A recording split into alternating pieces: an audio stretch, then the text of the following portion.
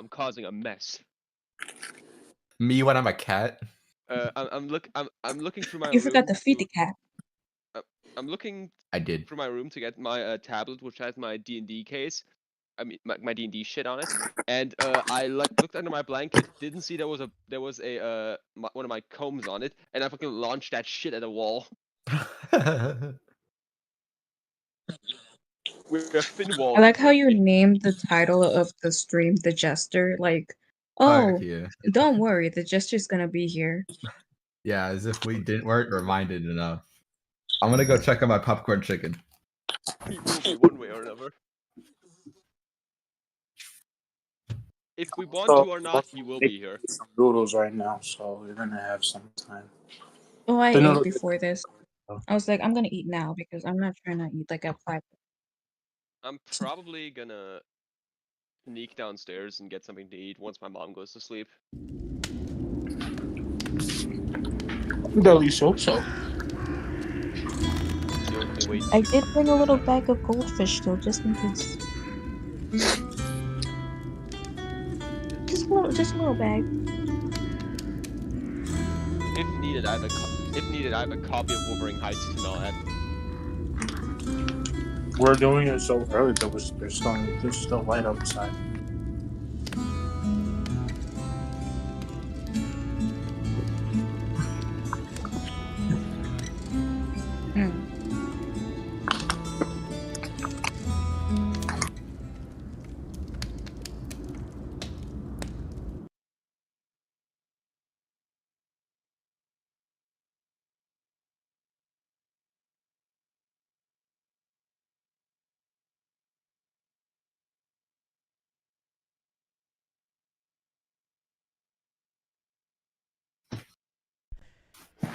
Hello. Okay, I had to test the audio in the stream. There you go. I'm gonna test my audio now. Also, my popcorn chicken needs 5 more seconds. Let me check my test. I have. I'll finish it, yeah. Eh? Okay, I'm good.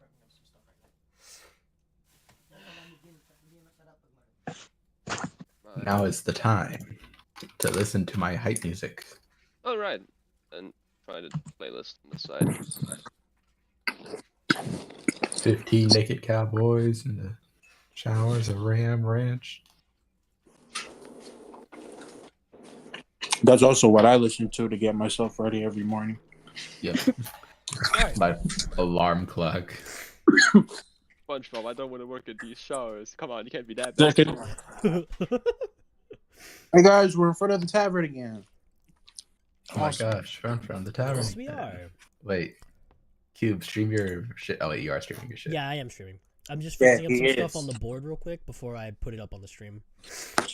Okay. America, yeah. Hello. Alright. Hey, you're saying the whole thing. Yeah, I know. America, yeah. I'm never doing that shit again. I'm never doing that shit. Never again. Never again. After doing it once, literally once, she just stops. Okay. So while I'm busy getting this set up, this is a moment for you guys to get an inspiration die. So, awesome. Who here has already received an inspiration die and still holds it? Me. I do. I don't. Nope. Okay. So you know I lost that shit. My first fucking roll. We have 2 willing participants. So, I'm still gonna ask this question for everybody. So all of you guys in your just to kind of like get your guys' voices ready for this, for this little side quest. Let's see. I had this. Hold on. Let me get my phone. My phone is where I had my question. Okay. My phone is where I had like a list of questions. Okay. So now let me just let me just do this in Tailspire real quick, and then I'm gonna put up my stream as well. I think you guys should be able to see it. There we go. Okay, you guys are able to see it now, and your guys' characters have loaded. All right, good. So at least you know it's working now. Okay. Let me just roll a D100. Let me see.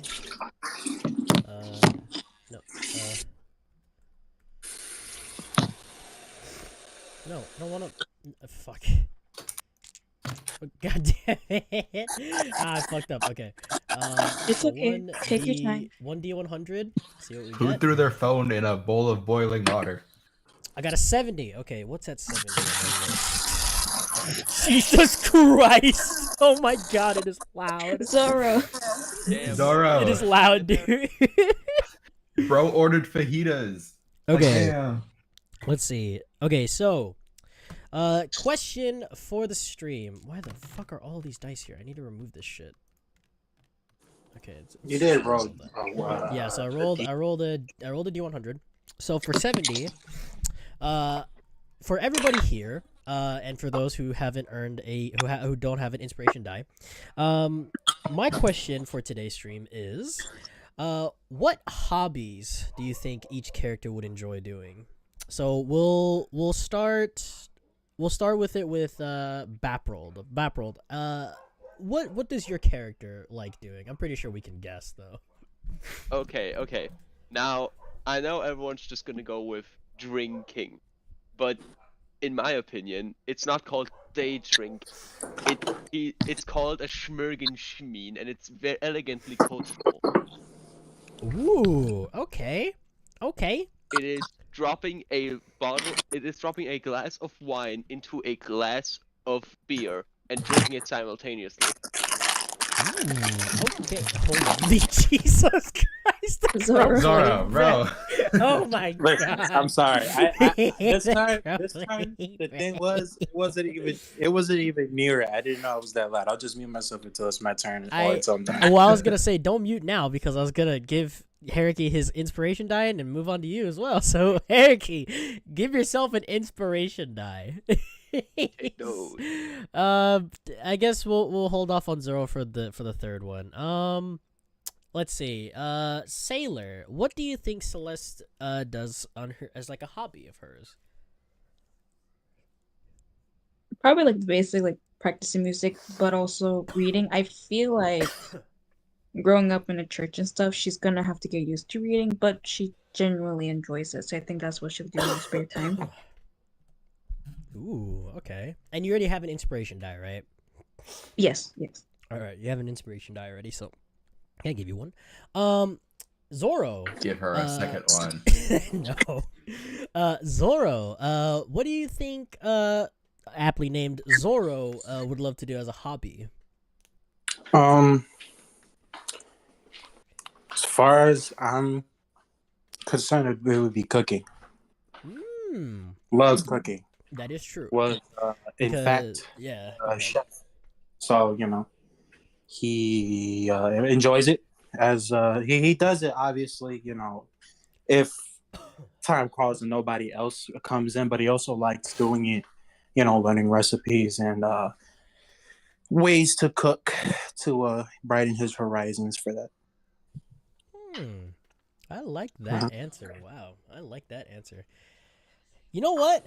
Just because I like that answer so much, I have something secretive in the story that you will encounter later. And it is a special thing. I like that answer, but if Yakamashi's answer tops yours, Yakamashi gets the first bid. All right.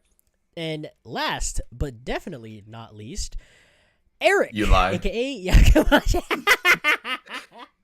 Yakamashi. What do you think Eric does as a hobby? Besides, obviously, experimenting with demon blood. What is his other hobbies? In his home in Fortuna, of course, he does alchemical experiments and he reads. He's very well read. Very, very well read. But in his backyard, he has a garden where he harvests ingredients, and there's something soothing to him about getting the dirt beneath his fingernails and tending to the seedlings that just doesn't compare to anything else he does. What the fuck? This is a new side of Eric we haven't seen before. Because that's crazy. That probably one of the most cleanest people, or is also doesn't mind getting dirt under their fingernails and stuff. In the name of science. That is fucking. That is nice. New. I like that. Wow! Holy that's shit! Cool.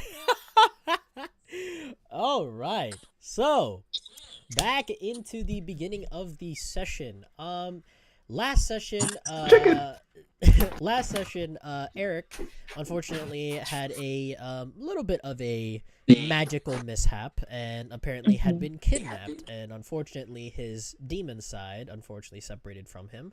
But things are well now. Things changed. The party managed to save him, and now they are within Redgrave. And this is after a few weeks pass, so everybody roll initiative. I'm just gonna go one by one and ask you, what has your character done during this time skip? So basically, like, it's been roughly about 3 to 4 weeks still waiting here for reinforcements for Jarl Gerald. Who got what?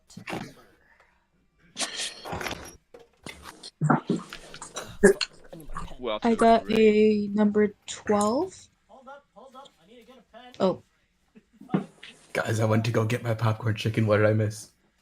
If he just said just roll for throwing. initiative. yeah, Oh, it's fuck. not combat. It's just for some. Oh no, we're so screwed. Damn, I got 11. Okay. Oh my god, dirty 20. Hold up. Yeah. I'm pulling up my pen. This is So gonna be- Yakamashi goes Okay, first. This is gonna be a good start if this is how it's gonna go. Yaka, Yeah, I just need to keep up that roll for the rest of the next 5 hours. and I just then, did anything but this roll. Mercurio will obviously go last because I have Mercurio. So, all right. So Fuck who you, got- Mercurio. Yeah. Don't be hating Slow on ass. Mercurio now, I especially this tra- session, I didn't man. train you to be slow. Yeah. Hey, listen. No, Don't be hating on him now. I gotta be D1 hater. Okay. I gotta summon all my rage. What did Uh. Okay, so we'll go one by one. Zoro, what did you get for a roll? Zoro? Zoro. Zoro. I think he's trying to fix his mic. Zoro got an 11. He got an 11? Mhm. Yeah. Okay, so Zoro got an 11. You just want me to tell you the order? Okay, yeah, just tell me the order. Just tell me the order. Oh damn. Cuz I was getting my pen. You got. No! God damn. Well, unfortunately that'll have to be the end of. All right. Okay. It's gonna be Eric, Celeste, Hello. Zoro, Baprold. Okay, cool. Zoro and Okay, Hi, Zoro. so we'll go at this one by one. Eric, since you are first, what was Eric doing the entirety of the 3 weeks spent still waiting for this waiting for these reinforcements, quote unquote, to come here? We're here for weeks. Yeah, I told you. I explained a little bit, like after the whole kerfuffle with, your other side coming out essentially, and then having to put you back together essentially. It's basically you have been essentially stationed here, against your will, unfortunately, by Jarl Gerald, to basically help take care of this little village away from, any demons or any patrols that come by around here. And it has been a 3-week time skip. So throughout these 3 weeks, what has Eric been doing the entire time? Like, what do you think he's been doing the entirety of these? Well, 3 weeks? he most certainly tried to look for that body. Is that body still there? The frost demon. Oh, yes, I had forgot about that. So yes, the body of the frost demon was still there, but unfortunately was kind of like, infested a little bit. It was kind of like, because you guys are in there for a little while in the underground portion, so the body kind of rotted a little bit, not too much. More nutrients. I wanted to bring it to the Jarl and, like, I guess sell it to him. Sheesh. Okay. Jesus Christ. So we have that. And obviously, you were compensated for the demon, and the Jarl basically asks you, what is it that you want as a reward? What was your reward out of this? Free board and in at the tavern. What, just to like crash for free at the tavern? Yep. Okay. Well, hey, that's pretty damn good for the party. I like that. For the entire party. All right, that's pretty good. All right. It's lucky I don't upcharge him for the demon trap underneath the entire fucking city. Yeah. Hey, listen, he knew that some demon shit was happening, okay? But he couldn't figure it out because he's too busy trying to defend this place with barely any. I kick his ass. Can I roll athletics to kick his ass? No. Celeste, what is it that Celeste has been doing during these 3 weeks of being stationed here? Well, first things first, she went back to the guy. Oh, yes. I Okay. can't remember. Yes, I can't remember his name for the life of me. Mr. Bags. We're gonna leave it at that.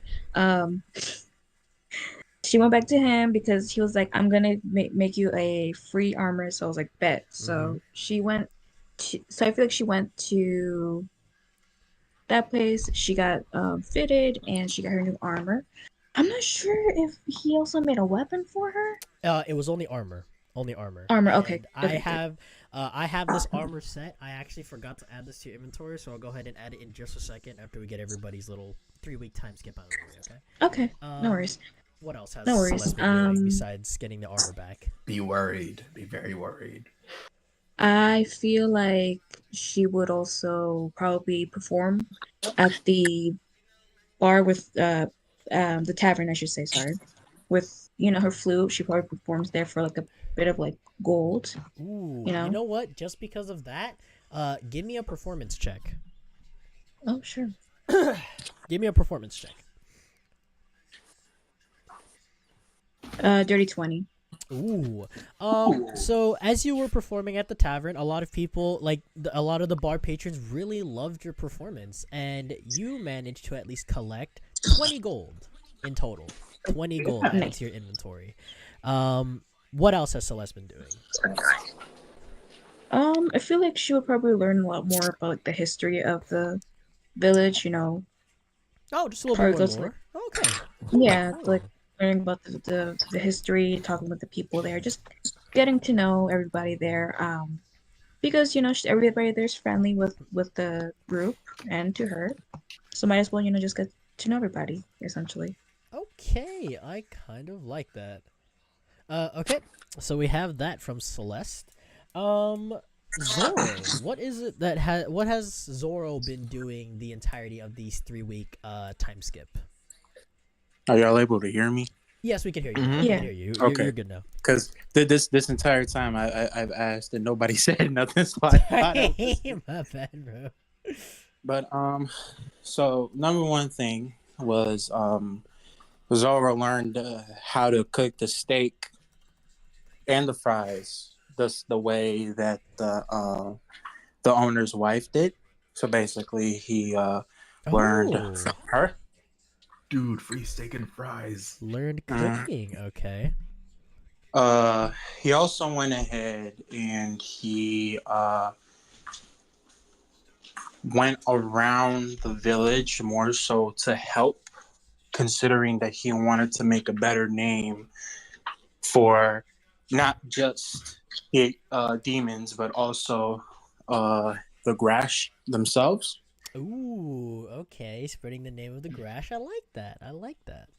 And then mostly helping out little here and there for the people, but then also just training by himself and also training with Coco. Doing some training. For that training portion, go ahead and give me either one of 3 checks. Give me either an athletics, an acrobatics, or give me a dexterity check. All right. Which check do you want to do for this? Acrobatics. Okay. No, I wanted to read down the 3 that you told me. So you have dexterity check, you have athletics check, or an acrobatics check. I will do athletics. Athletics. Ooh, okay. What? Oh, I got a 14. Okay. Oh, 14? Yes. So during this time that you were training with Coco, you were practicing, some little moves here and there with some of the dummies that were in the little barracks area of this place. They have a little training ground. And as you were doing some more training, you basically managed to teach Coco a new move that allows him to basically allow him to grow within size. But within having him grow within size, it would basically take up a slot for you. So instead of using your what's it called, your chain of domination when you rage, you now have the option to allow Coco to get bigger. Now there's benefits to it, where if you allow him to get bigger, he does more damage with his bite, and he also unlocks a new little race trait thing he can do, Hellfire Breath. So it basically allows him to shoot a cone of flame within a 20-meter radius in front of him. It's like everybody's thing here has something to do with flames now. Yep, pretty much. I am surprised there are so many people here dedicated to flames besides Celeste. But yeah, so That's now, gonna change. So now, Yeah, I was gonna say, yeah, damn near. Literally everybody is either resistant to flame, can shoot flames, or can control flames, do something. Don't worry. Or your Celeste. Or your Celeste. Celeste. Don't worry, that will change within today's session for a reason. Okay. Right, cool. So you have unlocked a new move Because for Coco. one of us is dying. So with Coco now, when you rage, you can either use Chain of Domination, or you can allow Coco to use some of your rage to become bigger. Yep, but Awesome. it's an either or. You can't do both. So it's an either or for that. All right. That's All cool. right, so that's it for Zoro. Vaprold. What was Vaprold doing within the past 3 weeks of this little time skip happening between Eric's little demon incident to now? So basically, what Vaprold has doing, he has been doing two types of activity. On daytime, he's just been overall just helping town and presumably and obviously failing at such because of his constant state of being drunk. But around nighttime is where he uncharacteristically stays sober and pretty much spends time where everyone else is asleep, training in his new demon form that he found out with his new mace. So that no one pretty much finds out about it. He has not in the time skip. He has not told anyone about this form. Okay, I like that. Go ahead during that training. Give me a wisdom. Yeah, give me a wisdom or constitution saving throw. There's a reason why I ask you this. Wisdom. Wisdom, okay. That is a 22. A 22. Wow. Holy shit. So during your training in the night, as you are practicing with your mace, you start to get a feel of how the mace kind of works, and as you are training with it, you feel this sudden. It's almost as if you feel this sudden sense of like someone is near, but as you begin to look around, no one's around you, and it seems as though like the mace is reacting in a new way, almost as if the mace glows naturally, but as you are within your demon form, it seems as though the mace doesn't glow as bright, and you're kind of figuring it out what it is. But basically within this, you are able to now use demon form without having to make a wisdom save now, but also you have unlocked a little secret ability in there that is not revealed yet to you. So now you have a little secret there. So that's new for Vaprold. He can now use his demon form naturally now, so he can be able to switch it on and off. And then he also has a little secret portion of the mace that is available to him, but not knowing how to use it yet. Ooh. So everybody's got some pretty damn good things going. I kind of like that. All right. So, During this 3-week time span, you guys all have done your own little things here and there. You know, you guys got some training in. You guys got a little bit more, acquainted with the village and helped out as much as you can. You guys have pretty much made a name for yourselves as like, the helpful few is what they call you here at least. And during this, you guys are now here. You guys are here because in the tavern, they are having a little celebration in your guys's basically 3 weeks of being here and protecting them. For your little party. So obviously all of you guys are invited to this. Is this our little era where we get to dress up and shit now, or? Yeah, so I mean, you can go ahead and say like what you guys kind of dress up as. Obviously, you were notified ahead of time that they were gonna throw a little, party in honor of you guys for helping out the village in its desperate time. So what is it that everybody wears to this? And we'll go one at a time, same order. So Eric, what do you wear to this little occasion? Eric was very adamant about not going, but I'm sure either Celeste or Baprold or even Mercurio pestered him until he caved in. So he is it's essentially nearly the same fit, but the red's a little lighter hue, and along like the outskirt of his robes there's like a flame pattern that rises to his waistline. Ooh, okay, I kind of like that. That seems new. Okay. Celeste, what does Celeste wear to this little gathering? I can't believe you talked me into this. We get to therapy in a second. So when I hear about it, when Celeste hears about it, I was like, so excited, and I tell everybody, and then I probably pestered Eric a lot because he doesn't go out that much to social gatherings. So I'm like, you have to. But I feel like she would wear, probably like a semi-formal dress, and I feel like it would be like a pink color dress that she'll wear, but nothing like too formal like for like a gala, like something semi-formal for a gathering like this. Ooh, okay, a nice dress. I like that. Okay, Zoro, what does Zoro wear to this little gathering? The same thing that he's wearing now, just because of the fact that Zoro doesn't really like wearing clothing around his chest area, and just in general, Jesus he Christ. only likes wearing pants because that's all he really needs, grew honestly, yeah. up with, and that too.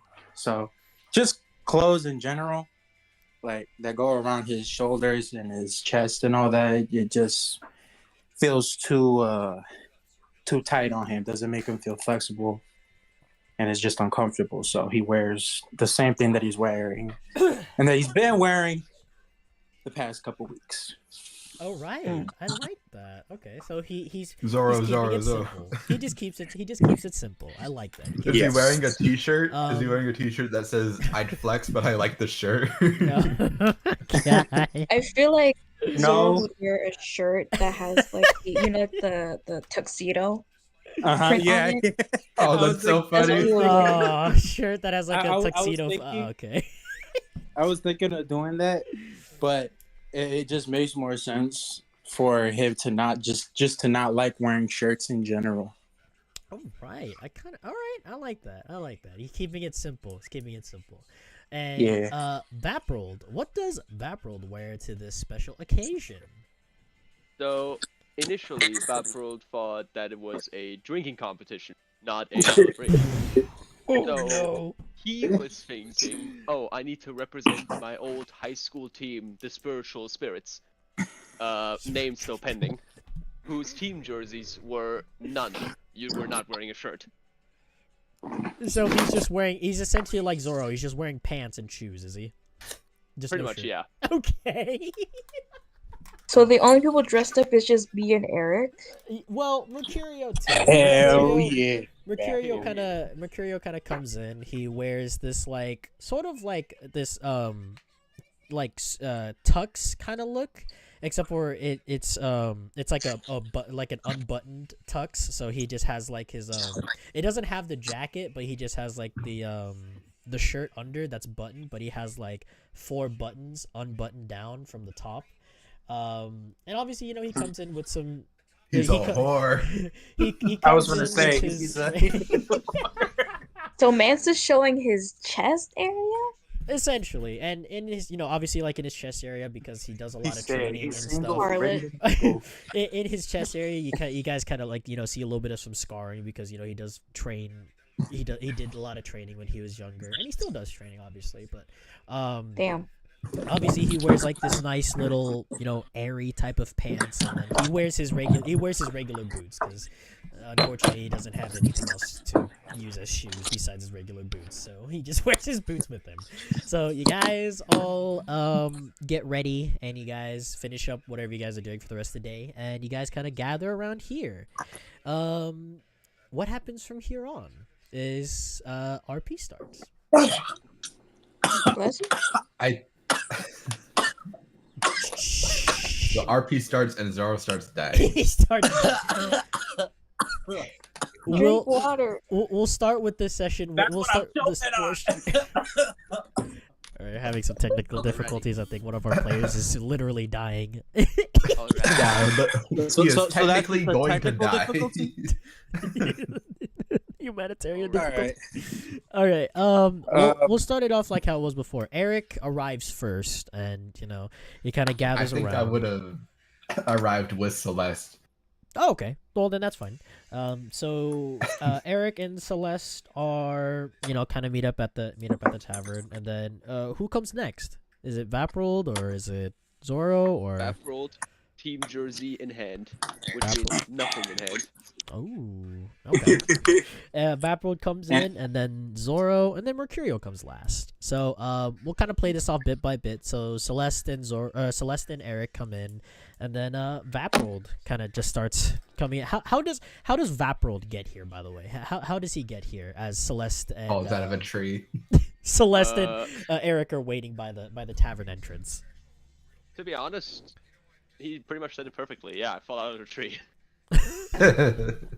So as Eric I look at him shirtless. I look at Celeste like, you couldn't have pestered him. Because I know he'll come regardless if there's drinks. No, fellas. He could have came decent. This is the perfect opportunity to advertise the shirtless spirits again. It's a resurgence of the team. Sure, 3 of the members are dead, but Does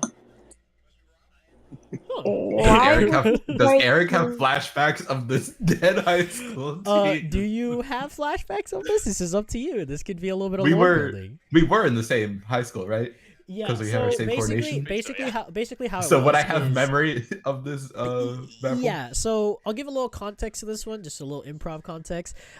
So when you were first adopted, Eric, and then you kind of worked in the field before, and then you were approached because the church kind of approached you, and they felt that you have magical properties to you. Prowess. So magical prowess, I guess, whatever it could be. And you basically accepted it, and you ended up going to the school in Fortuna, the school in the church, and that was where you met Vaprold when he was not as drunk. And then as you guys continued to go throughout the years, Vaprold started to get into going out late at night, away from the church, as you guys were all supposed to be sleeping in the church. But Vaprold would sneak out and go to the local tavern and have fun there. And over the years, you guys, had little activities you guys can do in the church here and there, practicing magic or whatnot. But Vaprold got interested in what kind of sport would younger Vaprold be interested in? So Probably. I know I'm taking As a like craft liberation, kid. like inspiration from the real world stuff, but competitive drinking in terms of the foot. What? There are glasses that are in the shape. Oh no, wait. Actually, it's called Das Boot. It is a glass in the Like shape of Oktoberfest? a pretty much, yeah. It's in the shape Oh my of God. a like a really big cowboy boot. Oh my And the God. pretty much the challenge of Oh! it is Xing it, which means Boot drinking. drink until and you drink it until it's empty.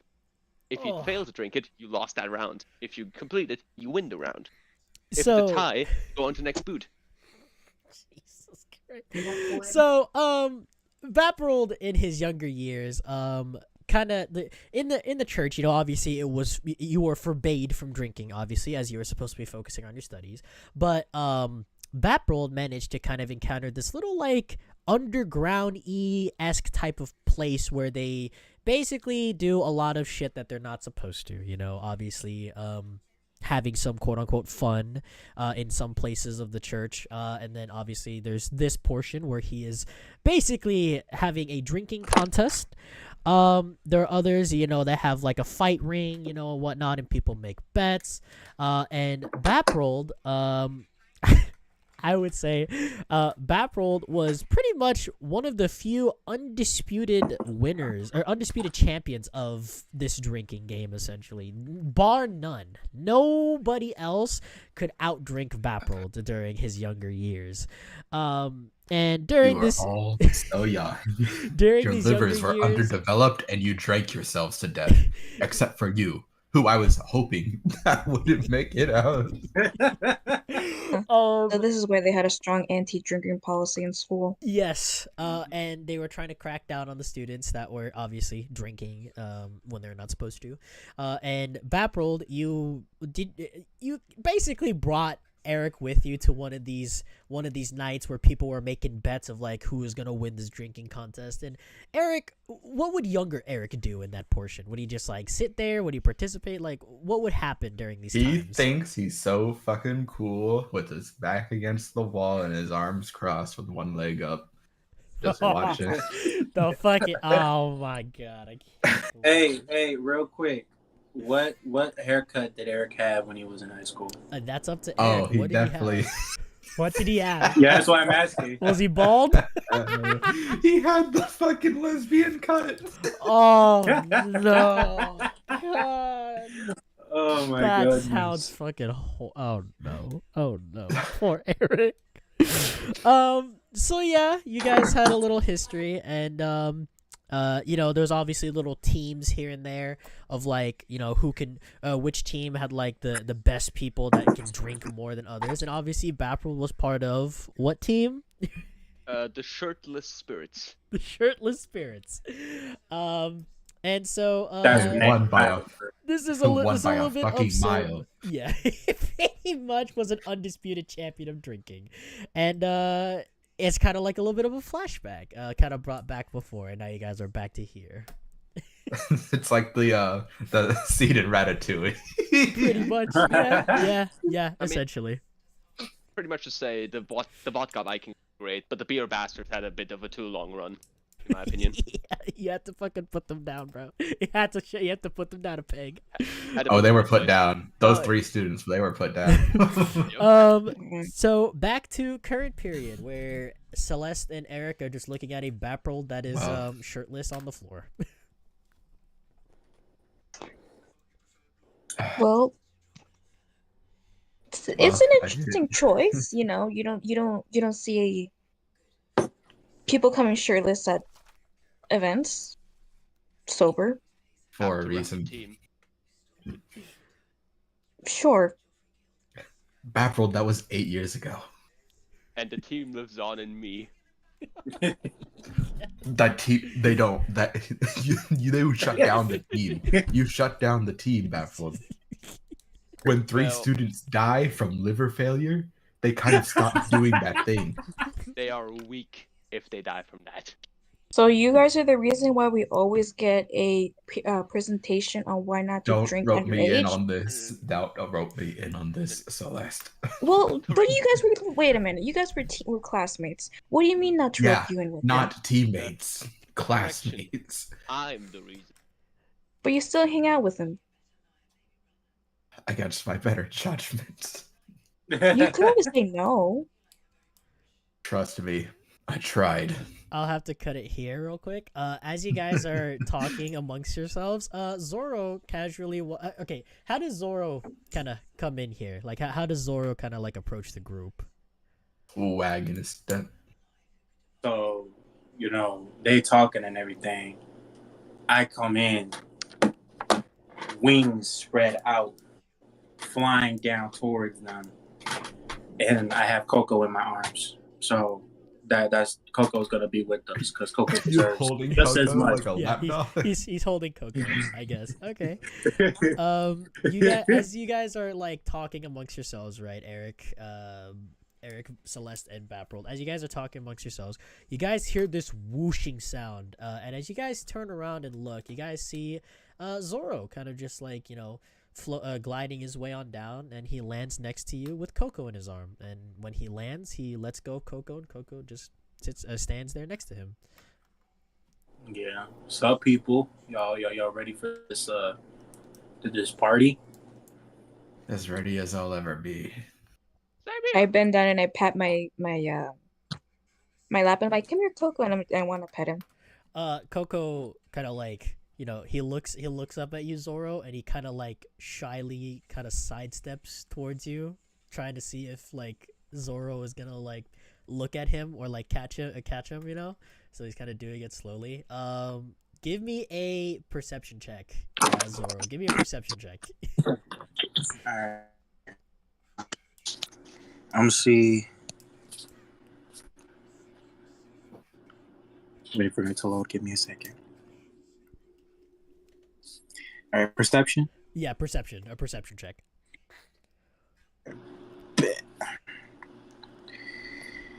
And I got a 14. A 14. As you're there, and then obviously Celeste. Celeste kind of like is encouraging Coco to go towards her, and you are sitting there looking at a Baprold laying on the floor, and then Eric next to him. You feel a sudden you kind of like sense that something's moving next to you, and you kind of take mental note of that as Coco kind of gets closer, and then finally he's in front of you. It's Backworld having a seizure. Coco is in front of you now, Celeste. And he kind of sits down in front of you and just looks at you. Yeah, I just reach out and I just start petting him. Just same like thing. Oh, go ahead. Sorry. No, I'm just like petting him, like his head, behind the ears, scratching behind the ears. Like what happened before, as you get close, as your hand gets close to him, his the fire on his back, like the fur and everything, it no longer turns a bright orange and red. It actually turns into like a glacial blue and white as you begin to pet him again. And you guys are obviously here, and as you guys are here, you guys hear very far in the background, "Hey, I'm here!" As you guys see a Mercurio jogging his way here in the outfit I had described, where he's wearing a The wind sure is loud tonight. Yeah. He comes in running, and he kind of stops in front of you guys. He bends down, and obviously as he comes in, Coco immediately like backs up and goes next to Zoro immediately, and obviously his fur turns to orange and red again. But Mercurio kind of comes in, and he's out of breath. He's like, "Oh man, sorry, am I late? I hope I'm not late, am I?" And you guys see him in his outfit, his button shirt, but like 4 buttons, or like 3 buttons are unbuttoned from his neck to his chest, wearing nice straight looking pants, and wearing his normal boots that are still kind of bloody. He hasn't cleaned them. In 3 weeks? No. he comes in and he looks at you guys, and as he's like out of breath, he says, "Oh man, I had to do a lot of training for some of the guys here. Some of them don't even know how to hold a sword properly. Whew." You guys see him kind of sweating, and he like wipes his forehead with his hand. He says, "I hope I'm not late for the party, am I? Whew. No, we all just got here at the same time. Ugh. Despite Yeah. the fact that you're here on time, you will be late. I had notioned a bathrobe is on the floor and probably not getting up. Wait, my spine is still waking up. Mercurio, my spine is waking up. Oh my Jesus. My Mercurio, spine is waking up. Mercurio looks over at you, Vapor. He says, "Ah, I remember that you end up falling out of trees sometimes. You fell out of a tree, didn't he?" Yes, he did. You know your master so well. Ah, of course I'd remember him. He used to do that sometimes, but back when we were, stationed away, when we were, had to be separated, Erica, and I got stuck with Vaprold, and I was taking a nap under a tree one time, and he kind of landed on me. Almost broke my neck Most that peaceful day. night of my life. I bet it was besides us. Anyway, come on.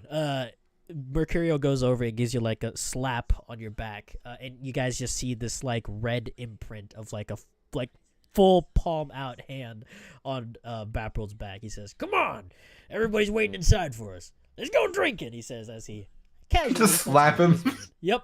Oh. And he starts making his way in without you guys. What do you guys do from here?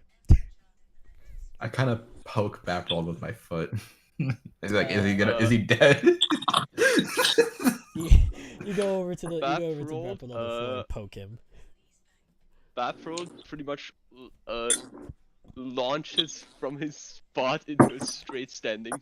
Oh my god. Oh my god, like the Genos, like the One Punch Man me. Yeah. God, Jesus.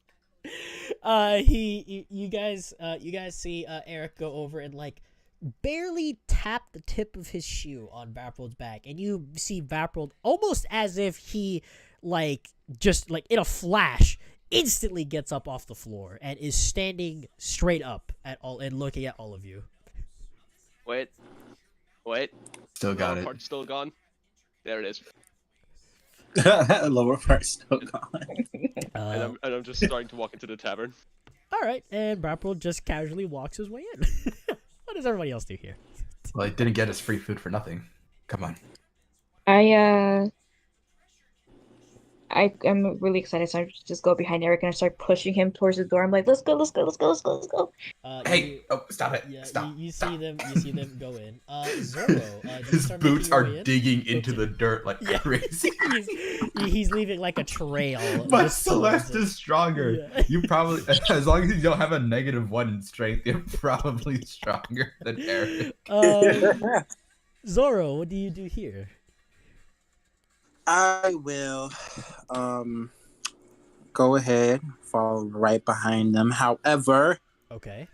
I will go ahead, I will talk to Coco on the side, and we'll just basically talk to him and say, you smell anything weird? Anything out of the ordinary? Let me know the second that you smell it. Yes. All right. Coco kind of bows his head, and you hear telepathically in your mind, he says, "Yes, master, of course." All right, let's go in and enjoy ourselves then. Okay.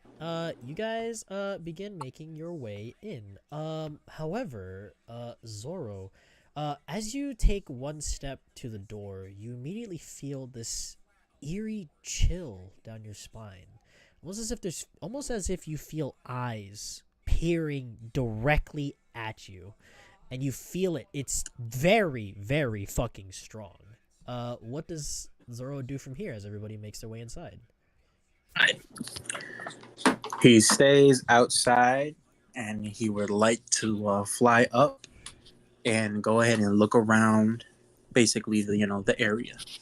Okay, what the fuck? Everybody's stuck in the door. Hold on. Okay, so as everybody gets Door inside, stuck. you immediately stop right in front of the tavern, and you immediately, hold on, there it is, enable flying.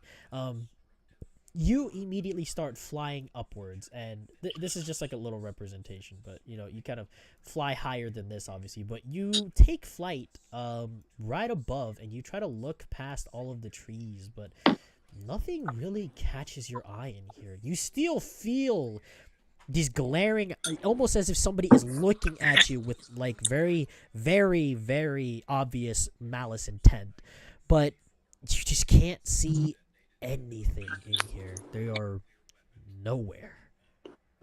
Zoro, it's called racism. You gotta get used to it, man. So Zoro just flies upward. What does Zoro do from here? All right. Well, you say he doesn't see anything, right? Yeah, but you still feel the overbearing gaze of something looking at you with very obvious malice intent, and it's almost like it reeks of like bad intent. What does he do from here? I will go ahead and just stay outside until the feeling goes away. If it doesn't go away, then I'll stay outside until something else happens. Okay. So are you still gonna be flying, or are you just gonna like land anywhere, or like what's? No, I'll just be. Basically, I just became the self-promoted bouncer. So I'm gonna be standing outside the door. Okay. Just chilling, making sure nobody, fucks around with the party. Okay, so you kind of watch over outside. Coco kind of looks at you. Coco is like making his way in, but he stops as you stop by the door. He says, "Master, why have you stopped here?" I have a bit of a hunch. If something else comes up, I'll tell you about it later. But for now, I'm just gonna stay out here and make sure everything's okay. Coco looks at you, says, "Where Master goes, Coco stays." He says as he also takes position by the door and waits. All right. Anything else that you do here, Zoro? No. I'll just keep lookout. All right. So as you guys, as everybody else in the party, kind of makes their way in and they close the door, there should be some fucking music in here. Hold on. Bardic Jam? Let me see if this is apply to game board. Okay, there we go. Okay, that kind of works. Shit, I hope I don't make it too loud. If needed, we can There we put go. lower it on the Party screen. rock by Limfao. As you guys make your way in, you guys see everybody basically yelling and cheering as they all see you kind of walk in, and they say, it's the helpful few, hey! And then you hear another one, oh my god! And then, everybody is kind of like shoving you guys and separating you guys. Mercurio gets pushed to the bar where there's like a bunch of drinks. Celeste. How convenient. How fucking convenient. Yes, like Mercurio is like being pushed by one of the bar patrons to like go to the bar and just there's like a bunch of drinks there. Celeste, what does Celeste do here? As they obviously make their way in. An entire demon extermination, and we're just helpers. It's fantastic. I just kind of go to like one of the farther tables, just kind of like away from people, and I just go and sit there. Okay. So hold on, I'm just kind of adding a few more assets to this place. You go basically to the farthest table. Which table do you go to? The circular one or the rectangular one? I'll sit at the rectangular one. Okay. So you go over here and you have a seat. Over here by the table, if it will fucking work. I guess it's the ceiling's there. But basically, you have a seat there, and as you have a seat, you see some of like the female bar patrons kind of come over and start asking you a bunch of questions, like, "Oh my god, your dress is so cute. Where did you get your dress?" And like asking you a bunch of questions here, and you're kind of surrounded by like, well, not an accurate representation, but think of there being like 5 or 6 basically gathering around you. Eric, what does Eric do here? Eric's gonna find the most barren wall, lean up against it, cross his arms, put one foot up, just like you did in high school. You go over to the corner here. Perfect. You kind of look at all the other bar patrons, and you see this hulking individual kind of go over to you and ask you about fire spells and whatnot, because he's experimenting with it, kind of finding ways, because he actually hails from a place where there is only ice and snow. So he basically lives in almost like a place that's like Antarctica in a sense, and he's asking you ways to kind of like maintain heat in a place like that, essentially. Because he lives in you're Greenland. Can I intimidate him to leave me alone? Okay. Give me an intimidation check. That's an 18. Oh my god. That's messed up. As you see this bar patron make his like halfway towards you, he sees you giving him basically daggers, and you kind of see him shudder a little bit, and then he just slowly walks back to his table and sits down and continues eating and drinking by himself. Perfect. Vaporol, what do you do here, Vaporol? In a quick millisecond, Vaporol scans like the entire bar for anyone wearing a Das Boot jersey, and after realizing there's not a single one, he is Actually, minorly incorrect. There is one patron right here. No way. As he is talking Like a with, fucking Terminator. as he is looking at as him and Mercurio are basically drinking by the bar. Target spotted. I will fuck What do you do here, Vaporol? What do you do here? Oh god. I just go to him, tap him on the shoulder. I have a boot to pick with you. You go over and you tap him on the shoulder and you tell him your line, and he kind of looks over at you and he says, "Oi, what we got here? What's your deal?" And you see the shirt obviously flaunting in your face. Mercurio looks over and he says, "Hey, I was just having a drink with this guy. What is there a problem?" I would like to check his shirt for a name of a team. Okay. Go ahead and give me a perception check to see if you see It's anything. the Beer Bulls.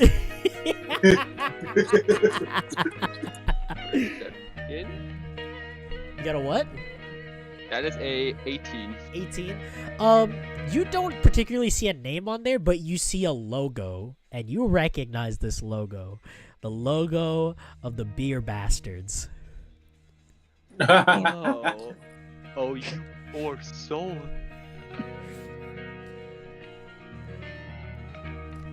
Come with me, buddy. And I just like put my arm around his like back. Okay. The way this goes here, the name is Vaporol.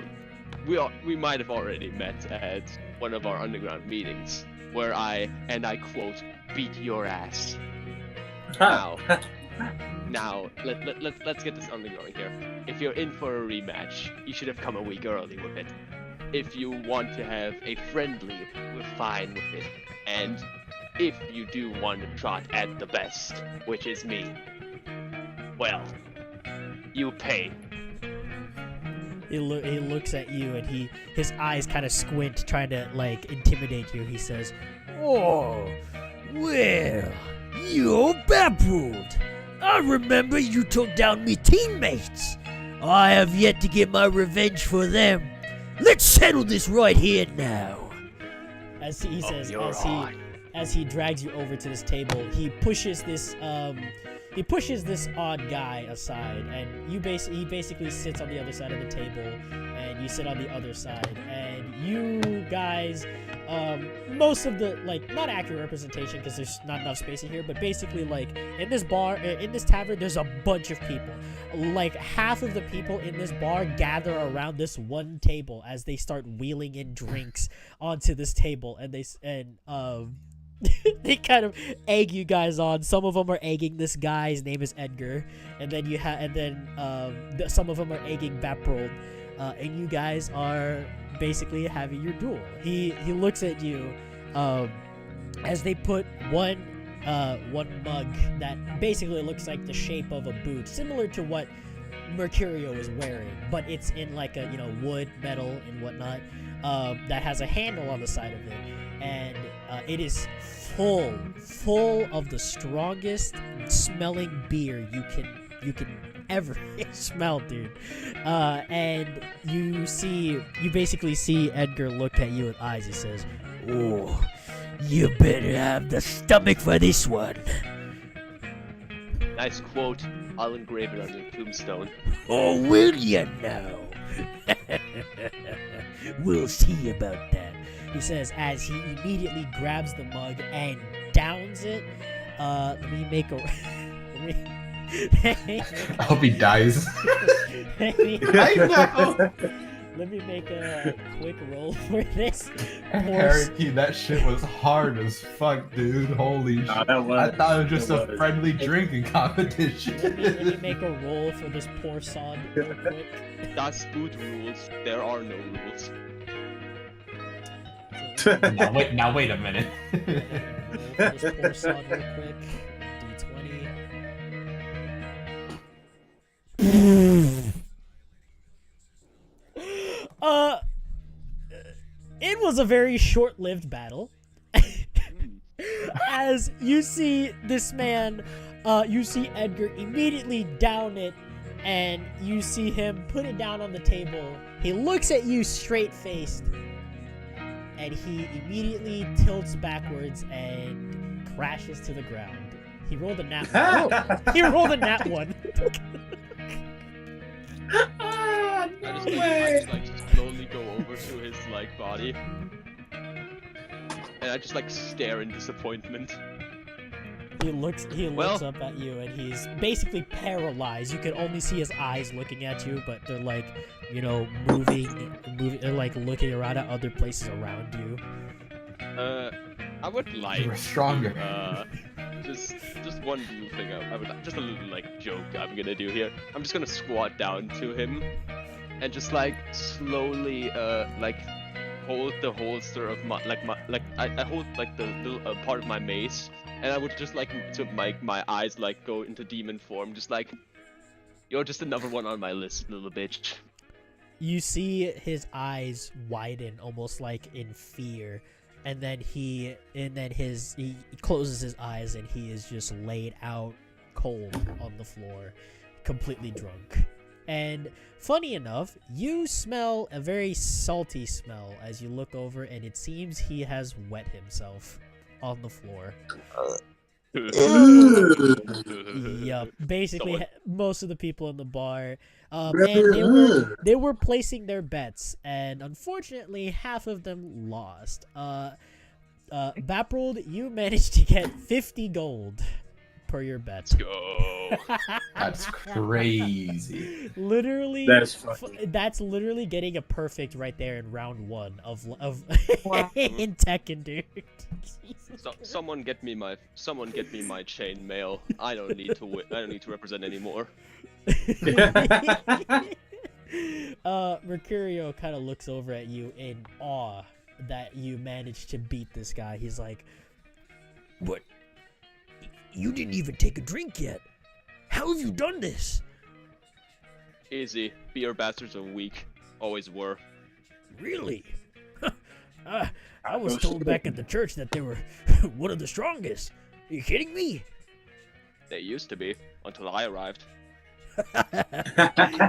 That's the master I know. He goes over and he kind Such of a gives you fucking badass. He gives you another like pat. He gives you another like full 5-star palm slap on the back again. But obviously, since you're wearing chainmail, it kind of hurts his hand a little bit. But he doesn't, you know, wince at the pain. You see a little bit of blood kind of dribbling down his fingers. He's like, "Well, you're quite the drinker, ain't you? Well, I know we He haven't." probably smacked him that hard. Probably. He looks over at you and he's like, "Well, I know we haven't done this in a while, but..." He goes over and he holds up your beer from the table. He says, "Shall we give it a shot?" I'm ready. I crack my knuckles. You see Mercurio tilt his head, and you hear a neck crack. He says, "All right," he says as he sits down at the table, and I'm assuming you're going to accept this duel of drinking from him. Damn right. So he sits over here, and you basically sit at the other side, and we'll continue your little game in a second. Zoro, as you are out here, you still feel this very strong, very strong gaze of something looking at you throughout the dark. Do you want to do anything here, or are you just gonna keep being bouncer? Well, if I can't see it, I've already tried looking for it. Then I'll just go ahead. I'll just go in, but I'll just be vigilant, or as vigilant as I can be. Okay. So you kind of make your way in, and then Coco kind of follows Yes. suit. And you look at what I have just described about the tavern. You know, there's like a lot of people in this tavern. You know, Eric obviously in the corner. You see Mercurio and Vaprold having a drinking contest. You see Celeste basically in this middle of no longer 6 but like what looks like over 20 like female bar patrons just all around Celeste. Asking her a bunch of questions. What does I'm Zoro just getting slowly overwhelmed in the group. I'm like, Exactly. And one homosexual male bar patron. head up to the gays. Oh, Slay Queen. So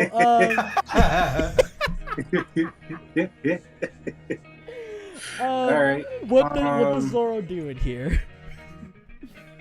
I will go ahead and I'll go to Backroll and what's his Mercurio. Mercurio? Yeah, Mercurio. Mercedes. I dead ass. I was going to say that. Mercedes. But I'll go ahead over there, and I will notice that the dude is on his back right now, and he's knocked out. He is not. And then I Now will his back is waking up. His back is look waking up. to. I will look to the both of them, and I will say, "So, which one of y'all did this?" I put him in his place. That's all I'm gonna say. I'm gonna go ahead. Yeah, there's a bunch of drinks just gathered around here, just as like a little example, essentially, of what they're drinking. I'll go ahead and I'll fist bump Bapple. Which one? I The accept. guy that's the one that's knocked over, right? The one that's like basically unconscious. No, the Bat. He said he'd I'm gonna fist bump back. Oh yeah, so you go over, and you know they're still bringing in the drinks. So you and Mercurio are kind of sitting there, Baprold, looking at each other, like eyeing each other, you know. And you, as you are still eyeing him, you give him a fist bump on the side as you are still eyeing Mercurio.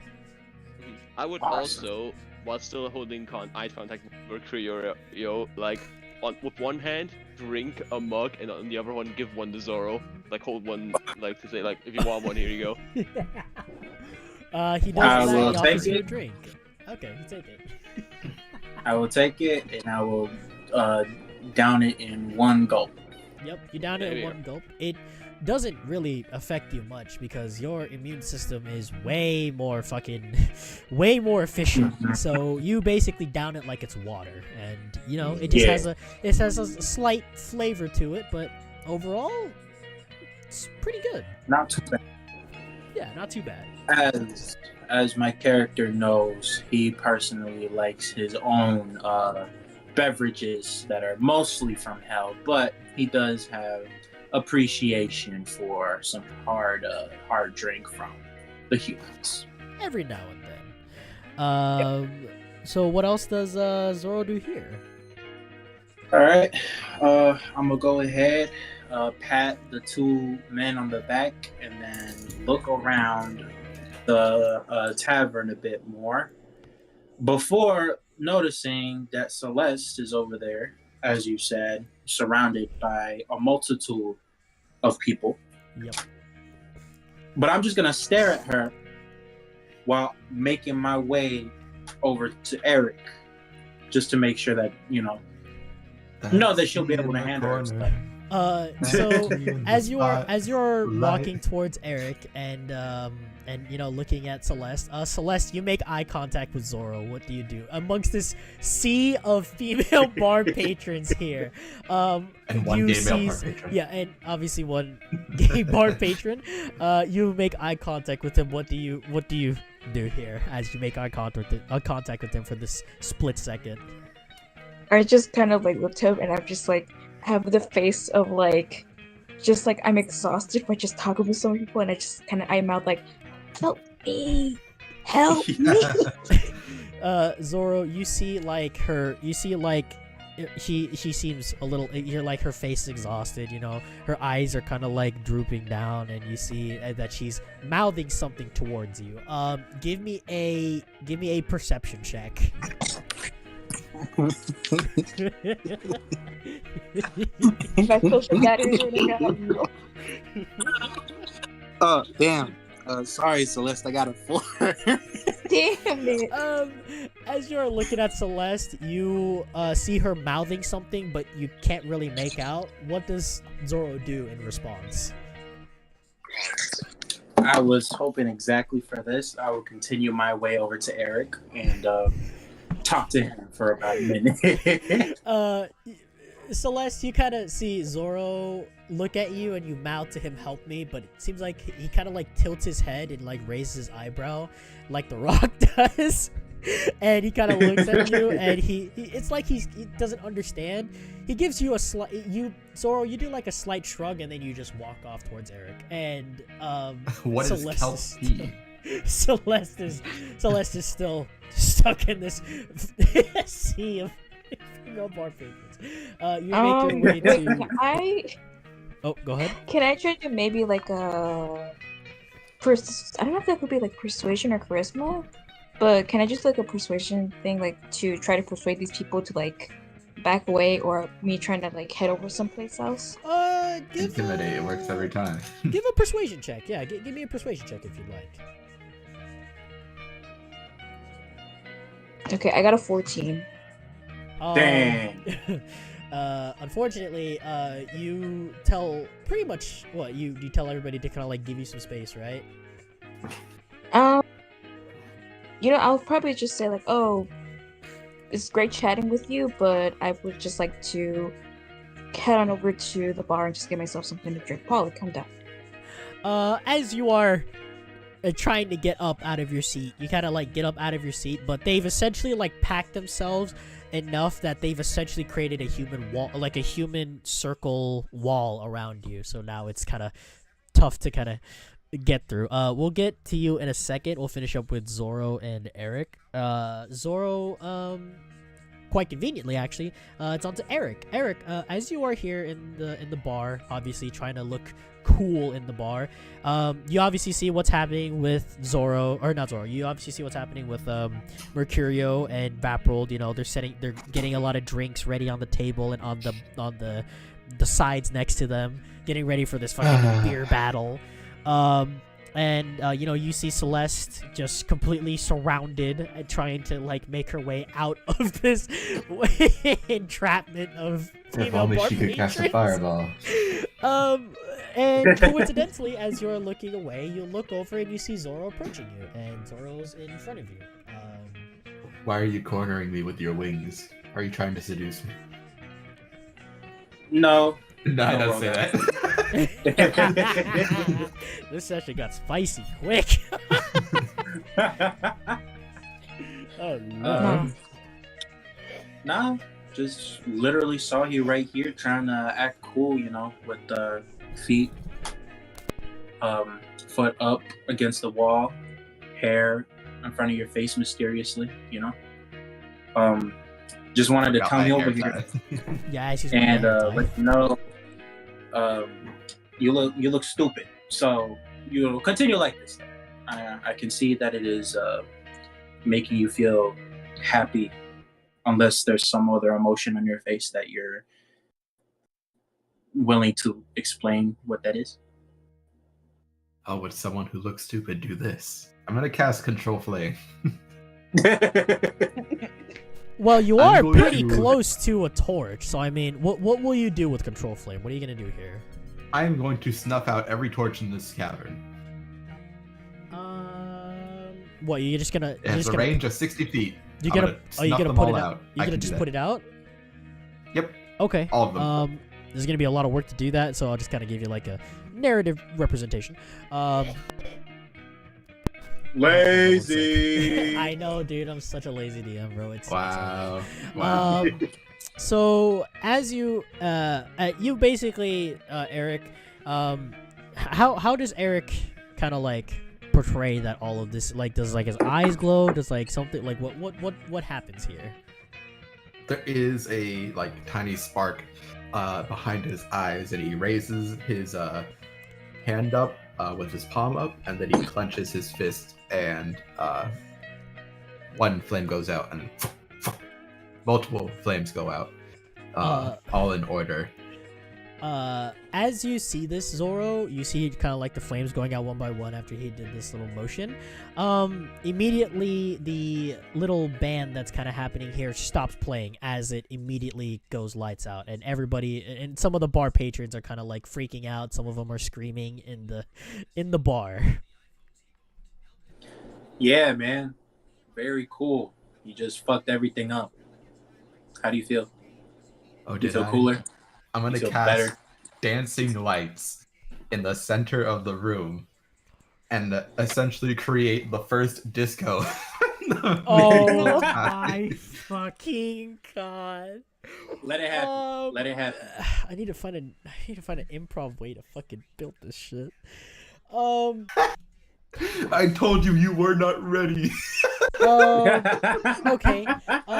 So as you essentially see like these little motes of light begin to appear around the room, Zoro and everybody here, and all the bar patrons are like, whoa, you know, you guys kind of hear like awes and amazement around the place, and you see that they start gathering around the center of the room, and the motes of light begin spinning rapidly until it basically creates this ball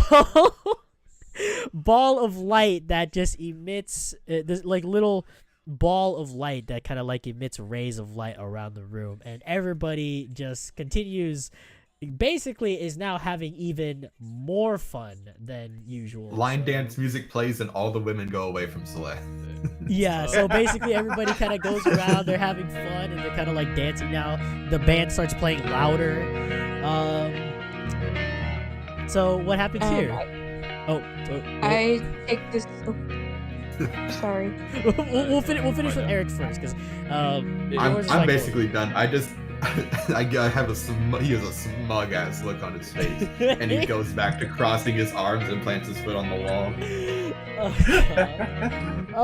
Celeste, you see this happen, and you see that the wall has kind of like loosened, and now some of the female patrons are like moving around the bar. What do you do here now that you have the freedom to move again?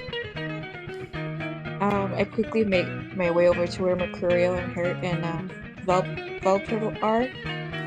Okay, you kind of like squeeze your way through as everybody starts dancing with one another and whatnot, with the lights, and then the music starts getting louder, so it's kind of hard to hear. What do you do here? I just look towards them and I see the bunch of drinks that are on the table, and I'm just like raising an eyebrow and looking to the two of them. During this time, more drinks and more drinks have kind of piled around this table between Dappled and Mercurio as they are prepping to have this drink off. You know, there's some like on the seats and whatnot. And yeah. What do you do here, Celeste? I just kind of like look at them and I'm just like, who's paying for all this? Mercurio kind of looks at you. Mercurio kind of looks at you, and he like raises his ear, like he puts his hand, like cups it and puts it to his ear as if like signaling he can't hear you because the band is playing so loud, and he's still eyeing Baprold at the other side of the table. I kind of just like lean forward towards the ear, and I'm like, who's paying for all of this? Mercurio kind of like nods his head. He's like, I don't know. Maybe that he like kind of like, you know, points at the guy that's like unconscious on the floor. He's like, maybe this guy's paying for it. Did you kill him? No. Vapold kind of had a drink off with him, and he passed out within the first drink. And you look over, you see him snoring loudly, and it seems like flies have now started to gather around him because, well, he pissed himself, so. Oh, and that's because he died. It's not because he died. It's because he pissed himself. So, what else does Celeste do here? I'm just kind of appalled, but I just grabbed one of the drinks from the chair so I can sit myself, and I'm just holding the mug because I have no idea what's happening anymore. As you grab the beer, or as you grab this like alcoholic mixture, I should say, just the smell of the alcohol alone stings your nose. Do you take a drink from this? You know what? Why not? Give me a Constitution saving throw. Give me a Constitution saving throw. Oh gosh. I got an 11. Oh. So, Vaprold, you see Celeste coming over, and there's like a drink on the chair next to you, and you see her kind of lift it a little bit, and it's kind of hard for her to lift it. You see her take just a tiny sip, and she immediately drops and spills the drink everywhere as she immediately falls over and passes out. Ain't no way. Buffroad is contemplating whether to be proud or just like, well, at least she survived the first sip. Celeste, you are now unconscious on the floor currently after that. I didn't piss myself, right? No, you did not, but you are unconscious on the floor. That's what matters. The reason That's why what the guy pissed Only old himself. weird perverts piss themselves. The only reason why this guy pissed himself was because Vaprold managed to scare the shit out of him before he passed out. So who knows what the fuck he's dreaming about nowadays, right now. But Mercurio kind of he kind of looks at you like unconscious at the floor, like he shoots a quick look at you, and he looks a little panicked in his face, and Mercurio looks over at Vaprold like. He kind of tries to yell across the table. He's like, Vaprold, should we get her to bed or something? You do that real quick. I need to, and for a second, like, Vaprold just like, is like stunned. He has frozen in place. Mercurio kind of looks at you. He's like,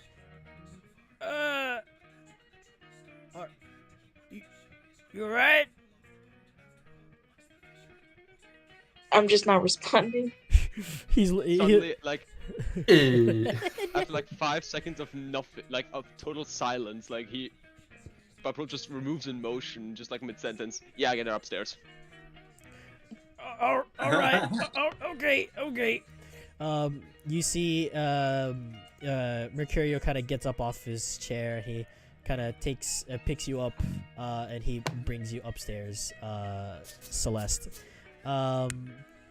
He kind of just like, cautiously brings you up the stairs. He makes sure that like your head is not hitting anything or whatnot, and he brings you up top here, and brings you to the little beds that are in here, obviously, that are back here somewhere. What the fuck are these beds? Oh. DM, would I see this?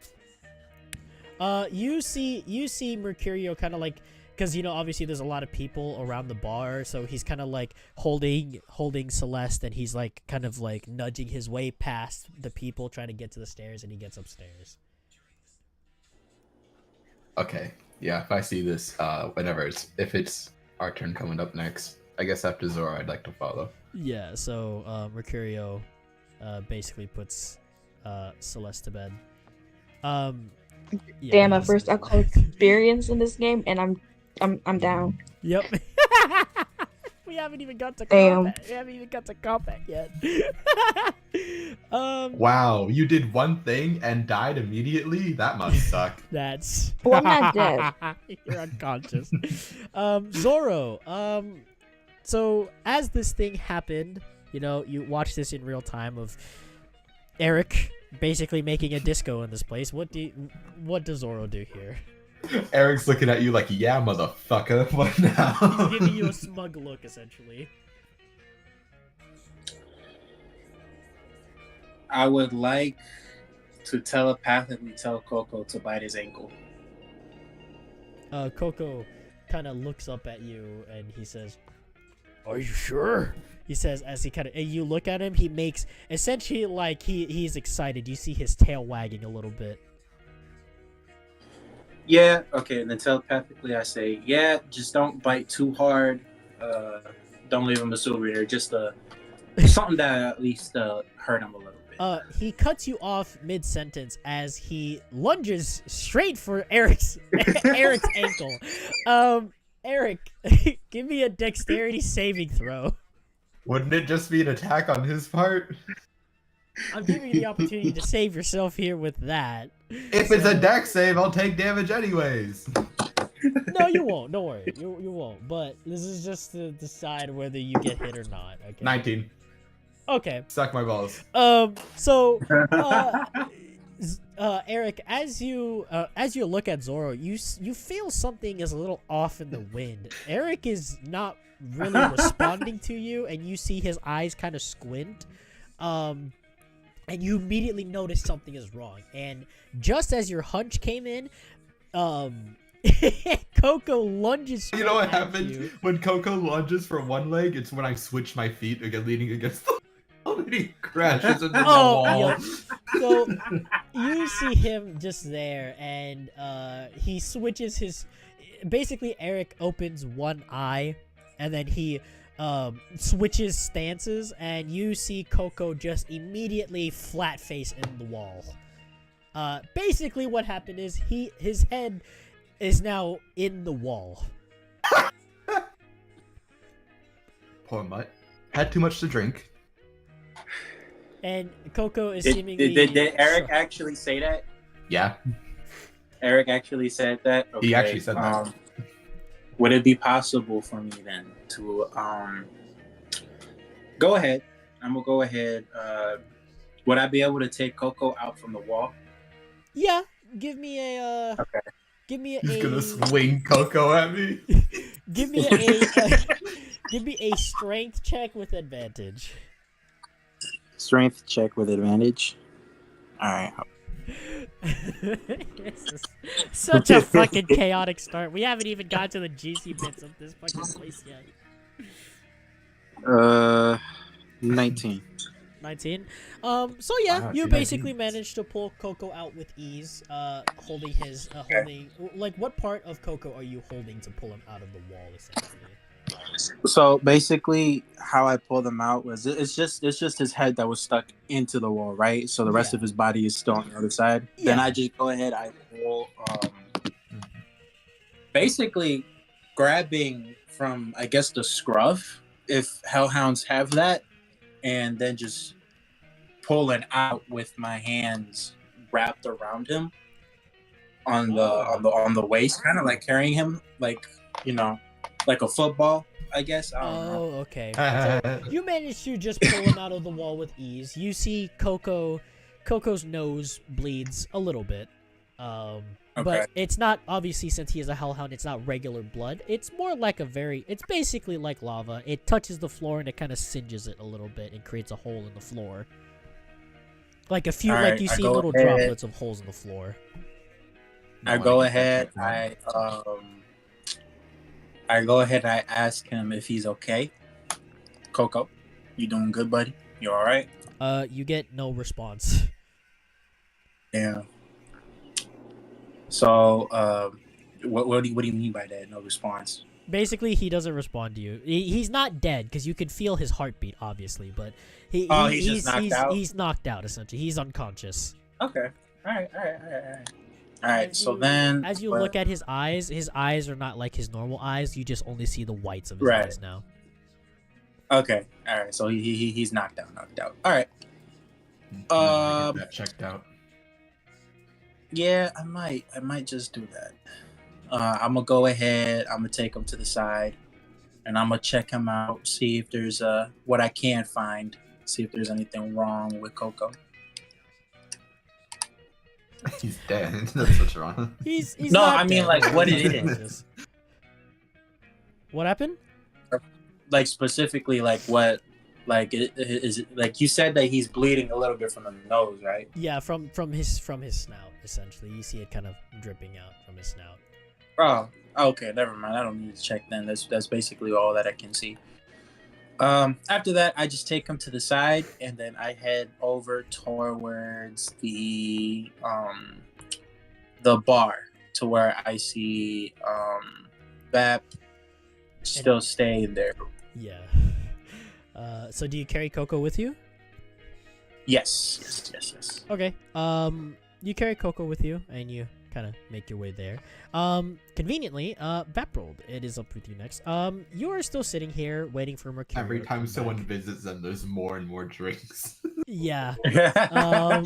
So, Mercurio, or not Mercurio, Vaprold, you are just here and just waiting for Mercurio to come back. And you see Zoro coming up with seemingly an unconscious looking, still bleeding out of his snout, Coco. Wait. Did I? Oh God, we're way too late on this. Wait, I put down my drink. Zoro, quick question. What is the best thing to have in a tap? Except for drinks. Best thing to have in a tap? In a tavern. Food? In a tavern. Food. You'd think that's correct, but in actuality, and who is currently behind me? Hold on. Who is he? I'm asking Cube. I'm asking Cube. There's just okay. a random wizard bar patron. Gandalf the Blue. Perfect. I would like to do a 180 smack in his jawline. Oh my fucking god. Okay. Give me an unarmed attack roll. Not a bar fight, bro. Oh no. Jesus. Unarmed strike. Give me That an is unarmed- a 15 to hit. Okay.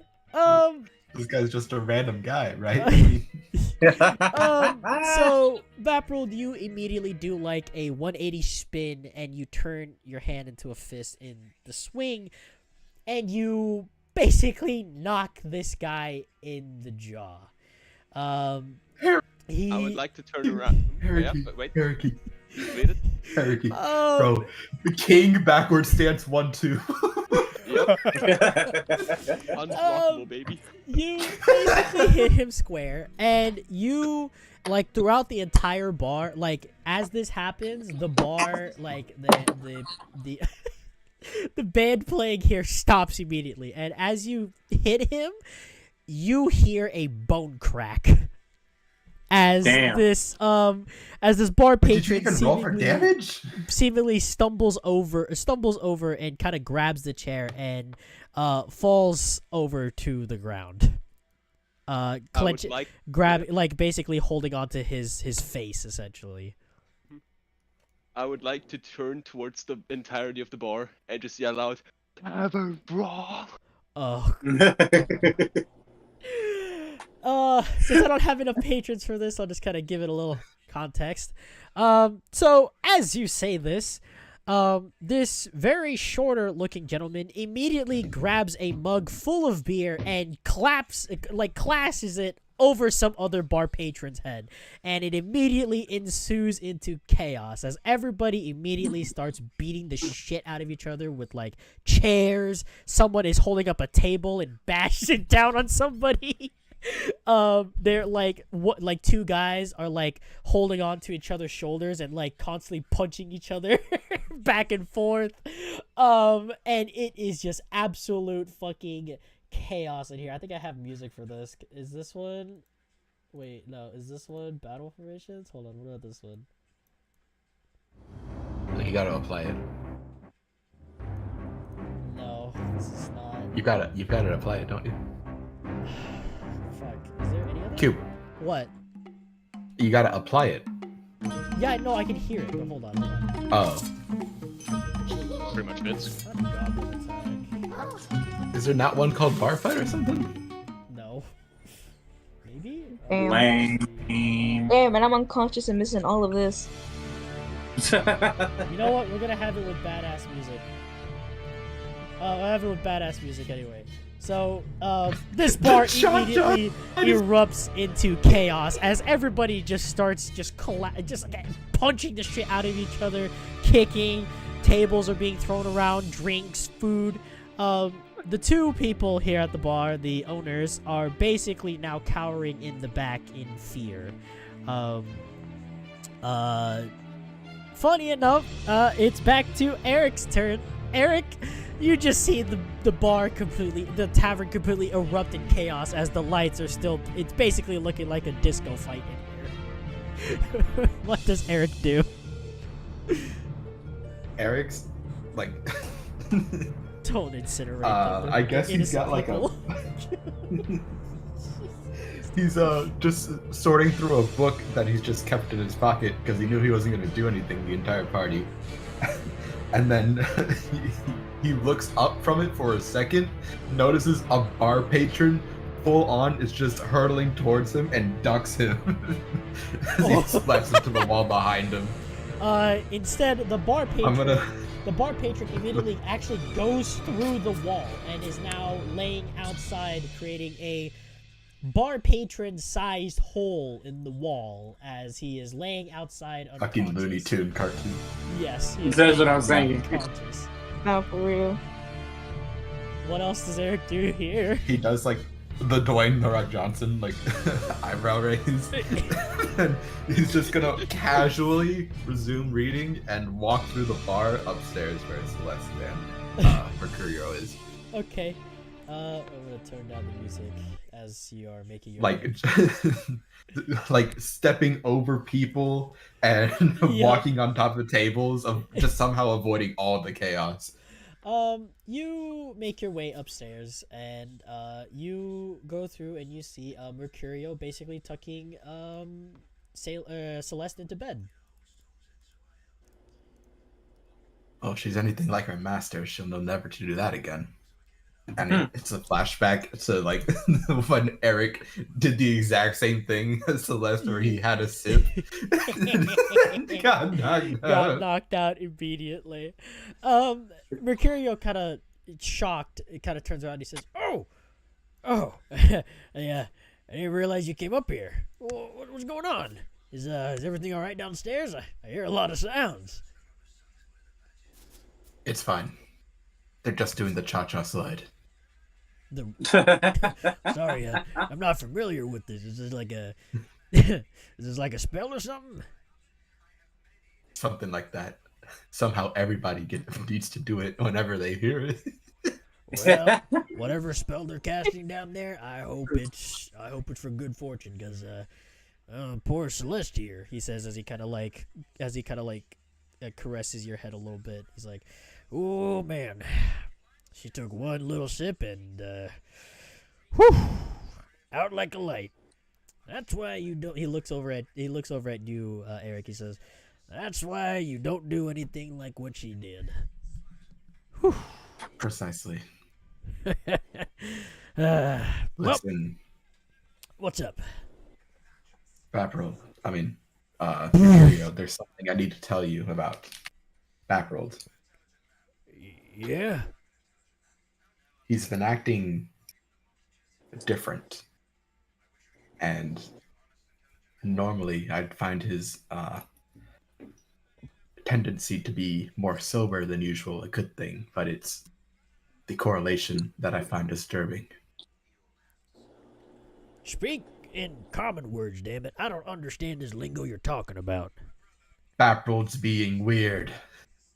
I mean, let's be honest. Who isn't weird, right? What's the difference with Baffled this time? Baffled's always doing a lot of stuff. He's taking things seriously. He's not getting as drunk as normal, and he's starting to remember things. And unfortunately, this would be a welcome change of pace, but it's when it all started that disturbs me. Huh. I mean, I don't really sense anything different. He seems like the same old master I've been following for years. What's different now than what happened before? Nothing really changed, did it? At least, not in my eyes, at least. I'm not exactly very While we were- perceptive, as you can tell. While we were in the forest, did you notice something about the way he casted spells? Well, I thought That that's bright, just... radiant flame. Oh, It's no longer bright and radiant. It was shadowy, dark. well, I mean, I thought that's just like a little spell you can do. You know, I thought he'd teach me that. That's kind of like why I went, under him, because I wanted to learn a bit more of using not just blades, but using a little bit of my divinity type of magic. You see him kind of lift his hands and his palms kind of glow bright white. He's like, kind of do something like this as he like waves his hands around in circles. He puts his hands together and then spreads them apart, and a rainbow appears between them. Pretty much. I was gonna say he does something similar, and he kind of like as the divine magic. as the light like dissipates and like the rainbow disappears, he's like, I still remember when Bapril taught me that one. It's quite a fun trick. And then you see him doing it like a couple more times. I'm looking at him like, are you fucking serious right now? he like looks up at you and he says, what? I'm doing something that's cool, right? I like doing this. It's fun. And he's still making rainbows that he looks at. He says, nope, I'm not gonna stop anytime soon. What else you want to talk about? I have to talk to him while he's doing that. Yes. Listen, Trying to just have keep a serious a close conversation. eye on him.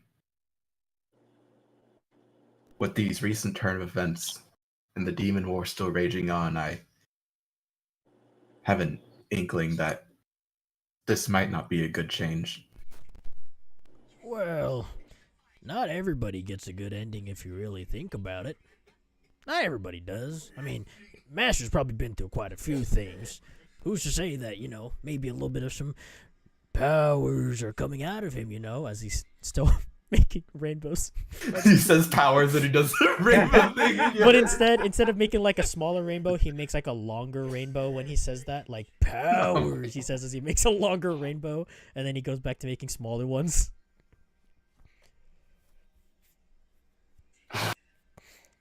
What? All right. Just keep an eye on him. Is that understood? Keep an eye on.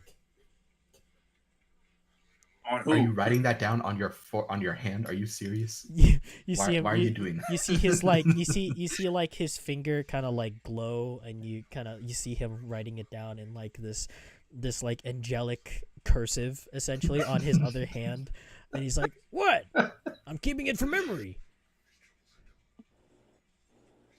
Eric's eye twitches a little. Look. All right. Whatever helps you.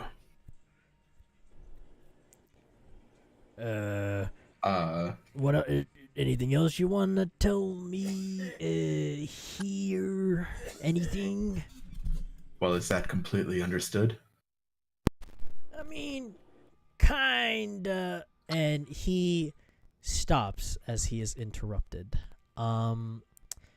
Eric, you feel this splash of liquid, basically on your face. And no. as your... Who coomed on my face? It's not coom, it's something more devious. You no, listen, okay. You basically flinch as you feel this liquid splash on your face. And as you open your eyes and readjust and you kind of like take a little bit off of it, you look at your hand and you see blood. And as your eyes begin to readjust in the room, you see Mercurio with a seemingly long blade going out of his chest. No. Oh my god. Mercurio. No. You see Mercurio spit out a little blood, and you begin to see the blade glow almost green, kind of.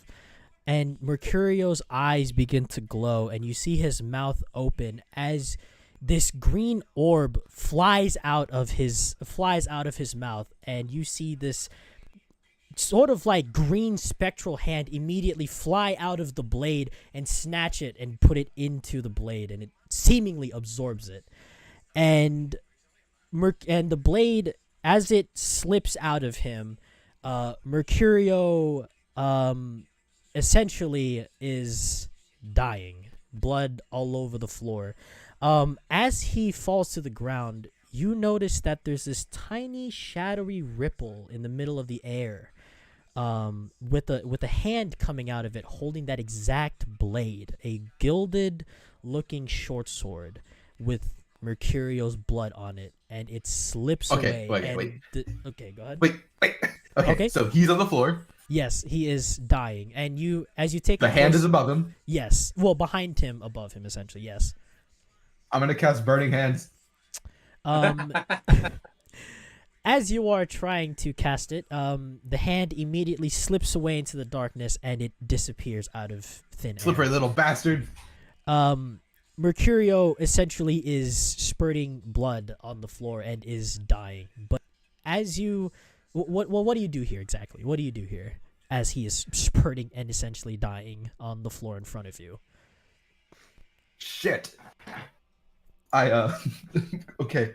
I'm going to basically get behind him, wrap my arms underneath his shoulders, and drag him out the door.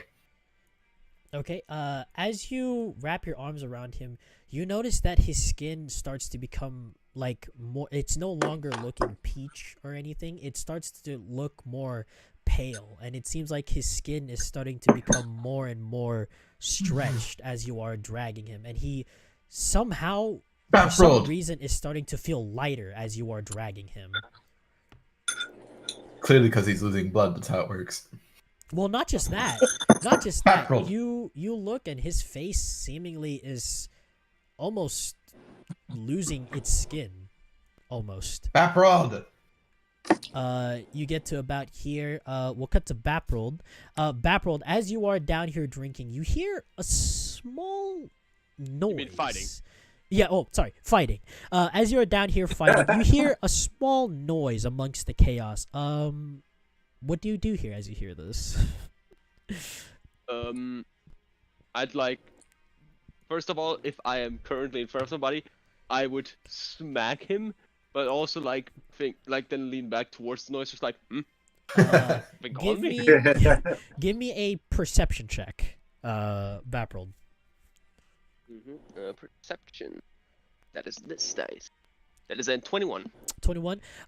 You can, as your ears kind of like selective hearing kind of radios in more to the sound. You hear your name, and it's coming from Eric upstairs, and he sounds panicked. Well, excuse me, buddy, as I just give one last final punch in on the dude in front of me. You hear him. You hear him kind of groan. He's like, Wilhelm scream. At you as I go upstairs.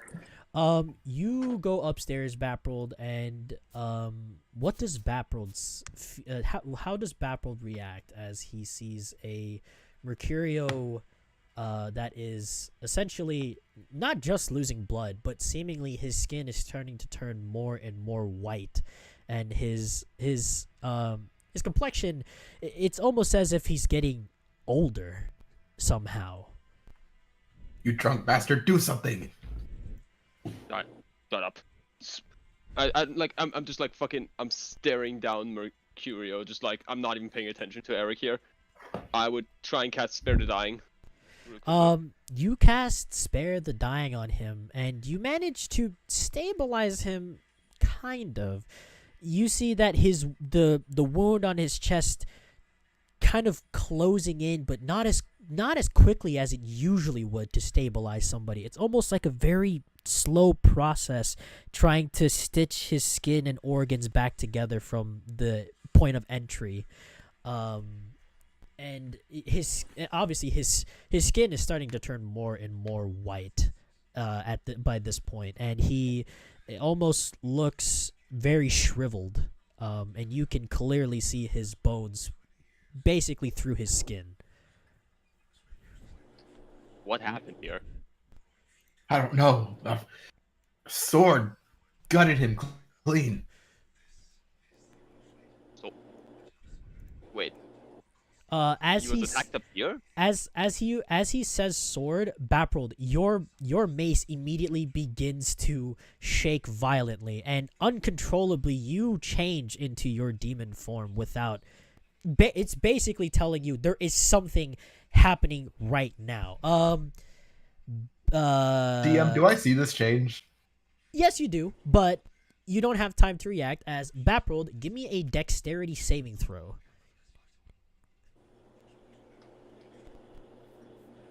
That is a 10. 10.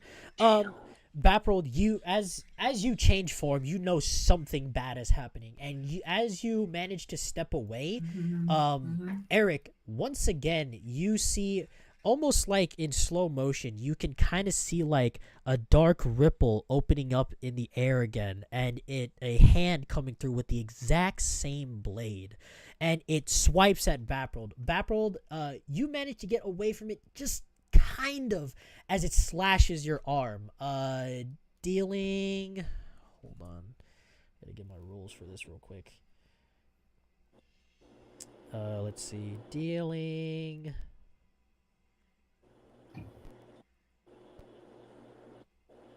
8 points of slashing damage. And your arm begins to bleed profusely, but at that point, when you are slashed, you suddenly feel almost a little weaker by chance, and your arm kind of like goes limp, almost like you have no strength in your arm anymore. And as you look, you see what Eric sees, where you see this basically like little ripple of shadow, with a hand coming out of it with the blade, and you hear both of you guys hear a voice in here. Darn. Get you next time, it says as it retreats back into the shadow, and I'm gonna cast a firebolt. Once again, like last time, as you are just casting it, the hand You're immediately such a dissipates. bastard. Hey man, I built it like this for a reason, okay? You built it like that because you suck. And it dissipates again. Baprold, you have gained the weakened state, so give yourself the weakened condition. I think that's one in Okay, D&D condition? Beyond. Yeah, it should. Yeah, so you have gotten the weakened condition. I don't see that. I think. Wait, unconscious, stained, prone, poisoned, petrified. There's paralyzed, not a invincible, weakened condition. Okay, well, I'll just give you the basis for it. Basically, you roll disadvantage on all skill checks. Okay, all skills. I'm pretty sure that's poisoned. Well, I don't know. Whichever one. That's just how I built the weakened state, at least. But Yeah, that's poisoned. basically, poison effect, kind of. But as you are here, what does Baprold do as this hand kind of like starts retreating into the shadowy type of, thing? You see Eric trying to cast his fireball, but while he's still in the moment of casting it, it starts to retreat. What does Baprold do here? I would like to quickly cast.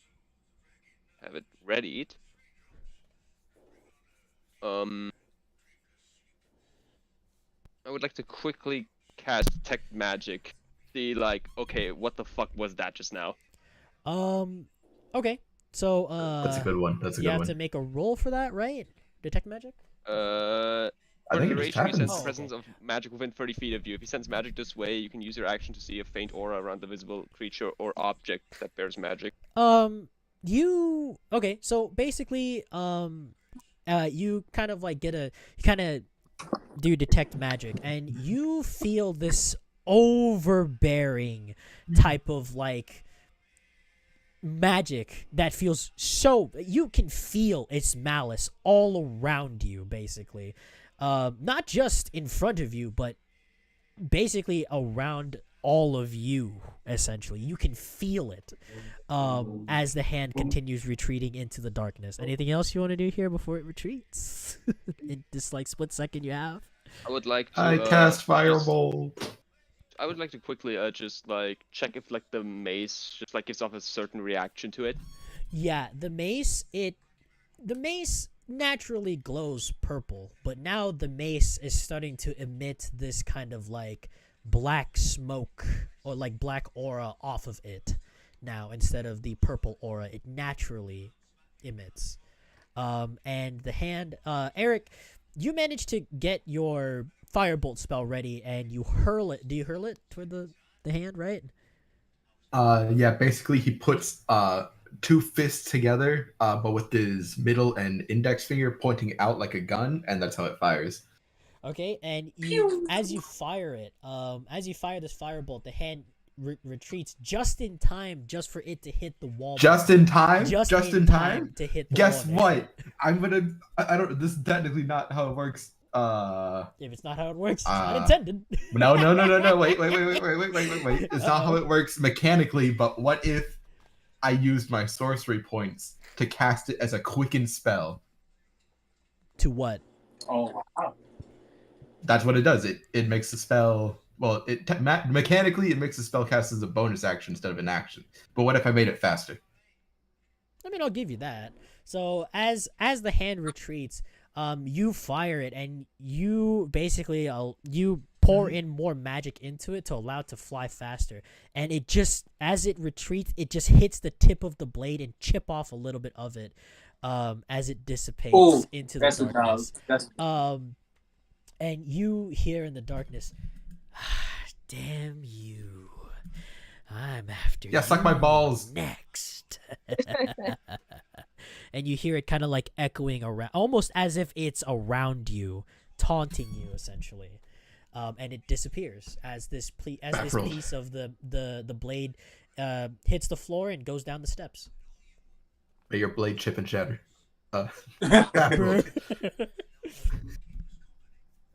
You know what this means? He's in the walls. He's in the goddamn walls. God damn it. After the blade after like the thing disappears, I would Bopper would like to try and revert back to human. You try to basically force your mace to get you back to human form, but it's not working. It's basically sending signals to you that danger is very, very fucking close, and it is something that is strong. Okay. Noted, buddy. Eric, you see him Tell your mace it's just me. Eric, you see Bapril over here trying to fix his mace, and you see him in his fully fledged demonic form in front of you. We'll add a little bit of climax here. We'll cut it here for a quick sec. Care to explain? We'll cut it back to Zoro downstairs. Zoro, as you're here, you as I'm assuming you're fighting along with the other bar patrons here, right? No, I'm just standing off the sidelines watching everything else happen. Okay. As you see this, right?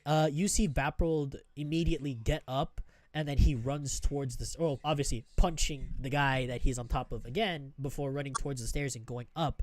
And you hear, like, you almost hear like you kind of hear something going on upstairs amongst all the chaos.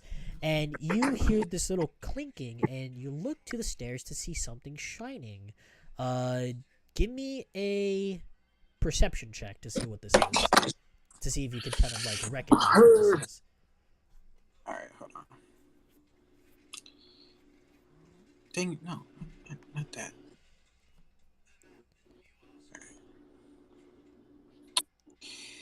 And I get a 9. 9. You see this kind of like metal piece sitting on the stairs, shining at you. What do you do here? I will go towards the piece. I won't touch it, and then I would look up. Okay, you go towards the stairs and you see it kind of like sitting in the middle of the stairs, and you take a little peek at this this little metal piece, and you see that it looks like the piece of a blade of some sort. Okay. But that you no longer is something else catches your attention. You hear rustling upstairs immediately. What does Zoro do here?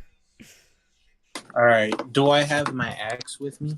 Yeah, so you have your weapons with you, except for Sailor. Celeste has her blade next to her bed. That's where Mercurio put it. But all right then. So then I will head upstairs, carrying my axe. Also, before I do that, I did want to let y'all know. I went ahead and I put Coco onto one of the seats at the tavern behind the bar, so that way it gets away from everybody else fighting. okay. But I go on ahead. I head up the stairs, and I have my axe ready to fight. Okay. Swing it. The bar owners are fucking cowering, and this beast from hell curls up right next to them. He kind of like you know how dogs kind of like make a circle and they sleep. That's exactly what he's doing right next to them. Zoro, you make your way upstairs and you see a horrific sight. You see Eric, half of his face is covered in blood. You see Mercurio, his skin is at this point so shriveled, you are basically only looking at Mercurio's bones, essentially.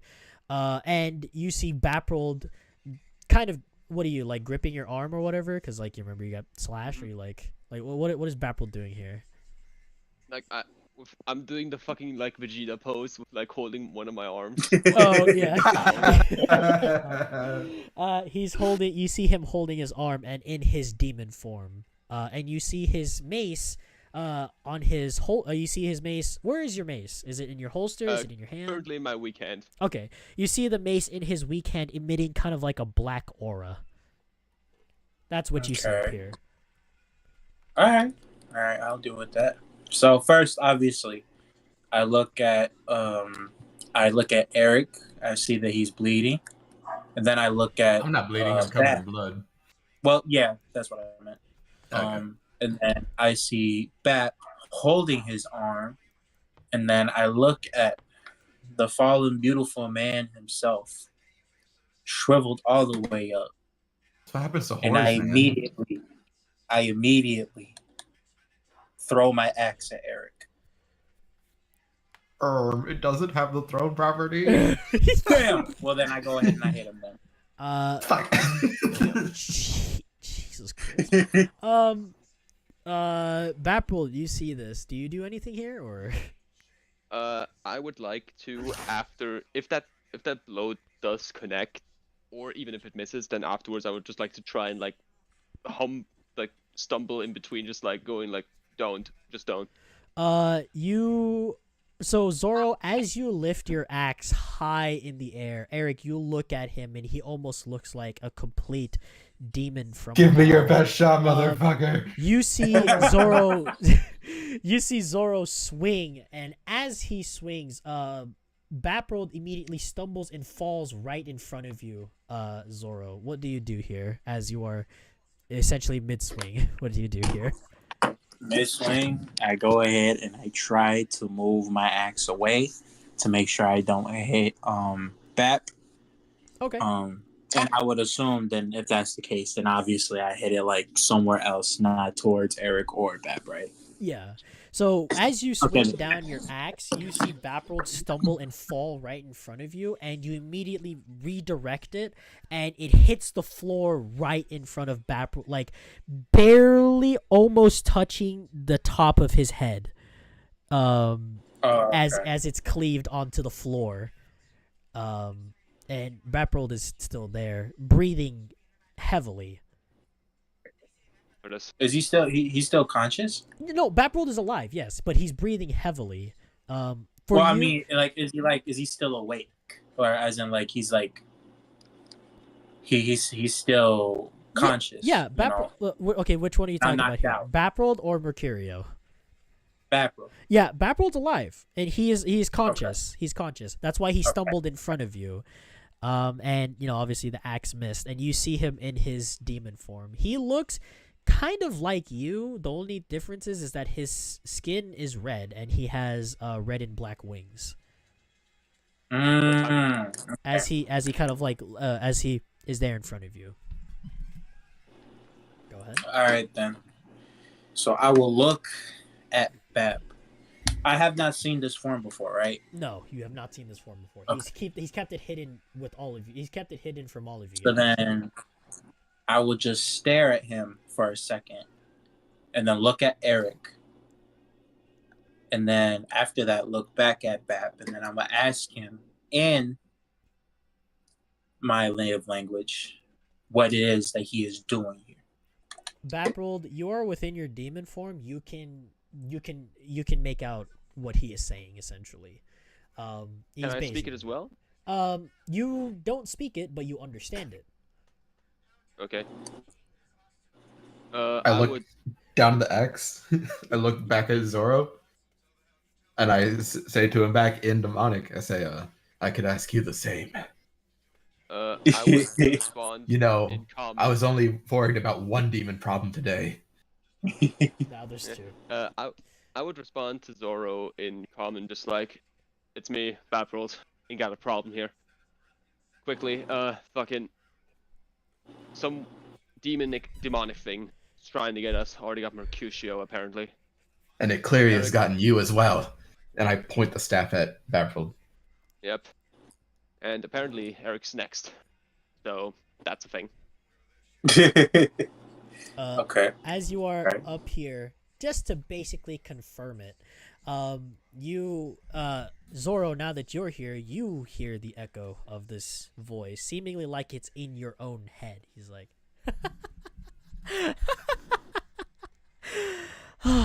more guests to play with. Oh, you are just wonderful playmates, flocking like chickens to food. Oh, man, to think my day couldn't get any better than this. We have a lowly grash on our hands here. Well. Who are you calling a chicken? Well, come and find me and find out for yourself. Zoro, give me a wisdom saving throw. Oh, jeez. Okay. One of you guys can help Reveal him. yourself, coward. One of you guys can help him. If you need a I help would action. like to give him guidance on this. Okay. Guys, Yeah, hell no. Okay, so guidance. You had a D4 to your roll, or is it D6? Yeah, D4. Okay. D4. So whatever roll you got, Zoro, roll a D4, and you add whatever's that D4 to your total roll. All right. 3. D4. So what did you get in total? That's a 10. You got a 10. Got a 10. Um, Damn. as he says this, Eric, you see Zoro's eyes usually don't have any coloration to it, but you see Zoro's eyes kind of begin to glow red, and he immediately starts swinging his axe wildly upstairs. And at this point, him crashing his axe everywhere, Baprold and Eric, give me a dexterity saving throw. Baprold, you make it with disadvantage. Mm-hmm. 30 save. That's a 14. 14. And Oh shit. what did you get? Oh, No. a 2. You got a Oh, nat no. 1, or did you get a 2? No. I got a 2. Oh, you got a 2. Because I'm not minus 1 on Dexter.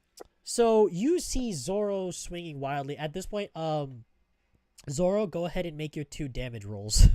Make your 2 damage rolls. Oh. All right. With my For weapon, each of us? right? Yes. No. Yeah. No, not for each of you, but for like in total. And then I will tell you how much damage each of you take. Okay, so just a damage roll. Yeah, make your damage roll. Yes. So I that's got a so 2 low. That's so good. Okay, and you make 2. and 8. 6 and a 12. Oh yeah, 6 and a 12. Yeah, sorry. 6 and a 12, so Sorry, that's 18 damage. Okay.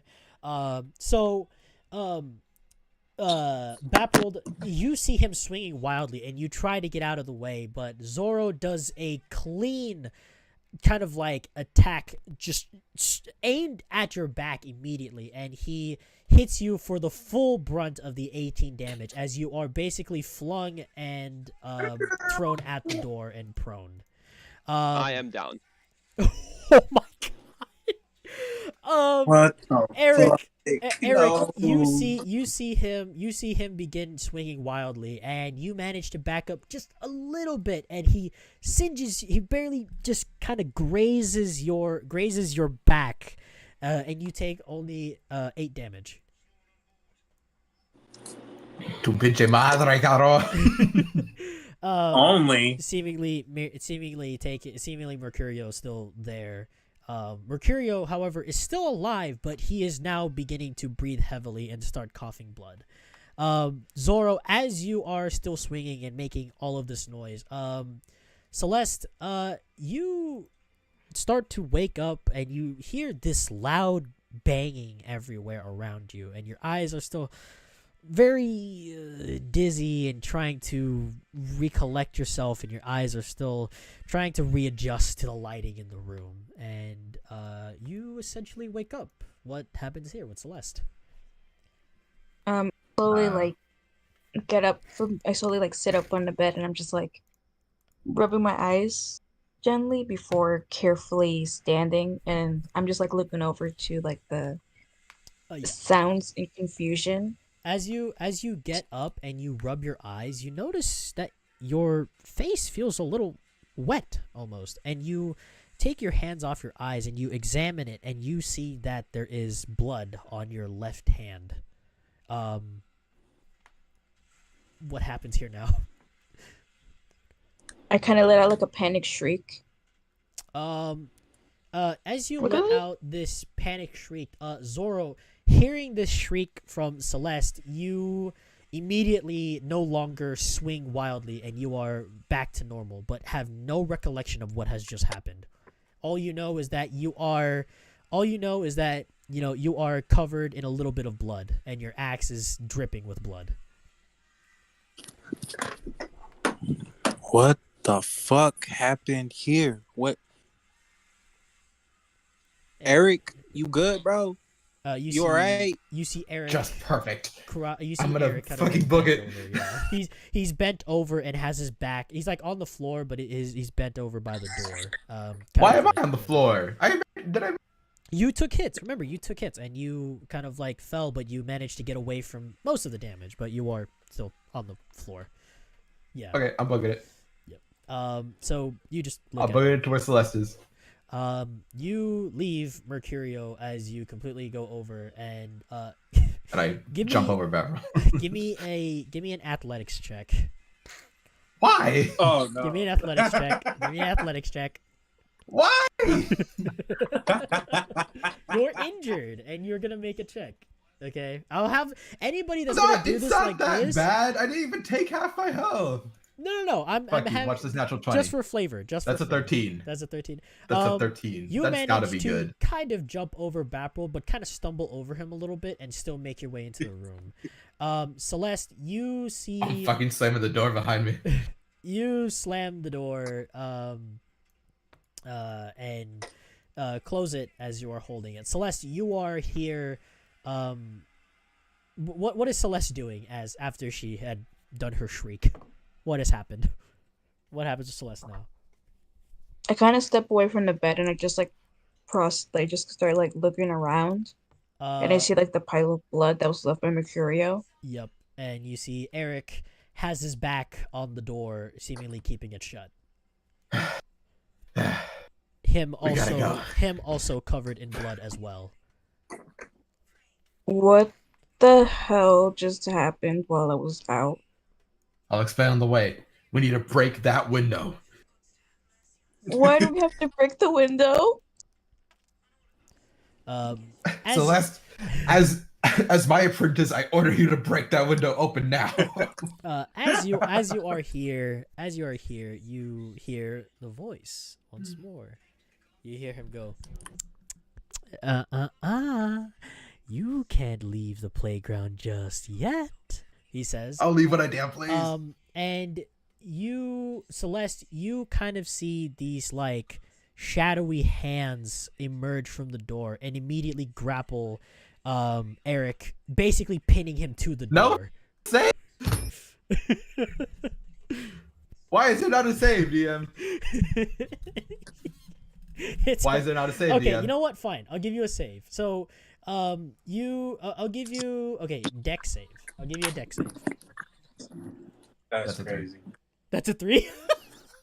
So you ask for a save and then you fail it. I needed a chance at least. Hey, he got his chance. You are basically grappled to the door from these. From your point of view. No. Inspiration. Okay, so basically you re-roll but no additives. Okay.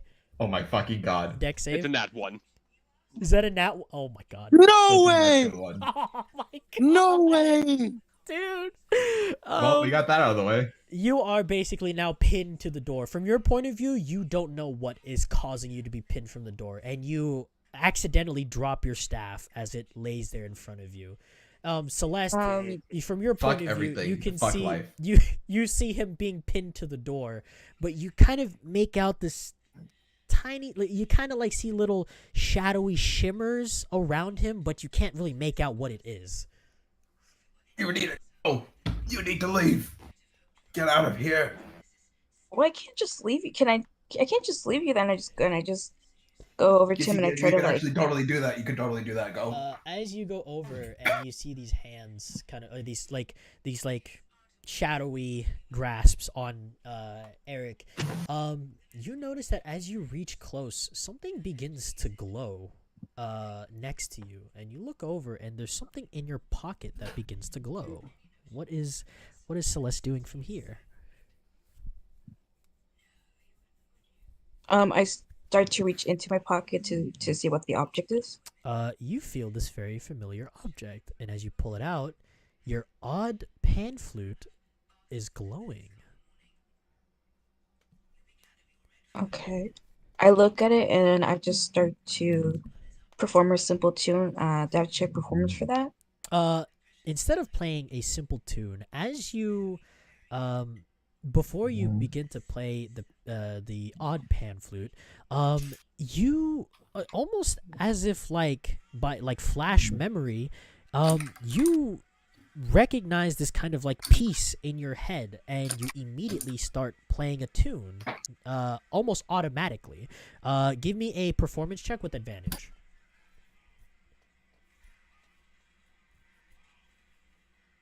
What does it sound like?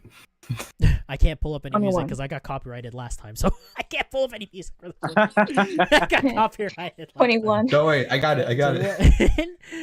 it. Just a small town girl Gosh. living in a. Shut up! I'm gonna get copyrighted. Gonna this get stream. copyrighted. Oh. So you immediately begin to play this tune, and almost as if like you know this tune by memory, you play, and Eric, you feel the grip of the shadows begin to slowly retreat, and it disappears, and you are now free again. But at the same token, you start to feel healthy again, and you notice that you are no longer bleeding. You restore all of your health. And Fantastic. outside here, you guys all hear the same symphony, essentially, almost like she's playing next to you. Basically, you have taken the equivalent of a long rest in this exact situation. Nice.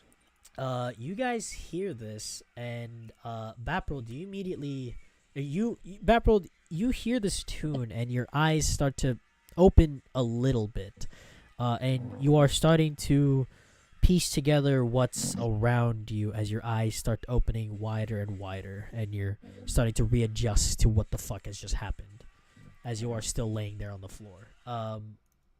what does Vapril? And you are no longer within your demon form now. You are back to human form. What does Vapril do here? So there's like a quick mix of like thoughts of like that bitch just hit me, and like okay, we need to get the fuck out of here. And still just a little back thought, but that bitch hit me. So you get these thoughts, and what else does Vapril do here? Okay, first off, check like the body, still in demon form, and after I see like no, okay, And your mace has can I also turn kind of into it? your mace has died down. It's no longer emitting the black smoke like it was. It's now emitting a purple aura like it naturally does. And when you test it, now you are able to switch into your demon form naturally rather than by force now. And you're able to basically turn it on and off. Okay, then I just like Zoro would see just Vapril like sit up, quickly switch into demon, switch out of it. Yep. Nice. He's like a clapper. You clap Yeah, twice. clap like- on, clap off. Yeah. Alrighty. Zoro, as you hear this tune, what does Zoro do here? So I'm not in it, like I'm not angry no more, right? No, you're like not, I was you're not already in okay. you're not in any type of enraged state or nothing. You are All right. still there naturally now. So I'm going to look at Bat, and I'm gonna look at him, look him up and down basically, and then I'm gonna ask him again, or I'm gonna ask him. So when did you start to become, I guess, part demon? I don't know what this Well, form you have is. well, since you already know, try and keep it from Celeste at least. Don't need her to make a fuss about it. You remember that dude we met at that underground cemetery? Aragon. Yeah. Pretty much, he pretty much amplified what I already had. I've had this form since the camp. Just haven't been using it. Been trying to control it for the last few weeks. Try to keep it away so you don't put too much of a trouble in it. I hope you don't. Well, I mean, I ain't got no reason to. Not to you anyway. It would have been different if it was Eric, but you know. As you guys are mid Just say for- conversation, you hear the voice once again come over, but this time sounding annoyed. He's like, "No, you're not supposed to be free. Damn you!" He says, and Zoro and Vapril, you immediately see Mercurio's body being lifted, almost oddly, almost like he is being carried by some force, and is immediately dragged away. And you see just the trail of blood. He drags away at like lightning speed, as he is just dragged out of the tavern. As that happens, I would sprint after it. And I would follow through. Vapril jumps over the railing and goes down the steps. And Zoro, What a badass. you follow suit after him. I'll just do a kill menu for you guys real quick. Disregard for stair safety. And you guys basically chase after the trail of blood, of Mercurio's blood. Back in the room, you guys are here, still covered in blood. Celeste, we have to leave this instant. You know what? Fine, just lead the way. I just want to leave. You don't I'm know. gonna jump onto a bed and crash. No. Oh, God. By the way, I hate to have to note this, but the windows are not glass. By the way, they're metal bars. Okay, fine. I hate to have to note this. No, but that's they're fine. metal That's fine. Because bars. guess what? Eric Burning hand. claps his hands together, rubs them rapidly, and they begin heating up. I'm gonna use my ignite feature to melt the bars open. Oh my god. As Bro you, is like, I'm not hesitating. I am Uh, not staying in here. you go over and you basically throw one of the beds aside. And you, Celeste, you see him rubbing his hands together and become bright. And it completely, you see him put his hands on the window, and instead of actually burning off the thing, he actually ends up basically creating a hole in the wall of the tavern. Yeah, that Dang. works. Okay. So let's go now. And I jump off. Okay. Give me an acrobatics check. I'm just Wait, Oh, is Celeste no. coming with me? Celeste, are you That's coming up to with her. are you Is coming she with gonna me? follow suit? I need to know. I guess I am following after him. All right. All I'm gonna say Okay. is these damage is gonna be bad. Go Yeah, ahead it and give is. me. You just Oh, Yeah. oh no. We have to roll acrobatics? Yes, roll acrobatics. Roll No. acrobatics. Roll acrobatics. No, Yo. DM, I refuse because I cast Featherfall and we take Oh wait, I no have damage when Featherfall, falling. I think. Oh, okay. So that's cool. You guys, Do you want me to do it, or Oh. do you want you to do it? whoever does it, I don't know. Oh no, wait, I don't have. Do I have it? Check your spells. Oh, no, I Check your don't. spells. Check your spells. Yeah. Okay. No, so I don't. she doesn't Okay. have it. Okay. Okay, Go ahead. I cast Featherfall, and you see me grab Celeste, like tucked under my arm like a football. Oh And, God. This pair of wings sprouts from Eric's back, and they're bat-like and leathery and red. And he gently floats to the ground, Celeste in tow, You guys basically float down here, and and they contract back into his body after they touch ground. as you guys land, you guys hear like the bursting of a door, and then you both hear rustling sounds. Give me a perception check, either of you, to see what the fuck has just happened, to see if you can figure out what happened there. Who's either of you? Celeste and Eric. Celeste and Eric. I rolled a 15. 15. That's pretty good. Okay. What did you get, Eric? You said either of you. That meant either or. Well, I not mean, both. okay, well that's fine. I was thinking you guys Okay, would I both got a do it. 14. 14? Okay. You guys go over and you guys see Baprold and Zoro sprinting off in the distance, going back towards the forest. All right, we're gonna head in the other direction, and start sprinting the other direction. We need to get out of Redgrave now. Sure. I'm just kind of just gonna follow him at this point because I have no idea what's happening anymore. Okay, so you follow suit with Eric. I'm booking it Where the fuck are you guys going here exactly? anywhere but here. Okay. So you guys kind of like sprint off, kind of like in this direction over here. But then I kind of like stop for a moment Okay. and I just like looked at her. I'm like, wait, what about Vapold and Zoro? They'll be fine. They're like two peas in a pod. But we have to go, Celeste. What about Mercurio? What about him? He takes a deep breath and sighs. It's too late for Mercurio. As you kind of say this, you hear the voice once more taunting. This time, Celeste, you can hear this voice now as well. You hear the voice say, God damn it, it's back. "To think that you would abandon your friends like that. Wow." Werther really wasn't kidding when he said you were a coward. Coward in wolf's clothing? Says the one taunting us from afar. Reveal yourself, and I'll show you what cowardice is. Oh my dear, I would recommend you don't taunt me like this. Oh, you are just adorable when you are just angry. Oh no. You are I am so not adorable. You are just adorable.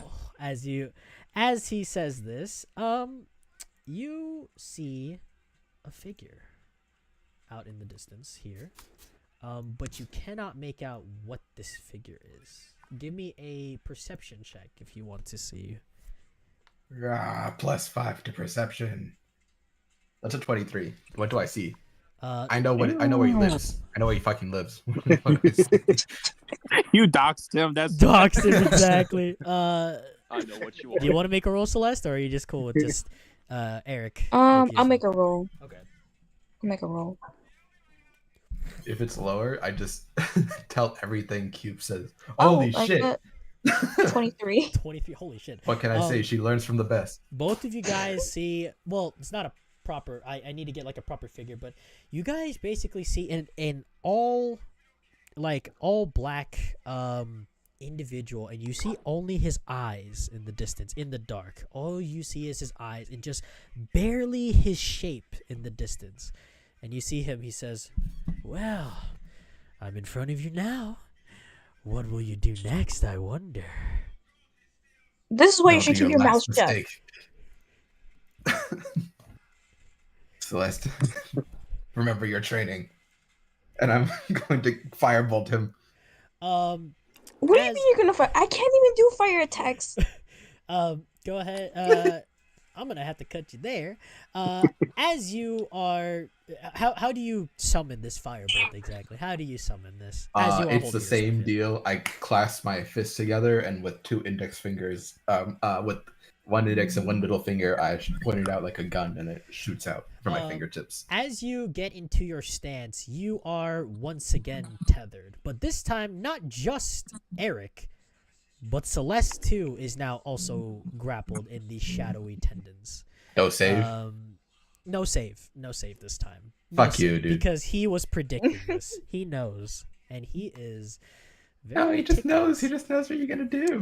This all black, figure, kind of walks up towards you as you have your firebolt literally on your fingertips, ready to go out, but it just can't. And he goes up to you, and you still, as he's in like the light of the flame, you still only see his eyes. You can make out his silhouette now. You can make out that looks human. But besides other features, you can't make it out. Just only his eyes. And he looks like a bitch. He looks at you and he says, Eric, don't provoke him anymore. He kind of like goes up to you and he says, well, ain't this a surprise? So, what are you gonna do with this little flame here? He says as he kind of like takes little pokes at it. What you gonna do with that? Bend over and I'll show you. You are really barking up the wrong tree, my friend. My God, you are an idiot. To think you'd leave your teammates to come find me. And now you're here and now you're trapped. Not just you, but the lovely little one that I have been tasked of looking for. And his eyes shoot towards you, Celeste. And he kind of like... How many perverts are in this town? He kind of like walks over I was just about to say. He walks over to you, Celeste, and he says, listen, okay, I am willing to let... He like points at you, Eric. He's like, I'm willing to let this one live. However, in exchange, you're going to have to come with me. Because unfortunately, my master has in need of something of yours. How does that sound, huh? I just like stare at him and I just like look to Eric. Like I just can like take kind a of little say, dying. and Trust me. You sorry. He kind of like he kind of scoffs at you and he's like, oh, you are not gonna be dying. That's for sure because that's way too simple and just not as fun. Honestly, I can do way better than just killing you outright. I mean, I could literally do so as you feel your neck start to tighten, as you feel like the tendrils start tightening around your neck, Eric, for like about a good solid 5 seconds. And then it kind of lets go and lets you breathe. He says, but I'm not gonna do that because I know death is just but a very, very simple way for you to just get away scot-free. Well, what's your choice here, little miss? You gonna come with, or you gonna bring him along for the ride? Don't do it. I just like I'm pondering for a moment, and then I'm just like looking down, like, thinking, and I just look back up. Oh, sorry, English. I look back up to him, and I'm just like, okay. I'll go with you if you promise not to hurt anybody. Well, unfortunately, I can't really say I hurt anybody, he says, as Eric, you see him pull out a very, very familiar looking blade from his sheath, still covered in blood, but now glowing green in front of you. He says, I can't exactly say I hurt nobody, he says. And as he says this, the blade begins to glow green, and you are now starting to, in your own head, Celeste, and Eric, you hear it too, are hearing the agonizing scream of Mercurio.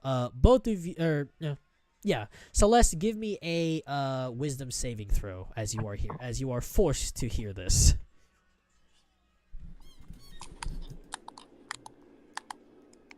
I got a 10. You got a 10. You are basically spinning as you are hearing all of these screams of Mercurio. What does Celeste feel in this very moment here? She feels like very like helpless, and she's just like trying to think about something else besides the screams. But it's just getting you can see like it's getting just to her. Eric, what does Eric feel as he hears the scream of Mercurio playing constantly, almost like in repeat in his head? You know, the world could do less with one less backworld. So it's not it's not that bad. As he says this, he's like, see, I can't exactly say I didn't hurt anybody, right? And as he kind of like points his blade, as he points the familiar looking blade at you, Eric, he's like, I can't say I hurt anybody, right? I mean, what's he to you guys? Right? As he kind of like gives like a, you guys see his, I'm just kind of struggling, but you know, you see his fangs, kind of make like a smile along with his eyes. Is all you can see. He says, but well, as much as I would love to have only one playmate, how about I take all four of you? He says, as the ground beneath both of you seemingly starts to soften and you start to sink into the ground. Still stuck as the tendrils are still wrapped around you. As you guys look up and you see him, he kind of like gives you a smile and he waves at you as you guys are seemingly swallowed into the soil. I'm just like letting out like panicking screams as I was being swallowed like that.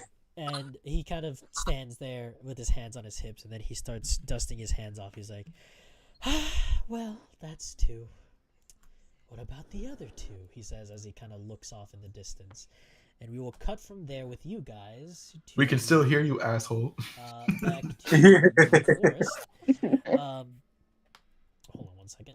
I need to cut some of the characters here. Hold on. And I have to get the setting right. Keep my Coco. I have to get the setting right, aneurysm.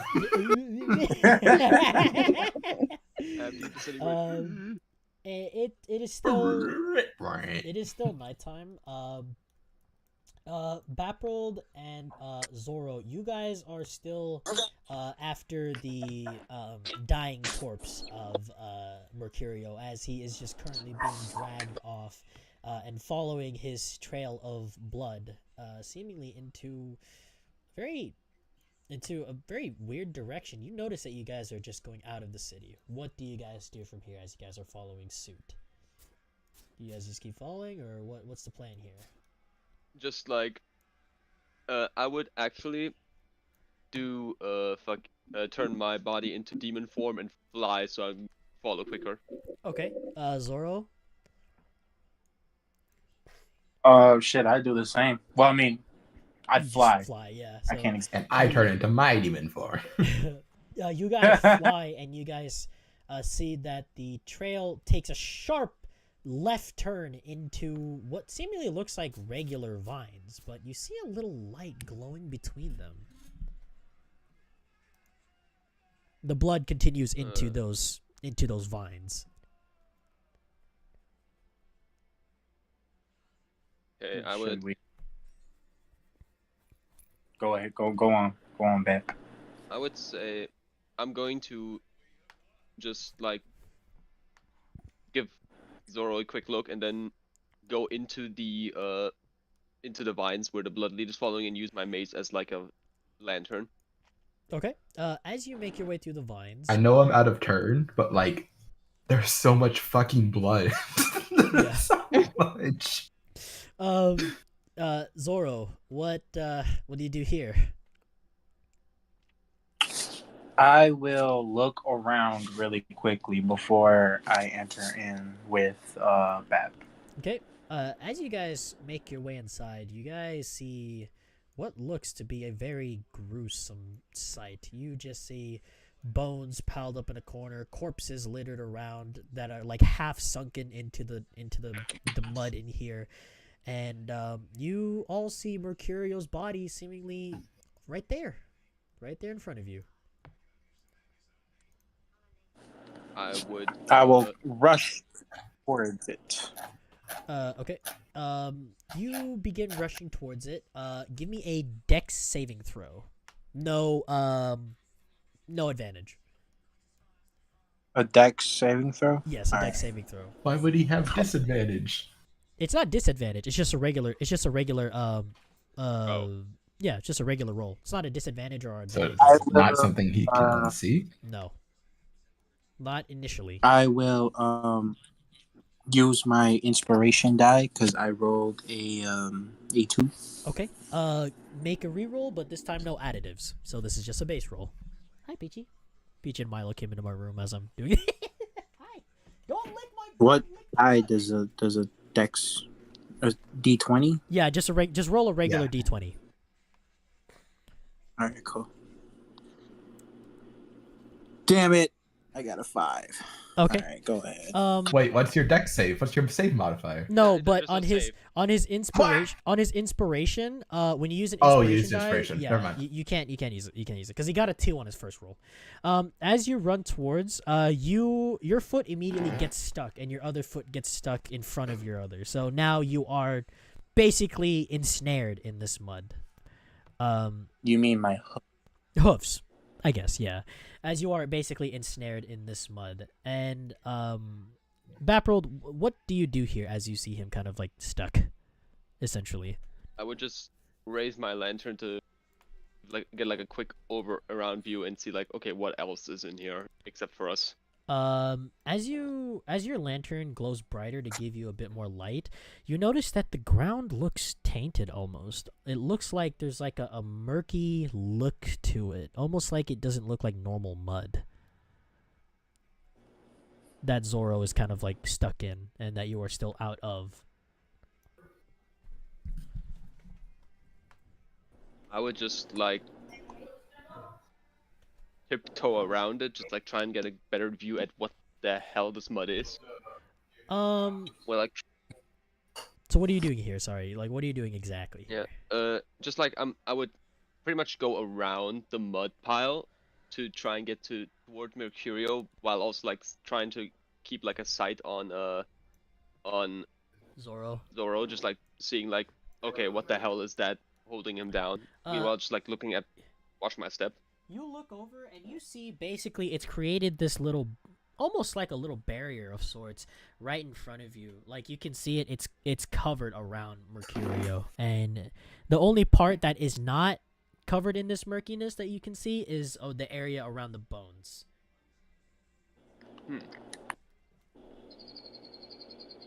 Riddle me this, Zoro. You think I can make this jump? How far is it? You? It's about, what is it, 5, 10, about a 15 feet jump, roughly, from where you're standing. Oh yeah, no, you'll be able to do that. I I'll think do you'll be that, able to do that. Okay. Wait. Wait. Are you still in your demon form? I was about to say, I forgot I can fly. Yeah. Okay. So what do you do here? I fly over to the area of the bones where outside of the murk stuff. Okay. You fly over to Mercurio, and you are now here. Zoro, however, as he lands, you feel a sensation and you start to sink into this mud. You start to sink slowly. You're sinking slowly into this mud. I'm sinking Slowly. slowly. What happens here? But Prult is pretty much like stuck between like, okay, what do I go for? Paying for Mercutio or fucking Zoro? Meh. Fuck. No, it's fine. You're out. Go ahead. Sorry. I'll dive after Zoro. Don't dive. You're flying, right? Yeah, I'm trying to like hover over and just like trying to pull him out like an arm. Oh like, yeah. flying. So Okay. as you are here holding him, give me a strength. Yeah, give me a strength saving. No, give me a strength check with disadvantage Nice. because he's a tougher. He's a bigger monster and he's stuck in the mud. Give me disadvantage with that. Calling him fat. Okay. That is I a agree. good. 13. 13. You try your hardest to pull him out of the mud, and as you pull him, it's almost like the mud is pulling him down faster. So he starts sinking faster and faster and faster until barely his arms are out, and then you can't let go, or you can't grip on it tight enough, and you just let go as he just sinks into the mud and is just gone. Okay. Thanks, Bat. Hey, I tried. You gotta give him credit for trying. You give I him guess. like it's a Terminator, but instead he's like give you the finger. Flip flop. Yeah. God damn. Okay, so I'd like to go to Mercutio's body. Okay. I would like to pick it up. Okay. As you go over to Mercurio's body, like I said earlier, he is just like bony now. His skin is so stretched that it just, it almost looks like he doesn't have any skin anymore. You're just looking at only his bones. But as you pick him up, you see Mercurio immediately. You see him kind of like twitch a little bit. It's just like a little twitching, and then you see his face turn towards yours, and his mouth kind of seemingly makes like this very sly smile. Give me a dexterity saving throw. That is a nat 20. Holy shit. Oh hell Um, yeah, boy! You immediately feel the sense of this is danger, so you immediately let go of Mercurio, and this no longer looks like Mercurio. It seemingly starts sinking and just disappears into the mud. As you do this, you hear footsteps behind you. And as you look over, or as you hear these footsteps, you hear slow clapping. And you feel a presence by the entrance. And you hear him say, well, you managed to figure out one of my tricks. Oh, how smart you are. Wow, you are just the most intelligent person in your party, aren't you? Wow. How did you realize that he was fake? It's not like I made it obvious for you, but he like kind of looks at you kind of like a sarcastic Expecting awe. an answer. Yeah, he looks at you in a sarcastic awe. What do you do here? But Prult on his face has just like the most pissed look in the world. Yeah, you gotta... Like I'm just gonna point my mace to him. I'm going to beat you to death. He looks. Where's my friend? He looks over at We're you. going to beat you to death. He looks over at you and he kind of shakes his hand and leans backward. He shakes his hands and leans backwards. He's like, "Oh no, looks like someone is angry." He says as he kind of bends down and continues laughing, and he starts like slapping his knee.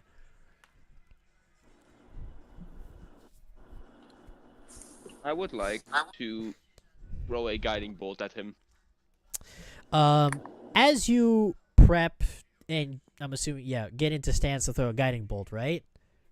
Yep. As you prep a stance and you are about to throw a guiding bolt, and as you move your hand in front of your face, he seemingly just disappears as you have Boo.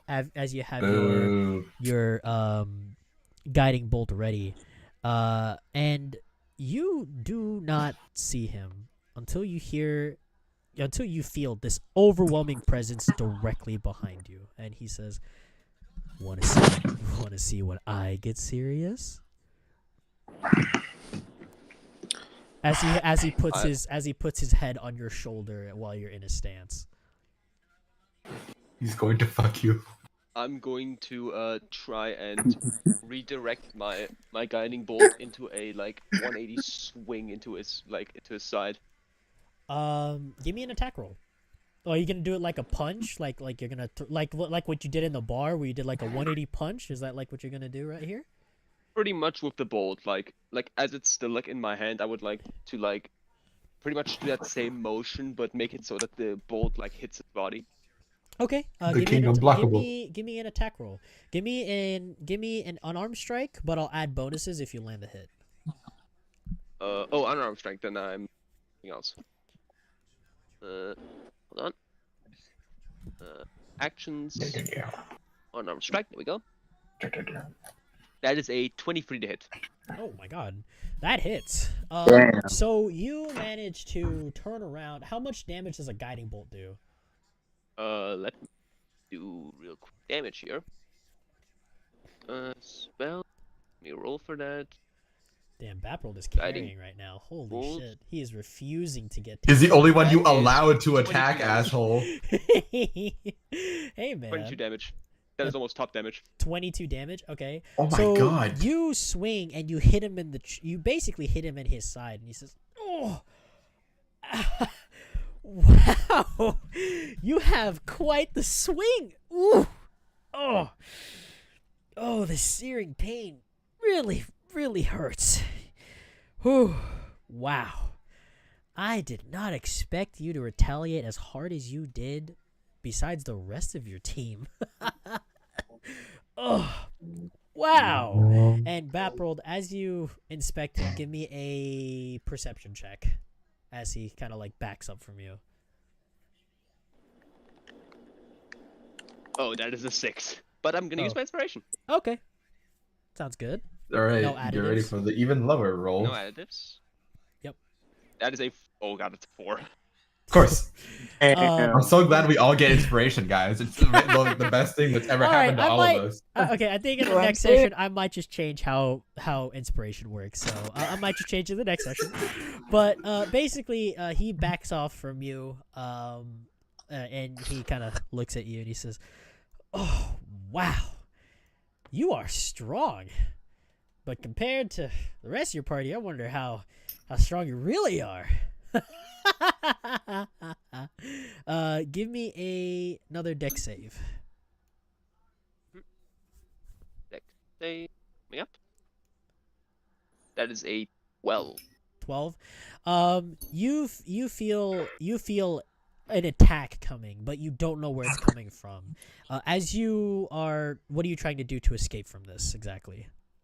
What I'm pretty much gonna do is I'm going to try to make a turtle type stance with my weaponry, trying to have my shield around my back, and just have my blade guarding my face and chest. As you get Oh, into that's this, sick. yeah, as you get into the stance, you are basically grappled, but you feel these tendrils all around you, seemingly grapple you, and he says, "Oh," he's still rubbing his side, and you see kind of a burn mark on his, where it burned off his clothes, and you can see his burned skin underneath. He says, "Oh, wow. Seems like you were getting pretty serious there. Why don't we say we take this to another room and settle this a different way, shall we?" He says, as you are now beginning to sink into the soil as well. Baprold, he's going to have sex with you. As you are sinking deeper into the soil, he looks at you and he gives you a wave and he says, "Say hi to your friends down there for me, will ya?" And you are completely submerged in the mud, seemingly disappearing. Here we will continue with Eric. Hold on, I'm just gonna close my screen real quick just to make sure I'm going to be real. That guiding bolt did almost max damage. That was a pretty How? damn What were you up? What is max damage? 24. It rolls 4d6. And Holy I had 6 instead shit. of 4. I am pulling up the next map, and I'm trying to make sure I don't spoil it. Yeah, see, I spawned That in a is spot so where I would have good. spoiled the map. Okay. Okay. Let me go ahead and pull up my screen back on stream again. Let me pull it up in Discord so you guys can see it. Yes. Oh boy, who could have seen this coming? As 45 you- bottles of beer on the wall. 45 bottles of beer. As we'll start with Eric here. Eric, you seemingly wake up, but I you put the are- staff in my mouth and I shoot a firebolt. As you begin to wake up, you see your staff on the ground next to you, being the only type of light in this small, dim, very, very fucking dark area. And even with dark vision, it is still mostly dark in here. And you are awakened, but now by yourself. Had the strangest dream where I Black killed myself. Look at the staff. And, Later. I'm assuming you get up. Jesus Christ. I get up from the ground, help using the staff to help hoist myself up. As you hoist yourself up, you see that you are in some kind of corridor of some sort. I'm in some sort of corridor. But as you look, you feel. God damn, you didn't let me finish. I was prepping it. As you get up and you kind of like examine your surroundings, you feel the familiar magics of your teammates and even Mercurio's awfully very faint magical aura, and you feel it in this maze as well. But all of them feel very faint, so it's going to be a little difficult for you to kind of navigate where they are. Eric closes his eyes to ponder this sense of magic. I get it. We've all already dead. Might as well just. Might as well just end it. Alright, I put the staff in my No, god damn it. This is a fucking running bit for all of the D&D This campaign, is my bro. favorite running bit. Oh, god, dude. Of course. Alright. I'm going to cautiously walk forward. You And I cautiously- guess to the right, where the only way the path can lead me. It's still pitch black darkness you see down there. You I can't... look at the top right corner of my screen and I'm like, what is the maze of the Skull Keeper? Shut up, bro. Not talk about that shit. Okay. Go. What the fuck do you do here? Shit, man. I mean, it kind of sucks down here. I'm not gonna lie. I'm gonna cast Dancing Lights and Okay. protrude the lights 120 feet ahead of me. Okay, so let me go ahead and get like a small light real quick. And lights. You get like a small light, and you kind of like have it go down the hallway. That's 120 feet. Yep. 10, 15. And I can have 4 of them. So Okay. I'll spread them evenly across this 120 feet. Well, that cheese? I mean, you don't really need much. I mean, you kind of look over, and it's about Is that there. raspberries? Kind of look over, and it's about there. It's about the whole hallway you can see right there, and around it a little bit. All right. Well, path is clear. I'm gonna keep walking forward Okay. and jump, I guess, past the cheese and the Actually, raspberries. you just end up looking over. It looks like it's just dirt that's coming out of the ground. That's pretty much it. Oh. It's just dirt. Damn it! I was getting hungry. So the dancing Okay, flame. is another still 120 feet forward. there. Do you use the same one, right, or do you summon another one? I mean, I could use 4 at a time, and I mean, I said I was gonna use 4 evenly spread across, so they're I mean, there's not. illuminating the entire hallway. Oh, okay. Well, I mean, there's not really much. there. About there you can see too. I look above me. Is there a ceiling? There is a ceiling, yes. Damn It it. may not portray it because I need to see the map, obviously, but like there is a ceiling to this. Stupid third person omnipotence. I know, Can right? I keep walking? Okay. And I'm assuming you're gonna continue with dancing lights. Yep. I'm just gonna keep doing this song and dance until I sense danger. Okay. Just gonna plant a couple of these all around real quick. 72 bottles of beer on the wall. 72 bottles of beer. Calm Take down, one bro. down. I'm assuming it's a really long wall. Yeah, you are just still walking down these hallways. I'm just gonna say that you keep checking it. You just keep putting it. I'm just too lazy to put some more. So, Boo. yeah, I know. I'm a lazy DM, guys. I'm sorry. Lazy you- story. You Worst continue DM down. ever. I know, Dang. right? Shitty DM. I know, bro. Unfortunate. You continue making your way, but you start to feel a magical aura get a little stronger, and you can't really make out what it is because it's kind of like jumbled up with everybody else's, but there is a stronger magical aura of one of your teammates around here. Please don't be Babril. Please don't be Babril. Please don't be Babril. What do you do here? You are now at a crossroads. Do I get a general sense of the direction Hold on, just want to make of sure. the magic aura? Just That's gonna- crazy. Yep, That's I crazy. just need to check. That's I just need to check. crazy. I just need to check. That's Just need to check. crazy.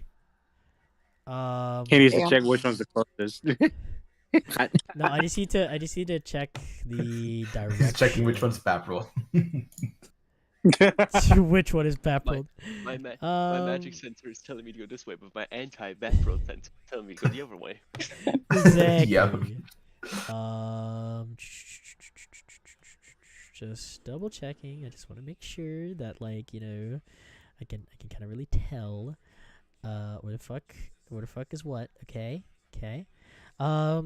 Yes, you can kind of get a sense that if you go left, you feel like you feel the magical aura go off in that direction, essentially. So let me just go ahead and Cool. reconnect all the. I'm so glad I can see it. Yeah, I know. Hold up. Damn, calm down. Now! Alright, there you Be go. out now! There you go. I brought it up. So you feel like if you go left, you'll be able to encounter someone. Okay. Just not Babril. Just not Babril. Just not Babril. You make your way in here, and you see almost like a little battle that happened here. Just like arrows on the walls. You see blades just stuck. You see a little bit of some like dried blood here and there in this place, but that's it. And just keep making your way. As you keep going, you feel it gets stronger, and you see an unconscious Celeste in front of you. Oh, thank God. He's not even like, oh, thank God you're safe. He's like, oh, thank God you're Yeah, Not thank God it's Baffled. not You're not Baffled. Baffled of all people that I meet first. So yeah, you see an unconscious Celeste on the floor, seemingly unharmed, but just unconscious. Okay, I'm gonna kneel down and like try to shake her shoulder awake. Celeste, do you hear me? I'm just like slowly like, I'm just like, what? Kind of slowly like figuring out like who's waking me up, and I slowly open my eyes. Okay. Yeah, I'm basically gonna grab her by her shoulders and pick her up. You basically hoist Shake her away. You hoist her up. Okay. What do you do now? Are you hurt? No, I don't think so. Are you hurt? I like grab her by her chin and the top of her head. And I like start rotating her head around, like checking for anything. You can stop that. You don't see anything, but just like, you know, minor bruising and whatnot. But besides that, nothing serious. Just minor cuts and whatnot, but she's fine. All right, that's good. We need to find a way out of here. Any ideas? Well, back where I came from, it's a dead end. So I guess venture forward. And again with the dancing lights. Okay. Well, I'm just gonna rotate so that she's behind. we're just gonna keep moving with you guys. And as I take a step forward, I look back and I like look deep in the eyes. I say, "Stay close." Wasn't planning going far. As you guys start to make your way, you start to feel like someone is watching you, and not just Celeste or Celeste, Eric looking at you or whatnot. You feel someone else, almost like there is somebody around you that is watching you. There's racism in these caves. There's racism in these caves. God damn it. Great. Damn. Okay. Oh no. As you make your way down here, where do you guys, where do you guys go? Do you take Do a I left feel or right? any do I feel any magic aura pools anywhere? I believe there's one to your right. Yeah. I go left. Oh, okay. Okay. So, you go ahead and make your way left. And now you're once again at another crossroads. You're once again at another crossroads, but you kind of see something off in the distance. You see a little bonfire, but you once again feel another strong signature of someone nearby. At the bonfire? Close in that direction, yes. Alright, I skip past the bonfire. Oh my Okay. god. Jesus Christ. I swear, the final fight is just gonna be Celeste and Eric fighting the fucking boss. Look, man, it's not my fault. We left on bad terms, okay? It's not my fault. As you guys are making your way down this hallway, Eric, give me a wisdom saving throw. Oh, fuck this guy. Oh, my wisdom is so far beyond anyone in the world. That's an 18. Ooh, okay. Only to Eric. Eric, it seems like the swarm of bats come out of nowhere, and seemingly you feel like your flesh is being rendered, like being scratched constantly as they are passing you. And you see that the bats kind of are gone. And once they're gone, you feel like your face is in so much pain from so many cuts and whatnot. But you look over at your hands, and there's no blood, particularly. No, just nothing there. And this is feel only my to face. yeah. This is only to Eric. Celeste, you see him just like feeling his face and whatnot, for seemingly no reason. Are you okay? Any blood on my face, DM? There is no blood. Your face is completely clean, but you Yep. think that your face is kind of like scratched up or whatnot. Well, I don't see any blood on my fingers, so must not be any scratches.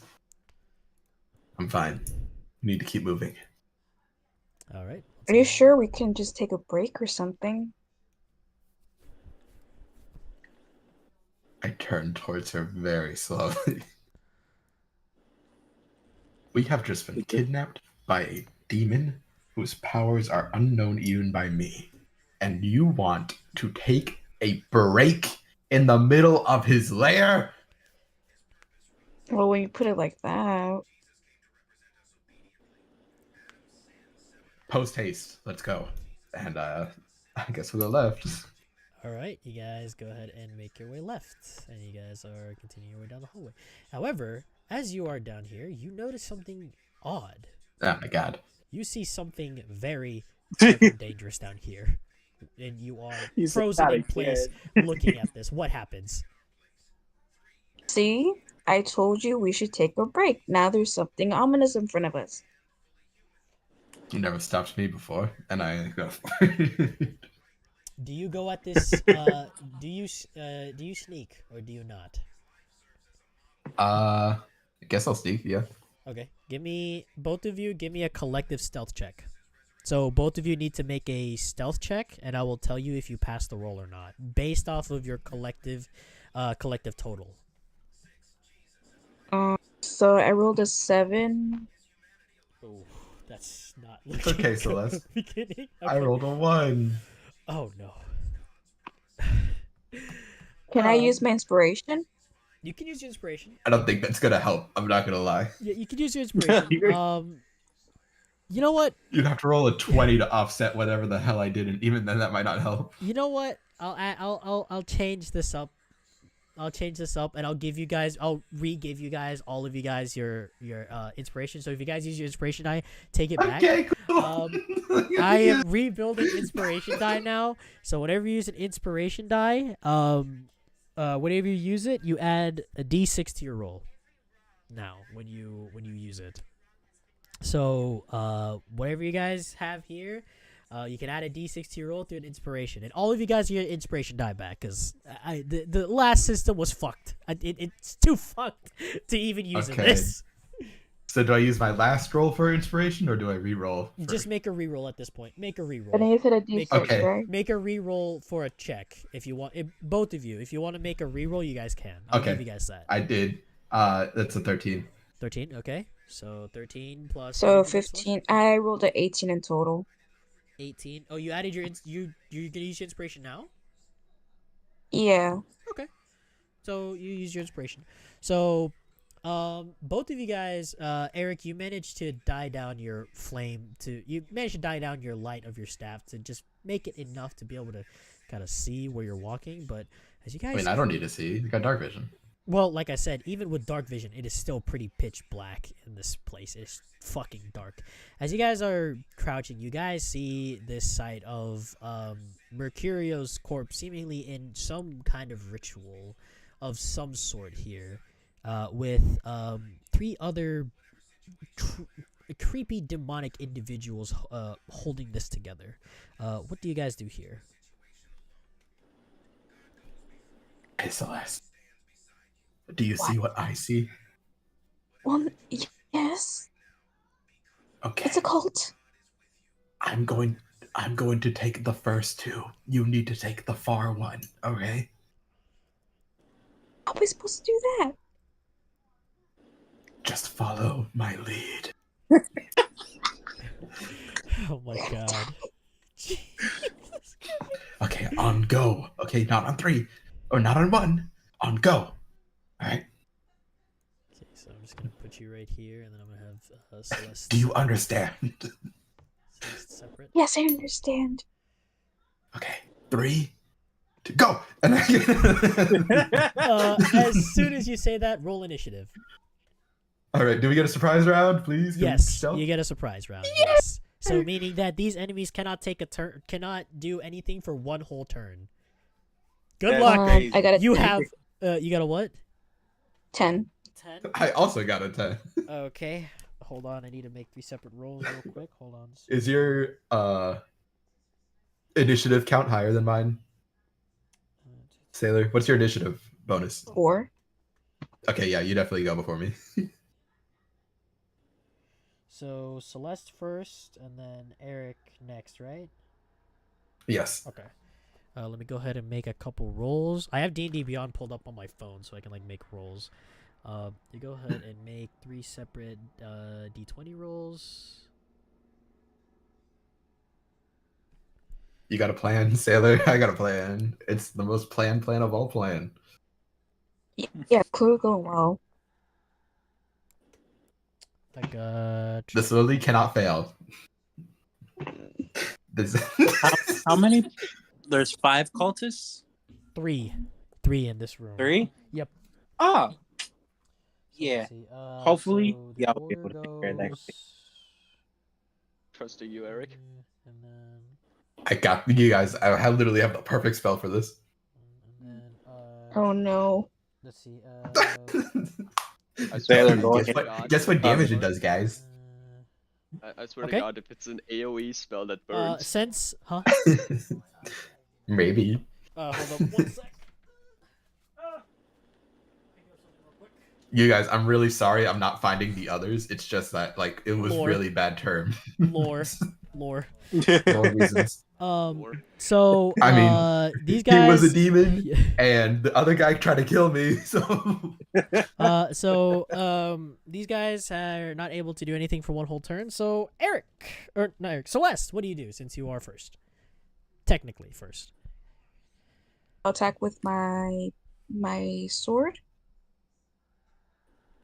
On which one? Which one? To the first one that's in front of Eric. The Oh first my one. god, don't you take the far one? Okay, so. Oh, he was right in front of me. What do you want me to do? I don't even know. Okay, you go ahead and make your attack roll. I mean, it's technically his fault. Alright, whatever. No, you did. 21.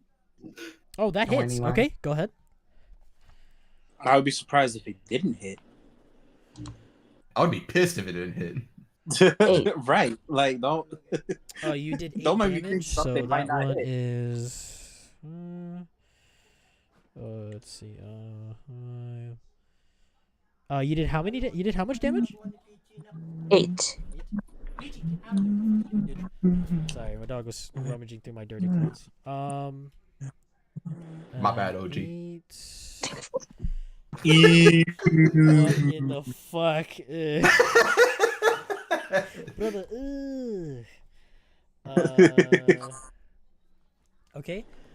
What the fuck did I just? Oh, I fucked up that. Okay. What did you do? Let me go ahead and make another roll real quick, because remember you have Bro, the, didn't you have a poison for your blade. So let me just go ahead and make a con save. Oh, It fails. So now this demon right here is poisoned. Hell yeah. You still have a bonus action and 20 more feet of movement. Said bonus action and what else?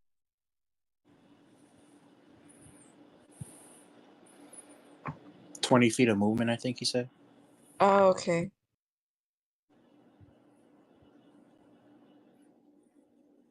Hold up one quick second. You guys go ahead and figure it out. I'll be right back. You know, this entire time, when Zara was by himself, he's just thinking in his head, I forgot Granny was back in the tavern. You left the dog too. Oh, the dog. the dog. The dog? Yeah, the No, dog. Coco. Oh, okay. See. You don't You got that wasn't dog in saying, him anymore. you wasn't saying Coco, man, first, so you know. All right. You know, in the midst of all this chaos, I think this would be the perfect time to bring up my artist, Leo Hyde, that you can find on Twitter and Instagram. She did the art for our portraits, and she's great. She takes commissions, so you should go check that out if you're watching the stream. Do it now. Also, watch the first episode of ASTRA on Anonymous Cube's channel. Yeah, And you the should- second, yeah.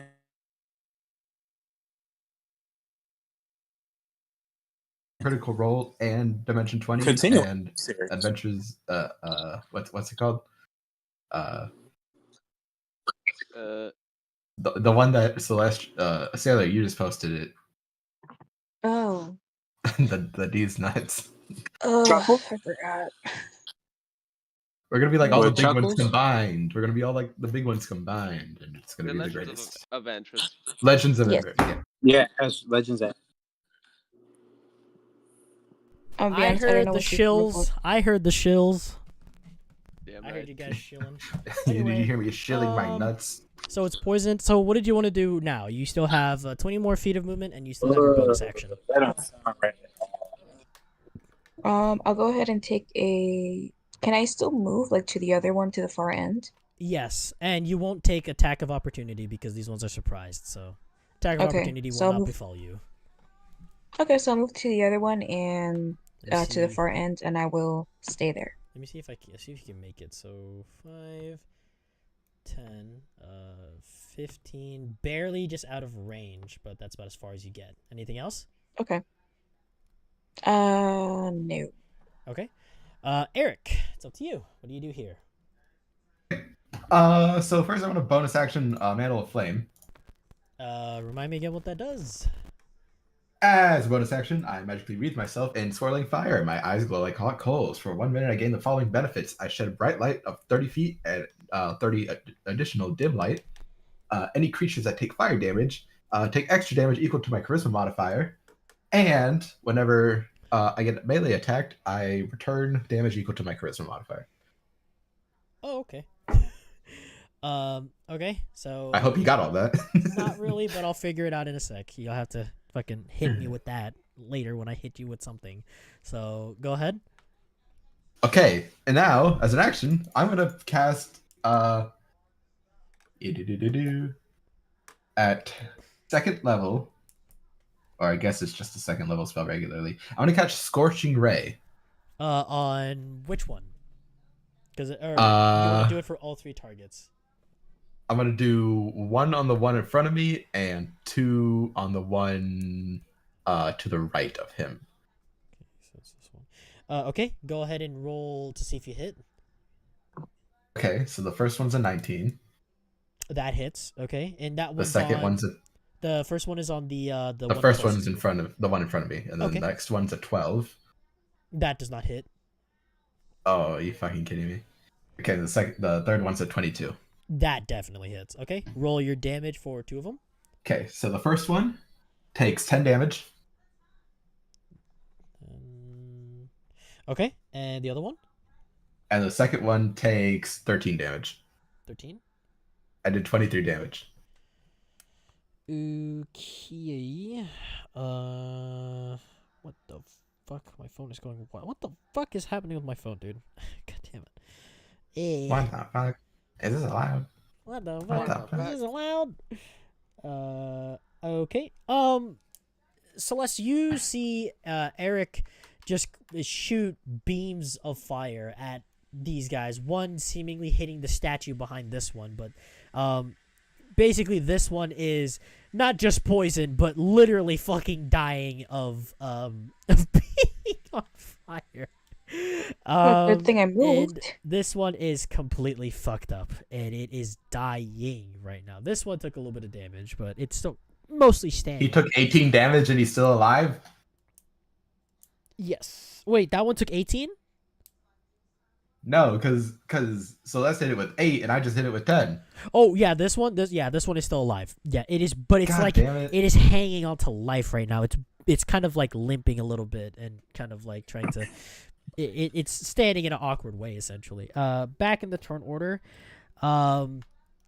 this demon, seemingly very pissed, is going to attack you. What? Okay. I do wonder. Look what I found. Let me see. Kill him! It already finished the surprise round. That's why you guys went first. Because these guys rolled higher than you guys. Which Oh, is fuck funny. you. All of 3 of them rolled higher than you guys, which kind of sucks. But this one's at disadvantage, so it might miss. Because it's poisoned. What's he gonna do? Does a 14 hit you?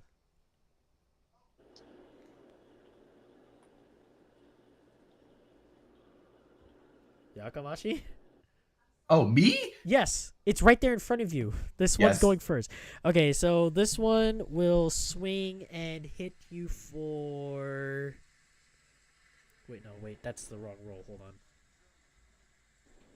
Hit you for 6 points of damage as its tentacle comes out and crashes into you on your side. And you have the something to tentacle counter that, right? Lashes out at me, Yes. and basically he holds the staff up in front of him to counter it, and he goes rah as he bursts with light, and he's going to take 4 fire damage.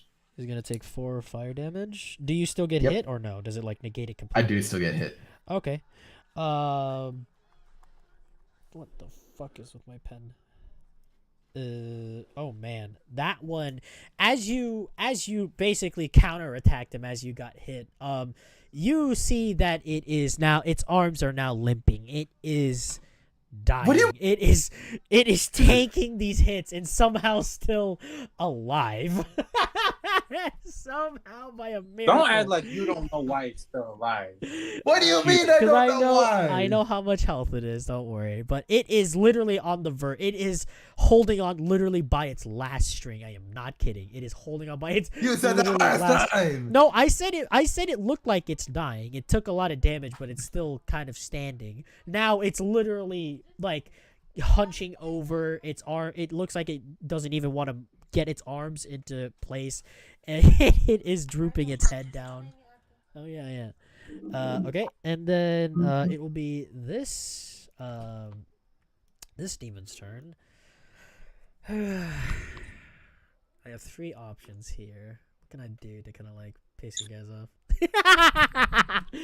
Quite frankly, anything you do at this point will piss me off. So, just take your best shot. Let's Now that you've been with me. let's see. Okay. It is going to look at Celeste, and Celeste, make a wisdom saving throw.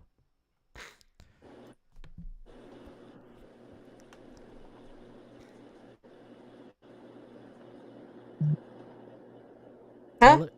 Sailor? Oh, I'm sorry. Yeah. What the fuck? Sailor! Stop! We I did got the same thing. We thought distracted. the other one was you being gotta, targeted. you gotta make a wisdom saving throw. Oh my god, I'm so sorry. I got distracted. I got a 14. 14. I deserve it. You basically look at this tentacle demon-esque thing as it looks at you, and it basically causes you to be somewhat weirded out, but now you have gained the status of confused. You have gotten the confused status. Now, I don't know if there's one for D&D Beyond, but the way this one works is anytime you're going to make an attack, you have to make a wisdom check to see if you remember how to do it. And if you fail, well, you waste a turn.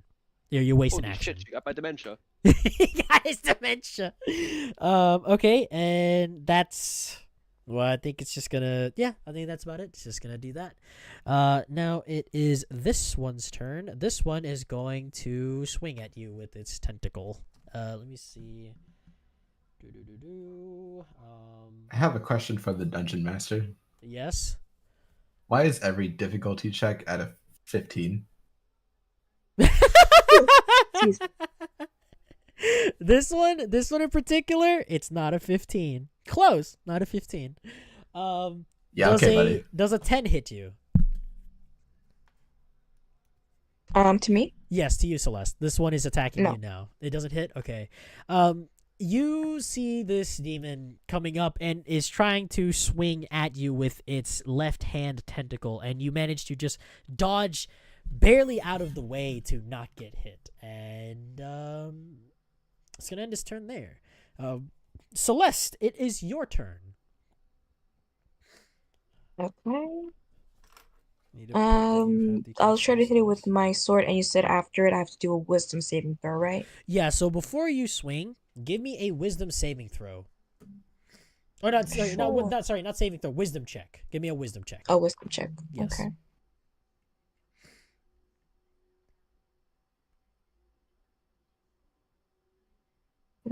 That is a 9. As you lift your short sword in the air, and about to swing, you completely forget what you were doing. So you have now only a bonus action and movement. Okay.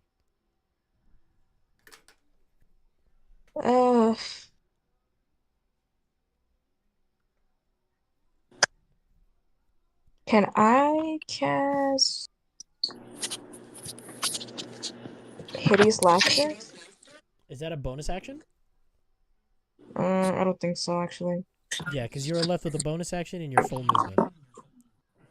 Okay. I'll probably just leave it my action alone then. My turn, I should say. Yeah, okay. Eric, it is your turn. I hate everything. All right. I'm gonna prance around me? this guy to the left. You're not going to get out of its range, so you won't take attack of opportunity. So I'm gonna go to his left, just a little bit. Wait, his little left or more. your left? I'm gonna go to my left. Okay, so his right. Okay, so right here. Yep. Okay. Right there. Now, how far away is the other asshole? Which one are you looking at? The one to my right and So his this left. one? This one? Yes. Yes, that one. He is about how far? 5, 10, almost about 15 feet, pretty much. Perfect. I'm gonna cast Burning Hands and hit both of them. Okay. There isn't any. There's like a save for that, right? There's like a save. Yeah, it's a DC 14 dex. 14 deck save. Oh, these guys don't really have good decks, so you might be able to. Yeah, take that, jackasses. So roll for the first one. Oh my god! It takes the full brunt and it dies instantly. But I'll give you the death thing. But give me a second to roll for the other one. What did you say the Take your DC time. roll was for dex? 14. Oh, you still hit this one. Okay, so you hit both of them, but this one is incinerated. How does this one die, essentially, in front of you, as it is now being burnt to a crisp? Basically, Eric turns his back, and like a conductor with the crescendo, lifts his hands up, and behind him, just this pillar of flame shoots and incinerates him. You see... His cape flowing in the wind majestically. As you see this, Celeste, you see this just pillar of flame just like coming out in this tiny area. You see this one, basically its flesh and everything burnt off and turning into a crisp. How much damage does that do? 11. Actually, it does 15 because of my charisma modifier. Oh my fucking goodness, you kill both of them. So No fucking way. You managed Now- to completely burn the both of them to a crisp. They are now just gone, just ashes now. That's awesome. Okay, and now for a bonus action, I'm going to convert a spell slot into a sorcery point, and then with my remaining 2 sorcery points, I'm going to cast Quicken Spell and cast Firebolt on the guy. Okay, so you took 5 to move here, so you need to do 5 to at least be within. Okay, go ahead and see if you hit. Do you hit? Do I? Roll. Damn it, that's a 10. Oh, you miss entirely. You completely set up this bolt, and you throw it, and it seems like you weren't as ready. Like after the whole badassery you just did, you're probably still running off of the adrenaline, so you end up aiming just a little too far from him, and it flies past him, and unfortunately hits the wall behind him. Use a bonus action in your action, right? Yep, that's it. Okay, That's all I'm good. That's I'm all done. you can do. Okay, so let me just cross out the other 2 that are dead. Okay, and now it is back to this one's turn. This one is now once again going to do the same thing. He's going to swing and try to hit you, Celeste. Does a dirty 20 hit? Yeah. So no, Celeste, you gotta say fuck you. You gotta say fuck you. Oh my god, and you Fuck took you. max damage too. Yeah. Holy shit, he did 10 damage on this swing. That's max damage right there. He basically preps his swing, and he now is ready, and he completely crashes his arm into your side, dealing 10 damage to you. Okay, Oof. and that's the end of that's turn. Celeste, you still have the confused state. You can try to save your. Oh wait, no, that's right. Hold on, sorry. Concentration spell. You are no longer confused. Okay, so I will swing with my sword. Okay. Let me Make a roll. This time, not at disadvantage, just a regular roll. 16, That hits. Go ahead and give me damage. 9. Okay. Give me one quick second. Okay. A second. So that, and then I also need to make another roll to see if it becomes poisoned. Need to make a con saving throw. Fuck. Oh my god, it rolled a nat. Rolled a nat 1. So as you slash into it, I'm actually gonna give you extra damage. Go ahead and roll a d6. Just Awesome. because it rolled a nat 1.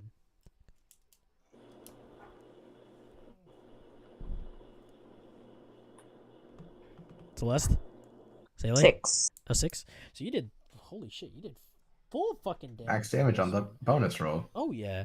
So as you slash into it, maybe because it was not prepared for you to make such a determined swing, it tried to block it, but it was just too slow that you manage to chop it directly into its abdomen across, and it is bleeding profusely, and you see that you see like the bits of like green, like his blood is starting to turn a little green, and you see that he is poisoned. Damn, that was fucking good. Holy shit. All right, Eric, it's your turn now. This one is looking pretty damn fucked up from that one swing alone. Firebolt. Okay, go ahead and make a roll. See if you hit it. Damn it, 9. What the hell? Damn. I'm out of options, man. you- I mean, I could think of one thing to do, but I definitely don't think it's gonna work. All right. Well, you basically prepare a firebolt and you throw it, and once again the same thing happens. It flies past him. That's it. You know, now that I'm thinking about it, my burning hands, it reminds me of the scene in Iron Man where he fires the Jericho missile. Oh God! Fuck's sake. Okay. Is that all you're gonna do for your turn? Just that, and that's That's it? all I can do. Yeah. Okay. It's gonna go back to its turn, and it's once again going to make another swing at you, Celeste. This time at disadvantage because it is poisoned. So go ahead and make a roll. Ooh, that's a high one. What's the second roll? Ooh, does a 17 hit you? Yes. Yes, because it's still got a 15 on its lowest roll. It's still got a Lowest? because it rolled disadvantage because it's poisoned, but it got an 18 and a 15. It still got on its lowest roll. You guys, listen to this asshole laugh at our pain. I'm sorry. That's what I'm saying. That's fucked up. I'm eating You told us that you were gonna have a fun time. Fuck Yeah. this. This is not fun. It crashes into you, dealing 9 damage, Celeste. As it once again, when it slashes, it lifts its arm into the air and it crashes it down onto your back. That's the end of its turn. Celeste, your turn. Okay. Wow, you could take 9 damage? That's incredible. I wish I could do that. Oh God. Shut up. She said shut up. Damn. Okay. Okay, I'm gonna swing at this motherfucker again. Let me. Okay. Go ahead and make another roll. 21. Holy fuck! Holy Of shit. course. Did you get a nat 20? 21. No, 30. Okay. Okay. Dirty. Okay. Go ahead. How much damage? 5. 5 damage. Mm-hmm. Okay. Okay. You go ahead and slash at this thing. Okay. So how do you do this? You like stab him, slash him. What happens here? It's not a kill. It's not a kill yet. But I'm gonna stab him. okay. You go ahead and you basically stab it in its chest region. And you hear it groan in pain. Eric, you hear this too. You hear it groan in pain as it spurts out this what seemingly looks like blood all over your blade. And you basically pull the blade out of him, and he is still standing there, but barely holding on to a thread. You have a bonus action and movement.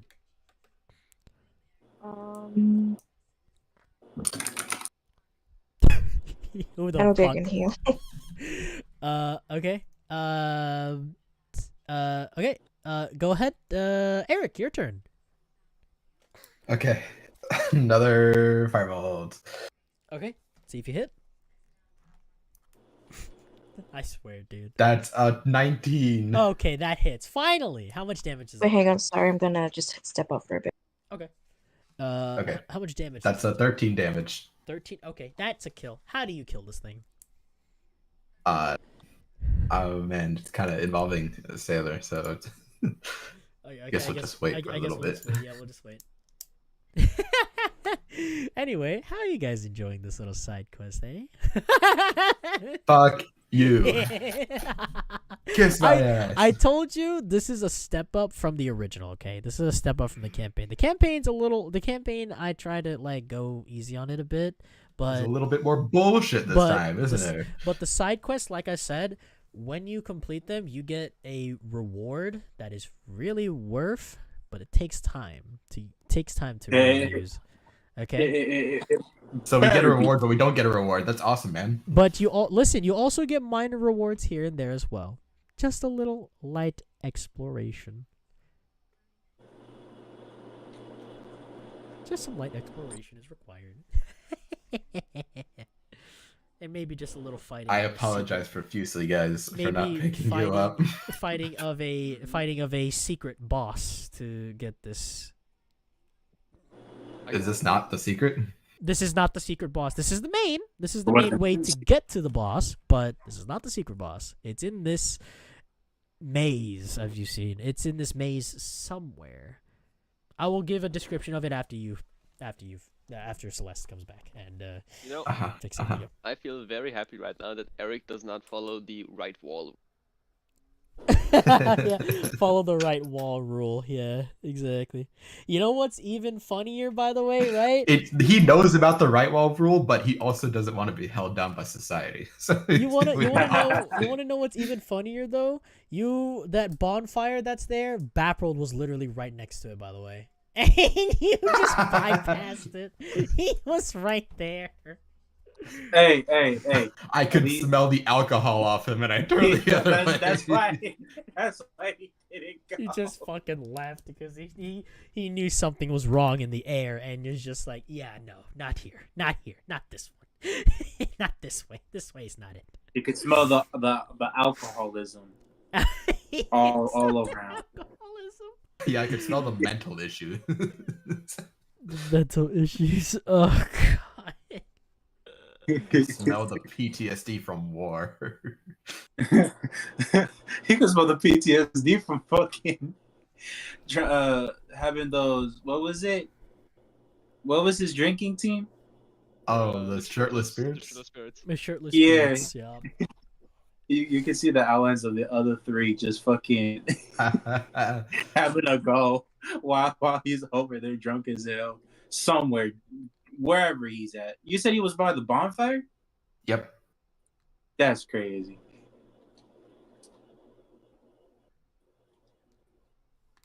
Oh man. There's a Wait, where did Sailor go? Sailor said she needed to step out for a quick second, so she'll be right back. Oh, okay. Yep. Anyway. Hey, don't worry. Eric's coming back for you guys after this. Don't worry. You guys, He's like, okay, maybe we do need the help. Any of you guys watching this? Because I told you this is difficult. Like the last, like the campaign, the main campaign ones. Those ones like you can probably do with at least 2 people. But the side quest ones, I built it specifically. The point of a side quest is that it's optional, and you made us do it. Well, this like So I said, you, this is the only fucking one. This is the only one I'm making you do. But this is only just to introduce the concept of side quests that people can work with. That's it.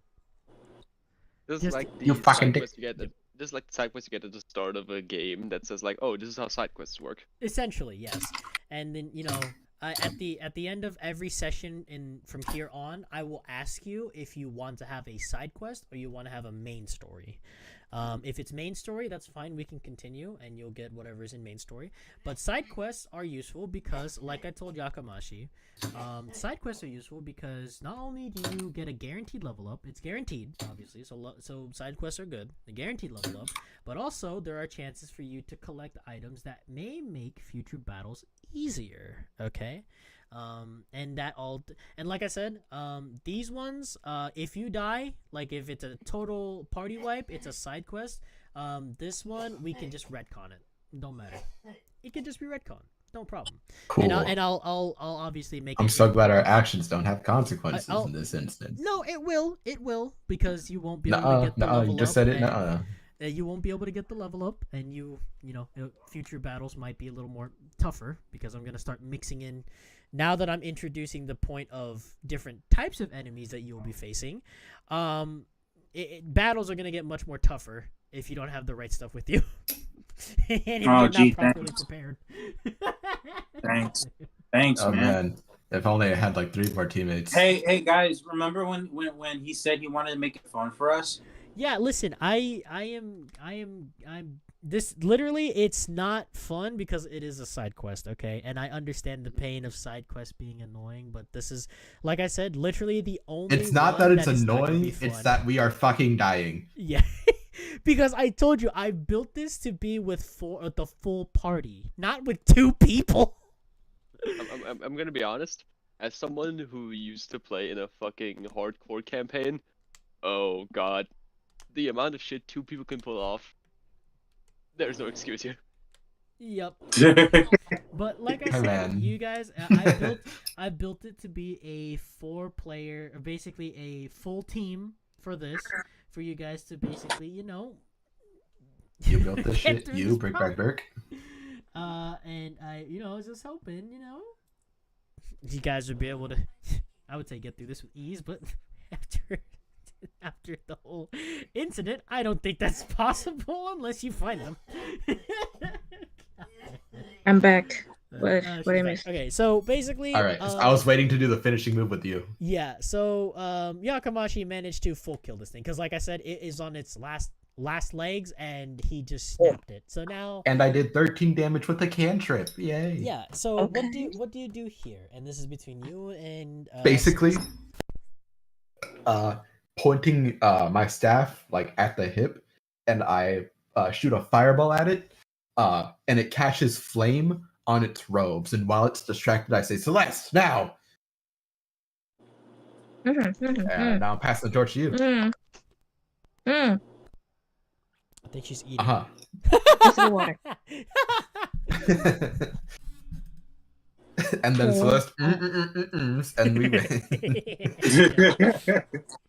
I then raise my sword. I just swing at it one final time, and I managed to cut its head. Can I cut its head off? I want to cut its head Yeah, off. absolutely. You can cut off any portion because it's literally dead. It's gonna be dead after this. So you just give a description of how you kill it. Okay.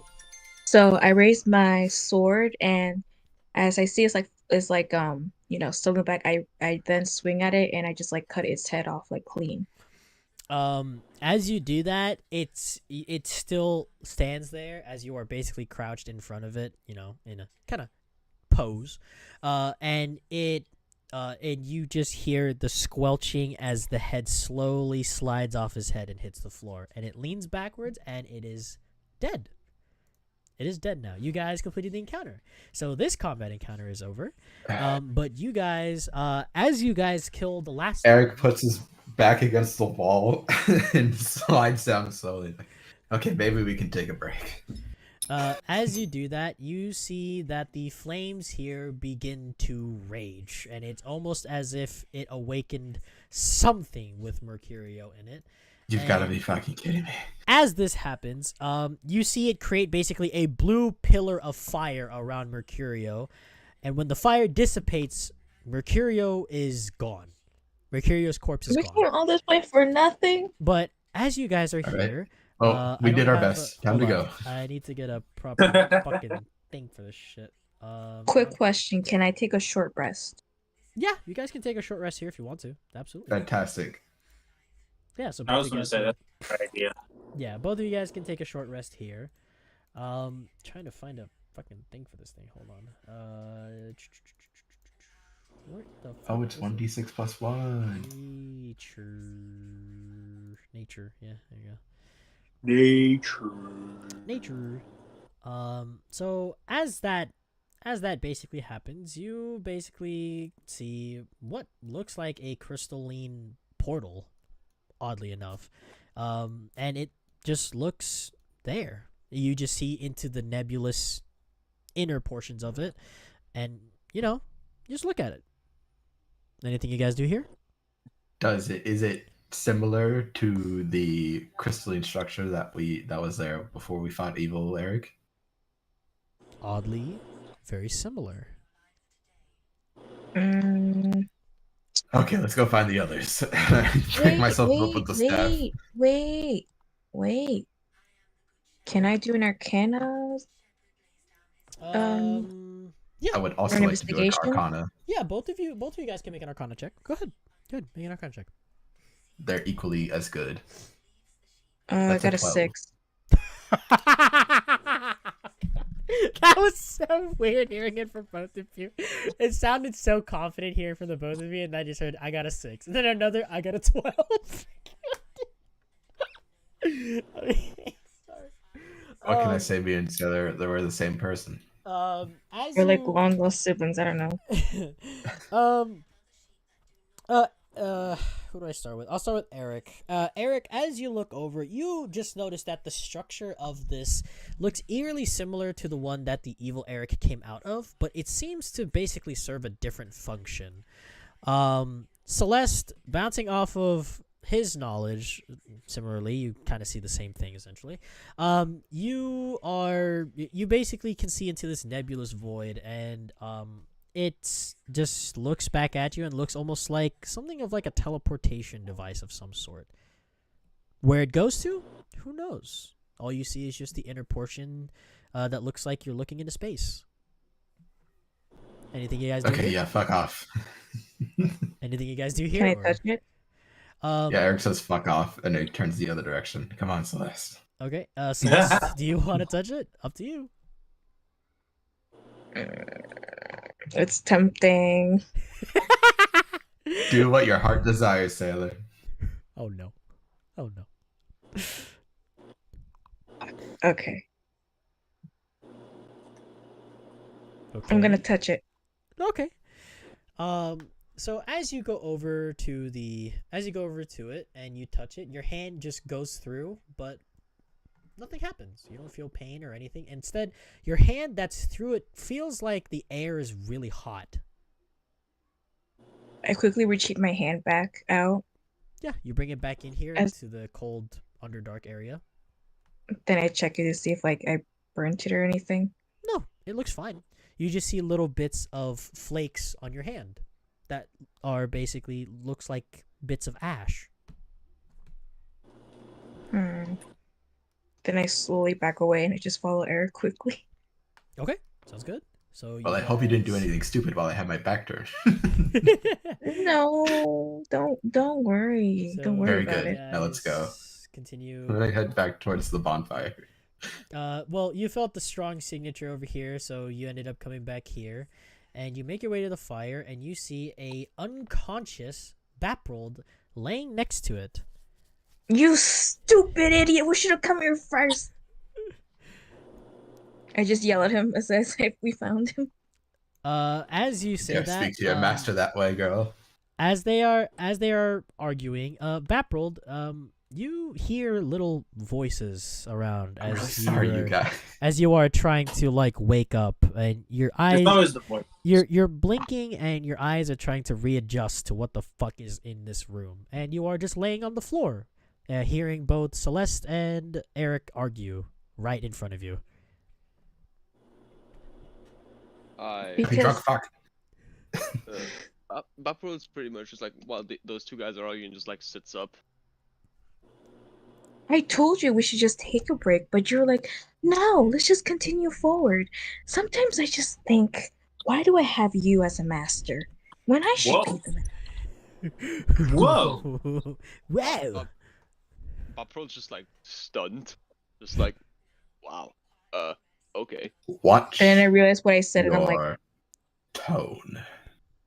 Boy. Boy. Good God, Kratos, literally.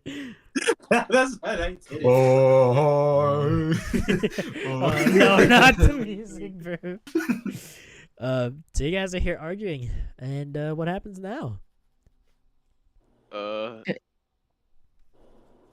You go I first. turn and I look at Baffle and I give him a swift kick in the stomach. Bapril, do you Unless allow- he's already up. Just to do it to No, get him up. he's already up. He's Okay. He was standing right behind you guys as you were arguing, by the way. He was standing right there. You know what? Eric? Make an attack roll. Hell yeah. It's gonna be an unarmed attack. Yes. Yep. Unarmed attack.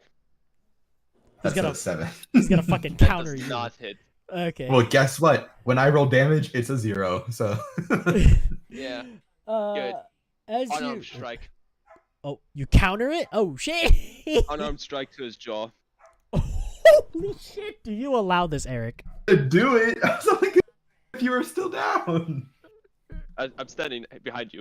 Yeah, he was standing, and now you can. Yeah, so now I don't do it. Fine, Oh. whatever. Action consequences of my actions. Hit me Yeah, with your best go shot. ahead. Yeah, go ahead and make an attack roll. Imagine you get a nat 20. That is a 22. Did you get a nat 20? Nope. Oh, if you got 18 a is nat, that'd have been funny. Okay, roll damage. How much damage do you do as you? It's free. It's free damage. 3 damage. So, I just healed that amount, you fucker. Celeste, Short rest. Celeste, you see, as Vaporol kind of got up, you see Eric swiftly turn around and make a kick in Vaporol's direction. Vaporol swiftly manages to dodge it as he grabs Eric's leg and he clocks him clean in the jaw as Eric is basically knocked to the ground. Get up. Yeah, I know. You Bottle's just weird. see like Babro just like stand in place. Oh. What the hell? What happened? Clearly, you just knocked down Eric with a punch. I did? Well, I do be sorry, fella. Good to know you can still fight. Wait, We're gonna need every Nice. bit of help we can get, and we're going to have Nice, a Eric. very long discussion later. what the fuck happened here? Why are we down here? What happened? We'll explain on the way, but we have to find Mercurio. Oh, Mercurio. Well, that dude does get into a bit of trouble every now and then. Let's go get him. Aren't you Oh, this is a forgetting- different kind of trouble, not a drunk trouble. Aren't you forgetting one other teammate? Zoro. Eric was gonna say that, but now he's like, eh. He's just gonna leave him? Wow, you're gonna leave him to rot Yeah, down here that's- in this place unconscious? Okay. Please give That's me wild. one. No. Okay, look, listen. Yakamashi, like we almost fucking died. Okay, Yakamashi wants all the help he can get, but Eric, please give me a reason, please. So, Listen, we need to find Zoro For what because, first of all, he's strong, stronger than you. purpose. Second of all, Holy shit. Damn. You just got we hot just now. got knocked down by one punch. Ooh, damn. That's gotta hurt the pride. Second of all, he's our friend. Can I roll wisdom to see if it hurts my pride? If you want to add flavor to that, you can. That's a 5.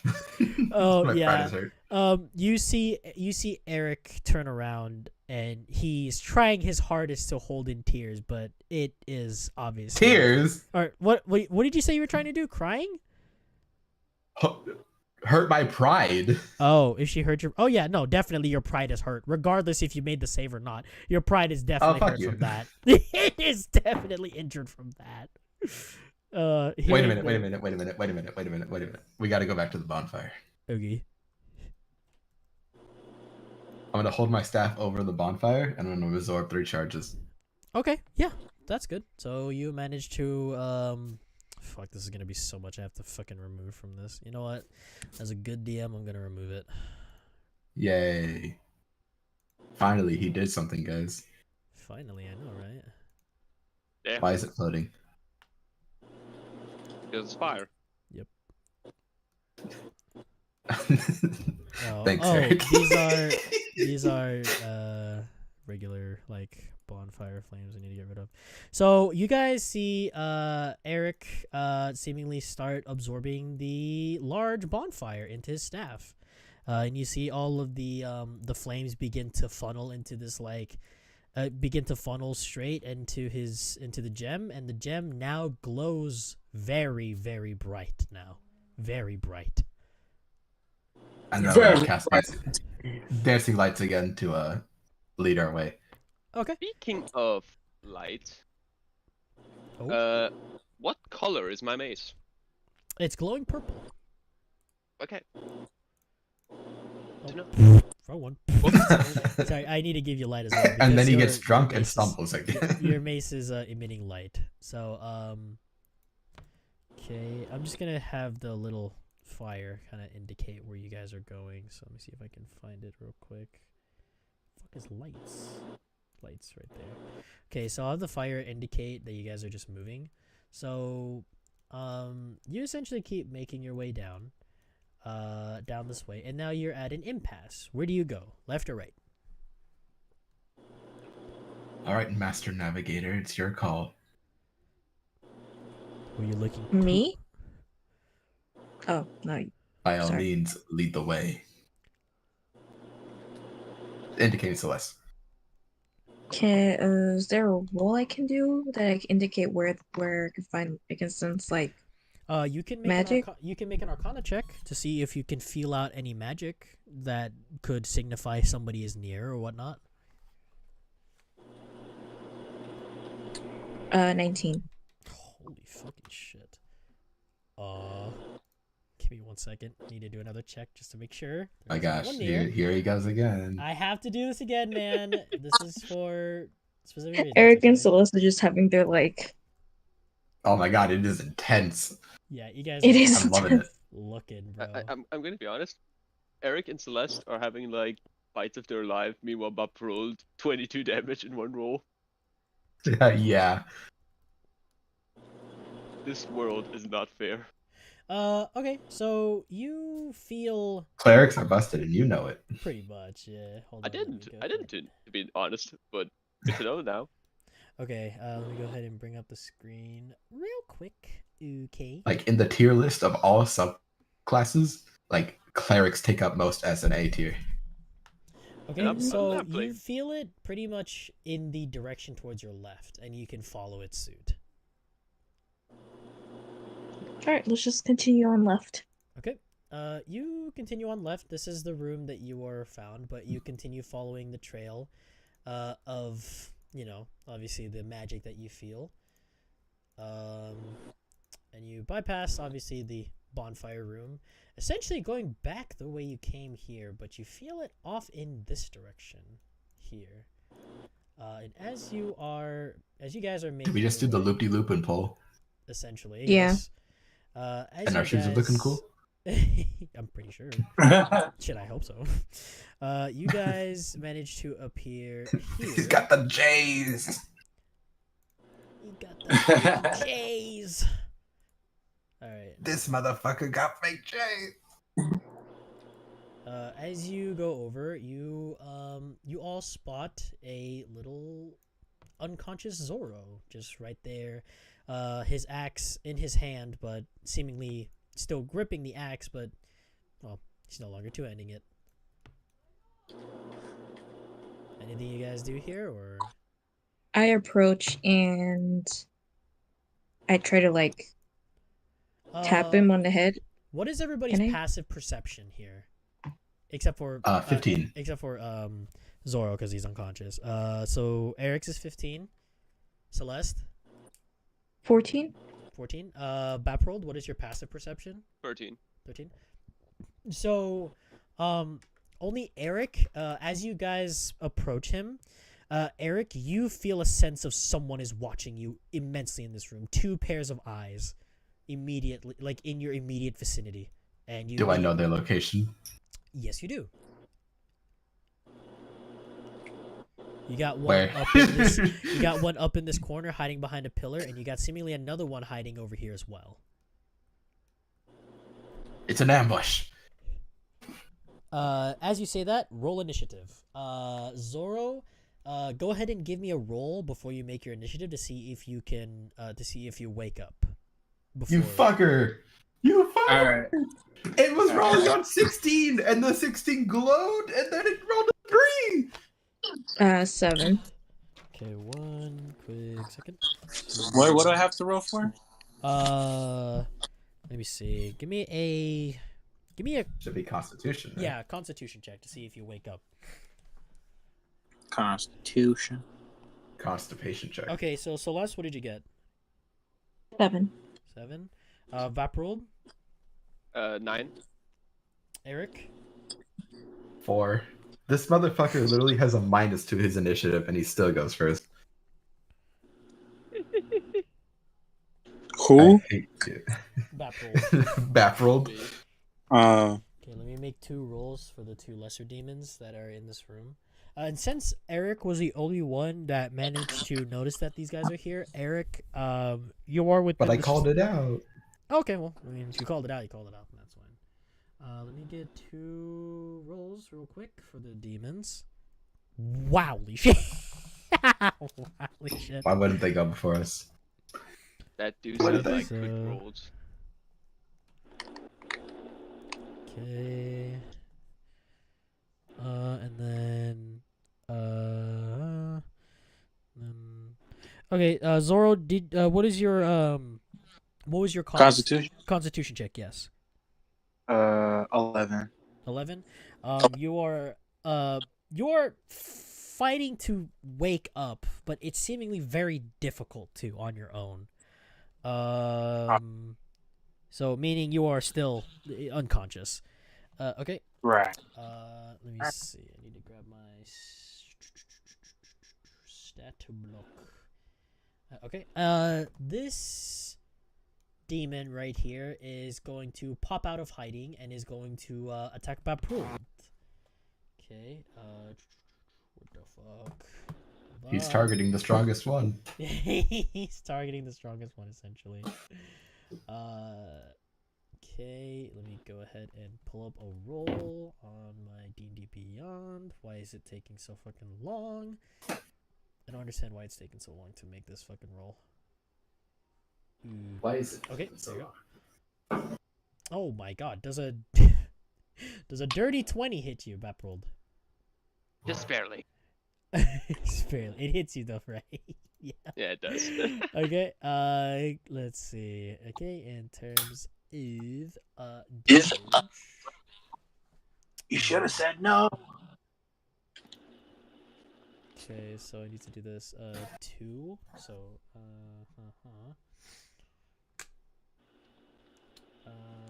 wait, that's why is it 1? That's stupid. 2. Whoa! Holy shit! It did a full 12 damage. Ooh. Cool, man. That's so cool. It does a full 12 damage as it hits Vaprold on its first swing. Jesus Christ. That No, is it makes sense hilarious. because it was an ambush. It was an ambush. It's by the way, these lesser demons are literally 1 level behind you guys, by the way. They're level 2. Good to know. Okay, this one's gonna end its turn there.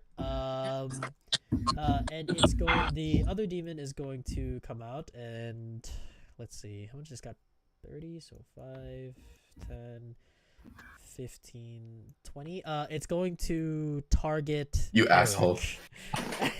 As it is the closest one. Let me see if I'm making a What the fuck? quick. Okay. Oh my god.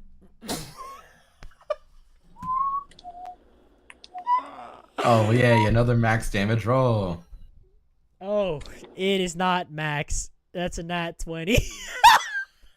Cool. That's even fucking better.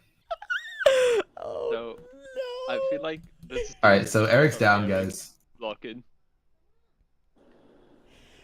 Yeah, Eric's down. It's all right. Doesn't Eric takes a full 18 damage. Yeah, I'm down, guys. That's like my entire health. It doesn't matter what's full health. That's my entire health. Oh my god. If did my unarmed strike in any way like beat to this? Nope. Nope. I have 17 max health, so you're good, Eric. You're good. You would have died regardless. Okay. Yes. Eric is Regardless down. of the situation, I'm dead. Eric is Well, down. That's Eric is my down. plan. Okay, Baprold, it's your turn.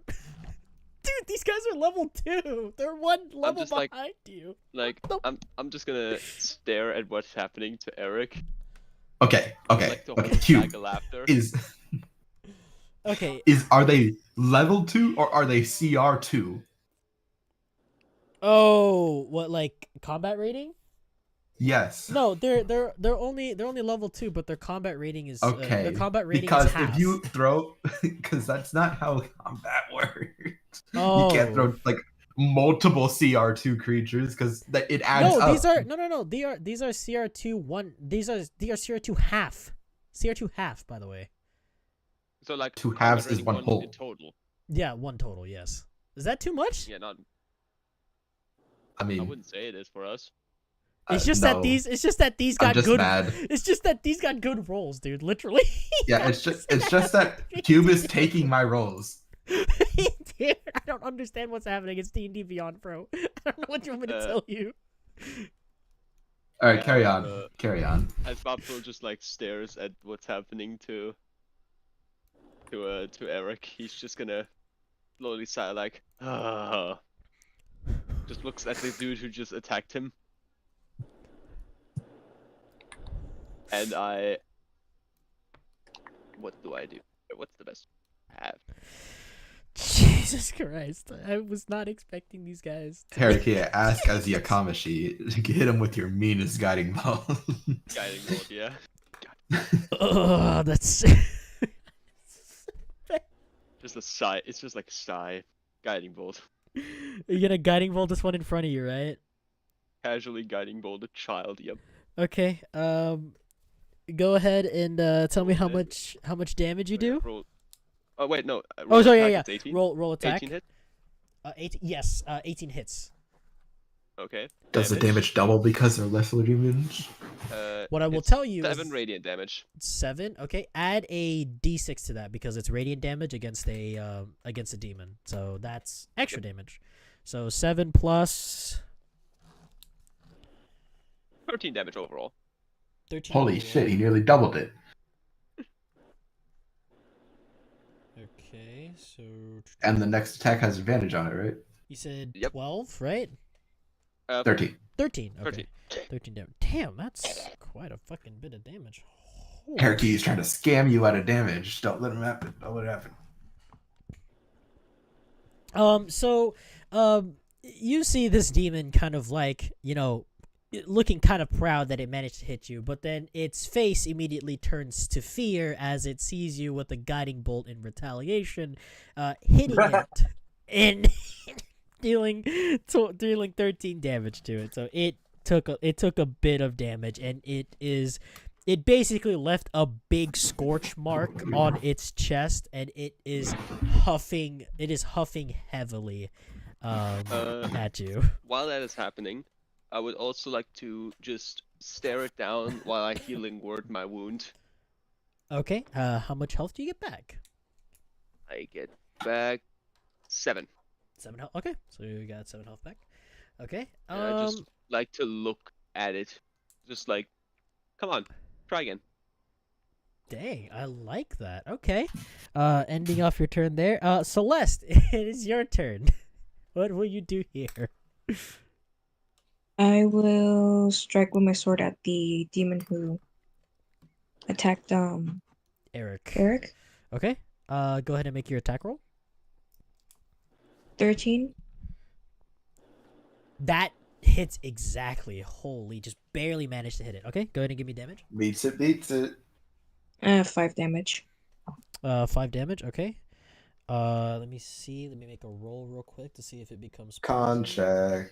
Woohoo. It's got a +0 to a save, so yeah, it's got a +0 on it, so it's not really gonna help anyway. Oh my god. Roll a d6 for me, because they rolled a nat 1. Roll a d6. 1. 1. Every bit matters. Every bit matters. Yeah, every bit matters at least. Okay. So Celeste, you go over to this demon that once again is like has its axe still stuck in Eric's chest, and it pulls it out of its chest, pulls it out of Eric's chest, and it turns to you just to see a blade come down and slash it across into like a cross section on its chest. And you see that it, once again, its blood that's dripping is not the usual red color, but it is green, seemingly now poisoned. So this one is now poisoned. That's in front of you. If only he had disadvantage earlier. And that will end the. Do you have a bonus action still? You have bonus action and movement. Bonus Okay, action. I'll do and healing word. Okay. I'll do it on Eric. I'll do a 2nd level spell. Okay. How much health does he get back? 2. 2 health. So Eric, That's you 2 more are- than I had. are back alive now, still with a gash on your chest that still really, really, really hurts. And then I say to Eric as I heal him, just know I don't hate you. Your pride can just get the best of you. We'll talk about it later. Okay. Eric, it is your turn. You have only a bonus action. Because since you were brought up from the dying state, you lost your action. You are now only have Well, a bonus action. I'm no longer glowing, but I will fire bolts. That's an action, isn't it? Fuck. I was Remember- like, cantrip, it doesn't mean anything. No, it's an action. That shit I don't costs have an any. action.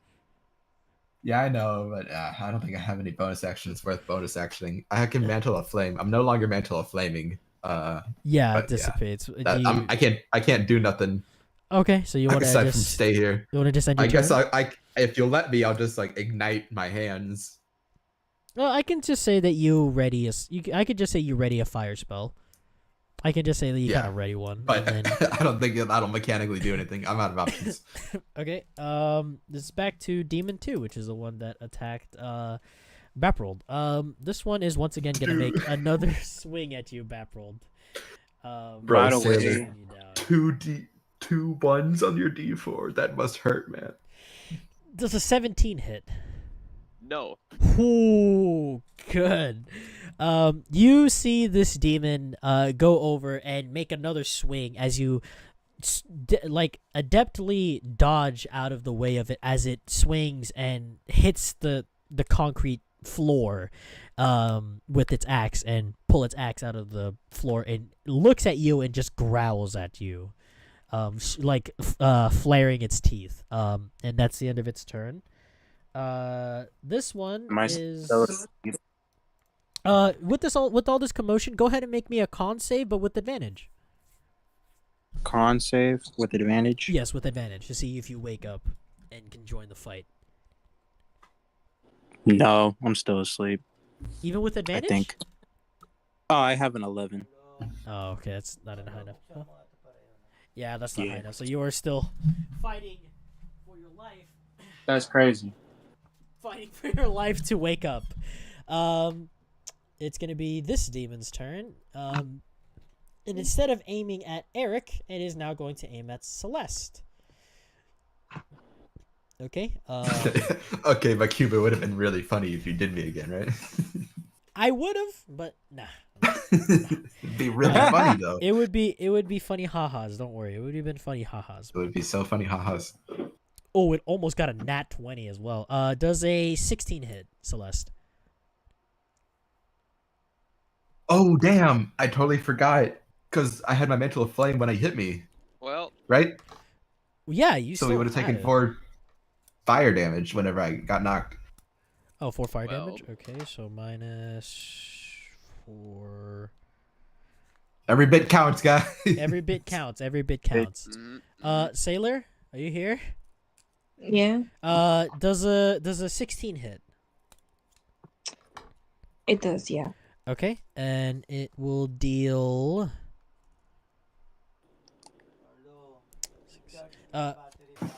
Yeah, I'll make sure to charge it. It deals 8 points of damage to you as it swings and seemingly slashes you. It seemingly slashes at you and it hits you. Okay. Baprold's turn. I will mace this motherfucker in front of me. Okay, go ahead and give me an attack roll. With He pulls out a advantage can of because pepper the spray. Thing that is, Yep, with advantage. does a 23 hit. Does it hit? Of course it does. Holy shit, that's fucking high. Okay, go ahead and roll And- damage for me. 6 bludgeoning damage. Hold up. Okay. However, I've added a little specialty. As you are swinging, which mace are you swinging with? Your normal mace or your specialty one? My special one. As you swing down at this demon, seemingly your mace almost how do I say this? Almost has like an elemental feel to it as it clashes with its skin and seemingly starts melting it. Give me a D8. Holy Ooh. guacamole. 8. Give me a D8. That is 8 damage. I mean 8. Oh my gosh. 8 fucking damage. Holy. Wait, I'm doing this for the wrong. Yeah, I'm doing this for the wrong one. Hold on. So, how much did you deal on the regular swing? The regular one was 8. Let me check. It was 6, right? 6, yes. 6 damage plus the 8. Oh my god. So as Describe the you, I would say describe the kill, but this one is a special moment. As your mace comes into contact with its skin, it immediately begins corroding it from the inside, and you see it bubble violently in its as the mace is like melting and it's basically eating away at his skin so fast. You're not even moving your mace, but it's like the mace is moving on its own in its body. Just boil, almost like, you know, acid boiling through him through and through, and it just cuts him in half as he is laying there in a bubbly pool of purple and red, as basically you see his skin corroding and his inner portions corroding as well. And he is dead. He is dead. Buffrold would like to turn into nothingness with his head and just like talk into nothingness. You don't know this. I'm at a semi. What the fuck? I turn back to the corpse. Oh god. Okay. Jesus Christ. Alright. You still have a bonus action and movement. What do you do here? Yeah, shit, I do. I would like to take a big step over Zoro, so I'm in range of this guy. Okay. How much feet of movement do you have? 30, right? Yes. Okay, so 5, 10, 15. So you're right here. Anything else you want to do? No. Okay, so you end your turn there. Celeste, it is your turn. All right. I will cast. I'll cast Healing Word on Eric again, because Why did you become Southern? Well, I don't know. cast. I guess I'll cast Healing Word on Eric. Yes. How much health does Eric get back? He gets a 5. Hell yeah, that's why I like it. All right, Ah, so for the- 5 health back. So you still have an action and movement. What do you do here? I'm gonna continue. I'm gonna strike him with my short sword. Strike you with the sword. Okay, That is a 17. that hits for sure. Okay, go ahead. How much damage do you do? God, I am not excited for the new cowboy arc of this fucking campaign. Celeste drank so much liquor that when it finally kicked in, it became country. That's Yeah, a he became 6. country. 6. Jesus Christ. Yeah, what is with this country accent? The bro? builder, the fighter, the racer. And then you have Apier. You have Apier. Steve. Don't forget you got Apier, the fucking Deathclaw. Oh yeah. Oh yeah, I'm not I'm gonna do it here. anymore.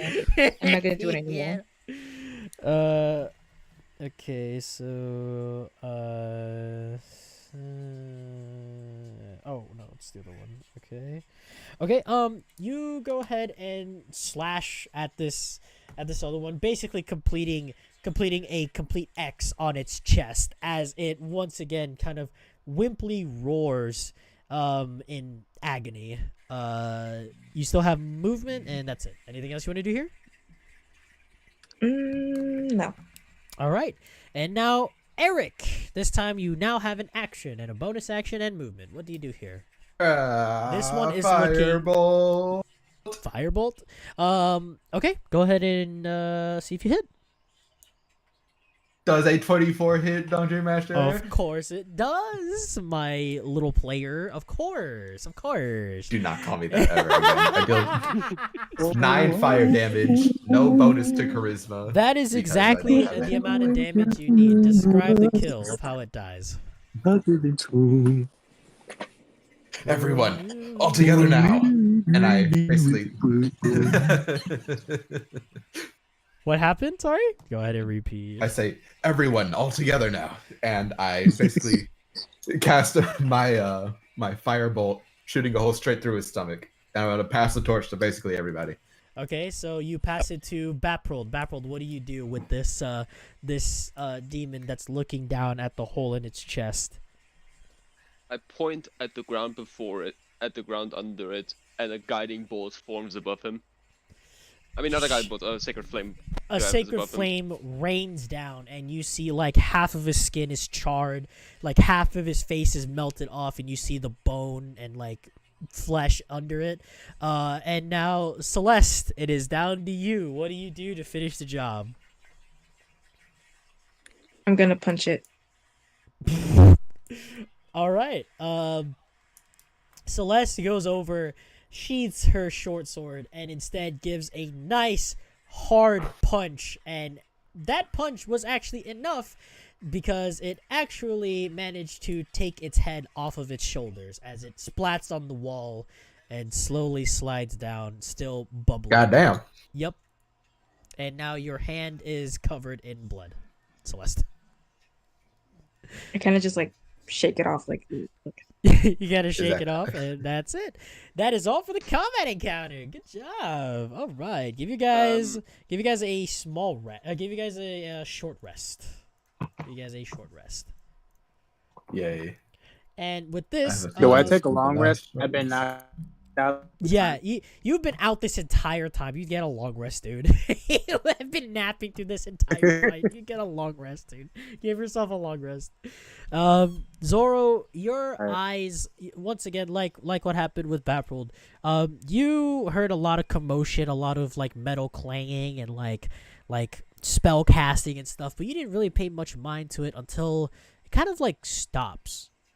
And then your body essentially is sending signals to you saying, it's time to wake up. And your eyes, it's like, you know how in the morning your eyes are like really crusted and it makes it hard to open, right? That's exactly what's happening here. Your eyes are like, it's really hard to open your eyes, and when you do, your eyes are starting to readjust to the lighting, and it's like everything is doubled. And once everything straightens out, you're looking at a dark ceiling, and you see a light next to you. As I look at the dark ceiling, and I look at the light next to me. Only one. Yep. You look at the light next to you, and you see Eric and Baprold here. Bro, Eric. I looked down at him. I had a dream where I died. What did you dream about? Yeesh. Where's Grandma at? What in the fuck? Did you say where's Grandma? Grandma. Where Granny? You know, the devil, All right. old lady, blacksmith. Clearly, he's lost it. We have to kill him. Stop. She's Not probably even sleeping. Eric can hide the fact that he's smiling a little. Yeah, it's smiling a little. Wow. She's. Go ahead. I like turn to Zoro and I'm just like, she's fine. She's probably back at the tavern. Fine. So, Is it just me or is Zoro lagging? Just a little. that might be me. Hold on. Yeah, just a little bit. Hold on. While we were fighting, I was listening to the Persona 3 soundtrack, and I was like, "Dude, yeah.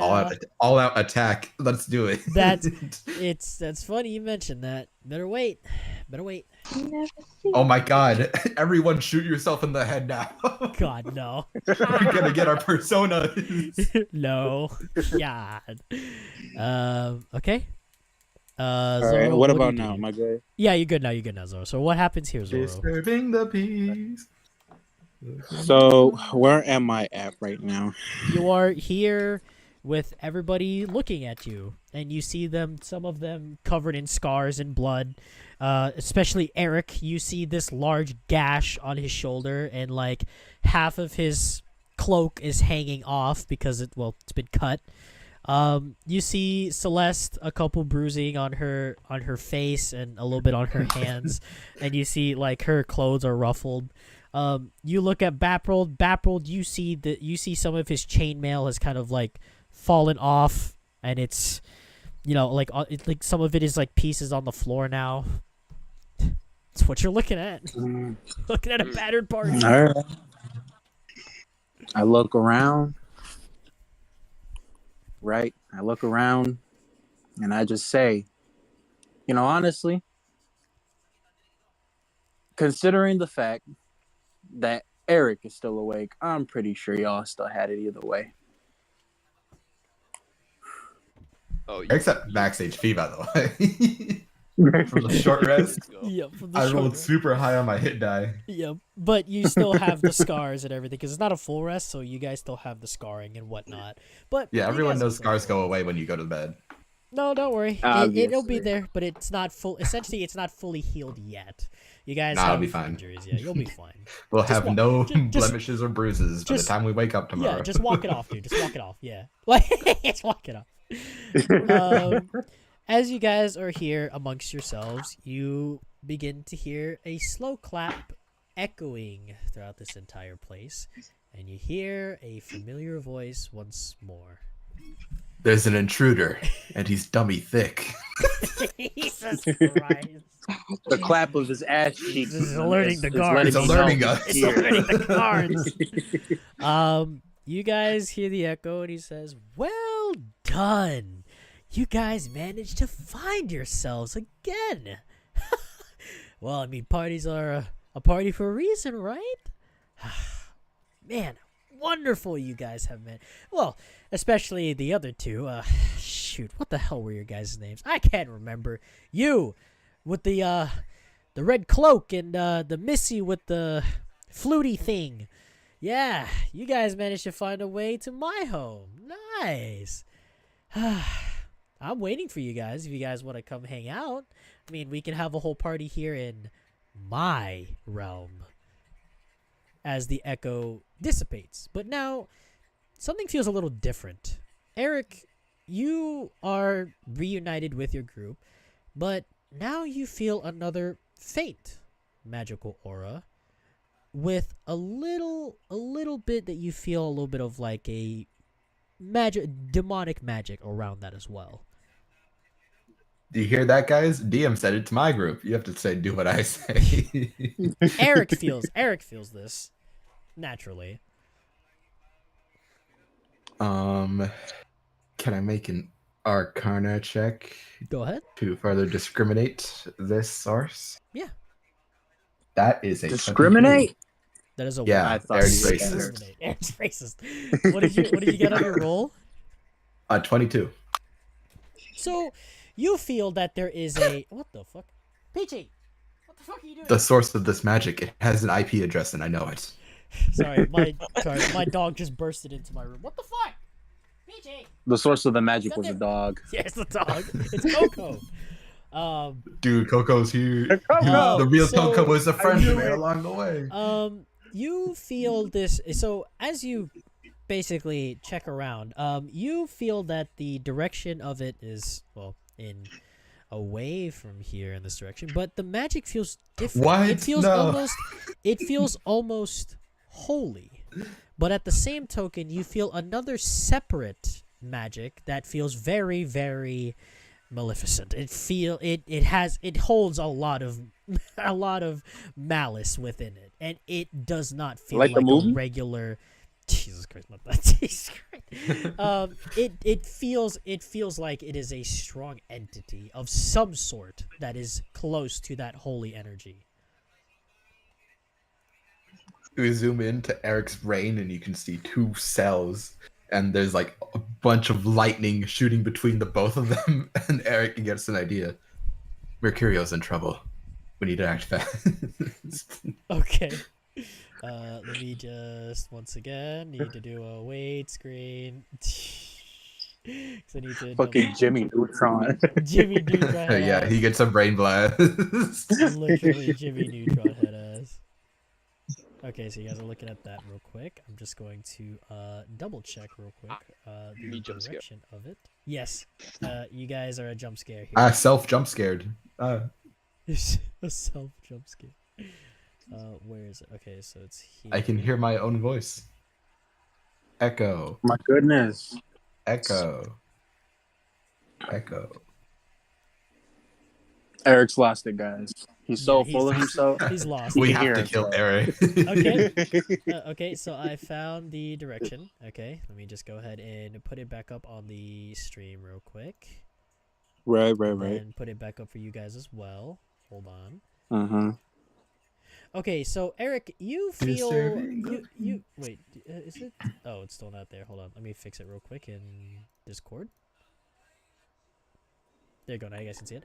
Eric, you feel it back in the direction you came, but it leads off to another direction. Oddly enough, one that you haven't gone to before. These time skips sure are handy. But what are you doing here? Because you feel the direction of it. So Well, I'm going to the direction. okay. So, question: do you notify the party? Yeah, I said that. I said Mercurio's in trouble. Okay, because I was gonna say, Eric goes off on his own, seemingly for no reason, and you guys are wondering why he went off on his own. But no, never mind. Okay, Still so doing the dancing lights thing. yep. So once again, dancing lights. We're just gonna go ahead and go in build mode and just collect one of these real quick. Okay, and as you make your way down here, you go down this way where the magic seems to keep going down this way. And you make your way down this corridor, and obviously there's creepy sounds and whatnot that's really making you guys a little anxious. But from what you've guys seen so far, nothing. And I am probably This ain't shit. I'm probably sure nothing will scare you. And you guys make it to the source. Well, yeah, you guys make it to the source of where this magic is coming from. Let me see where's Zoro. There's Zoro. Okay, and So real quick, just asking, do they even tell me anything about what's been happening? that depends. Do you guys tell him? He never asked, so I'll tell him to catch him up.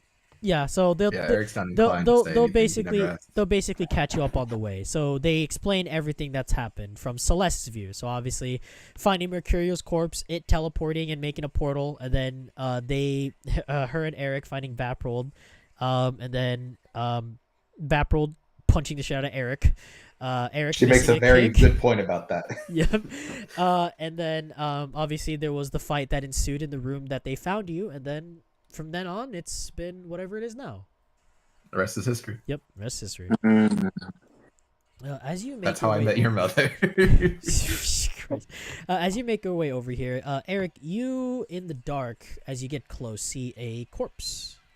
One that looks very old, but a corpse nonetheless. And now you are in view of the magical energy right there. It is a chest of some sort. What holds it? What's within it? You'll have to find out. No, I don't know about you guys, but I have a very bad relationship with chess. Would anyone else like to give it a try? I raise my hand. Okay, so Be my guest. Zoro goes first. The only problem is, Zoro, even with dark vision, it's very hard to see in this area. Dancing light. Okay, well, dancing lights. Can I at least see the chest? Yeah, you can see the chest because the chest is glowing. So Alright, there's that. so what I plan on doing is I have my axe, right? Yes. I hit it with my axe on the side. Okay. As you're making your way over here, you are stopped. Give me a dexterity saving throw. With advantage? With advantage, yes. With advantage. Give me a Dex saving throw with advantage. Yes, with advantage. And if I had a nickel for every time we made dex saving throws this session, I'd be able to commission my artist Layla, who you can find on Instagram and Patreon, as in the description of this video. Oh, I got a nat 20. Oh, nat 20. Okay. Holy shit! Go ahead and give me a damage roll from you. So you deal damage. Give me a total damage that you get. All right. Hold on. So from my ex, Yep. 5. Okay, hold on. Okay, and you did 5 damage, right? Yes. Okay. As you're over here, you get this overwhelming feeling something is here, and you manage to dodge out of the way swiftly as a serpent basically comes out of the shadows and tries to snatch at you with its teeth, but it misses, and you manage to get a swift strike on it, managing to do 5 damage to it. Everybody roll initiative. Awesome. Man, I hope my initiative doesn't suck 20. donkey balls. Holy shit! Of course, this Bro motherfucker gets got a nat 20. Oh my god. Team. That's crazy. Consider yourself an op. I got an 11. Okay, so Eric 11, Vap nat 20. Celeste, what did you get? Which 15. makes it a 19, by the way. Okay, Zoro, what did you get? I got a 14. 14. Okay, let me roll for the serpent real quick. Speak as Zoro, what the fuck have I just done? Wow. I don't think serpents are particularly fast, in my opinion. Am I So I not? think it should just go last. I think it should No, just go last. No. Okay. Let me go ahead and put this. That's in just a- what I Let think. me put this in a list, real quick. And then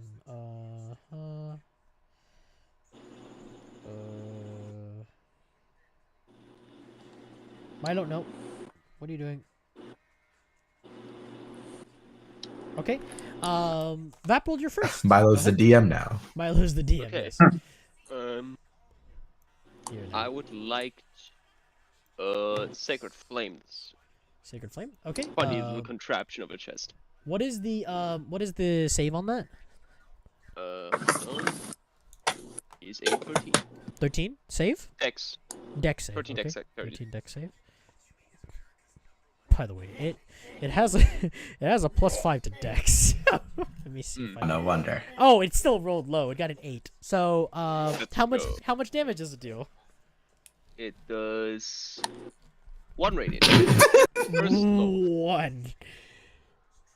Yeesh. Okay. Okay. You guys see Vaprold cast a Sacred Flame, and it hits, but it doesn't seem like it is too bothered by the amount of damage. It just kind of just like looks over and hisses at everybody again. Okay. You still have a bonus action and a bonus action and movement.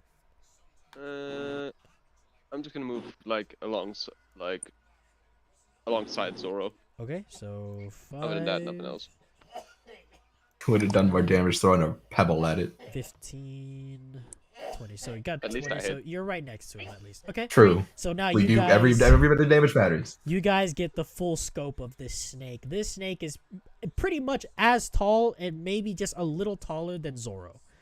Just a little taller. Okay. Fuck you mean by that? He's trying to challenge your masculinity. Anything? Nah, I can't be having that. So bonus action. Use your bonus action, right? Vaprold? I don't think he did. What?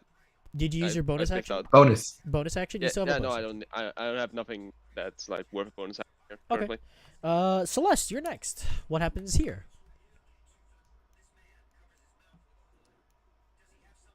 Swing with my sword Okay. towards so like a approach. 5, Oh. 10, 15, 20. Okay. Go I ahead rolled and an make 8. roll an 8. Ooh. You make a swing at the snake, and the snake seemingly coils backward somehow, and it basically just fully dodges your attack. You still have a bonus action and movement. I think it was the one. 5, 10, 15. You still have 10 more feet of movement and a bonus action. I will This thing is stay not push. stay put. Okay.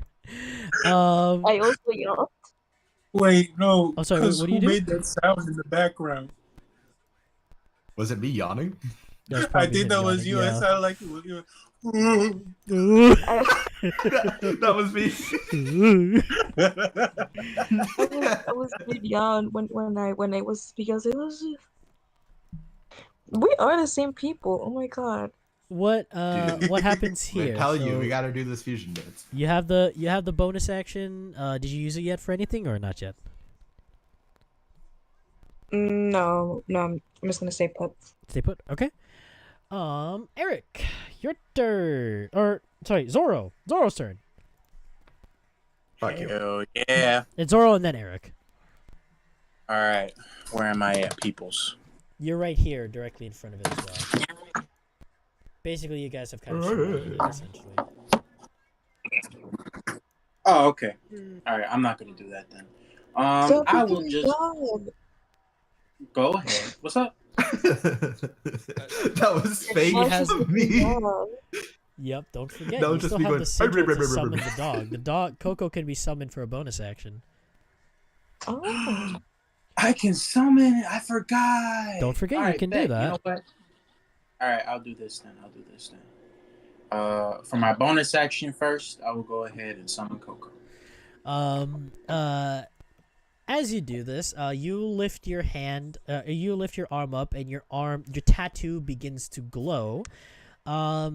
As a little kind of like a pentagram on the floor, seemingly forms itself, and then poof, Coco reappears. Obviously still in his sleeping state. He's still curled up sleeping, not even realized that he has been teleported. Bro is just chilling. Yep. All right. Well, Well, you know what? Let me roll for him now real quick. See where he is in the turn order. Oh wait, no, that's right. I forgot. He shares the same actions with you, so you basically control him whenever it is your turn. So you have Coco with an action, bonus action, and 20 feet of movement. Okay. And then there's still me. Yeah, and then with my action. Yeah, with or- action and action and movement is what you still have. All right, cool. Well, I'll go ahead and I'll attack the serpent. Okay. With my axe. Go ahead and give me your attack roll.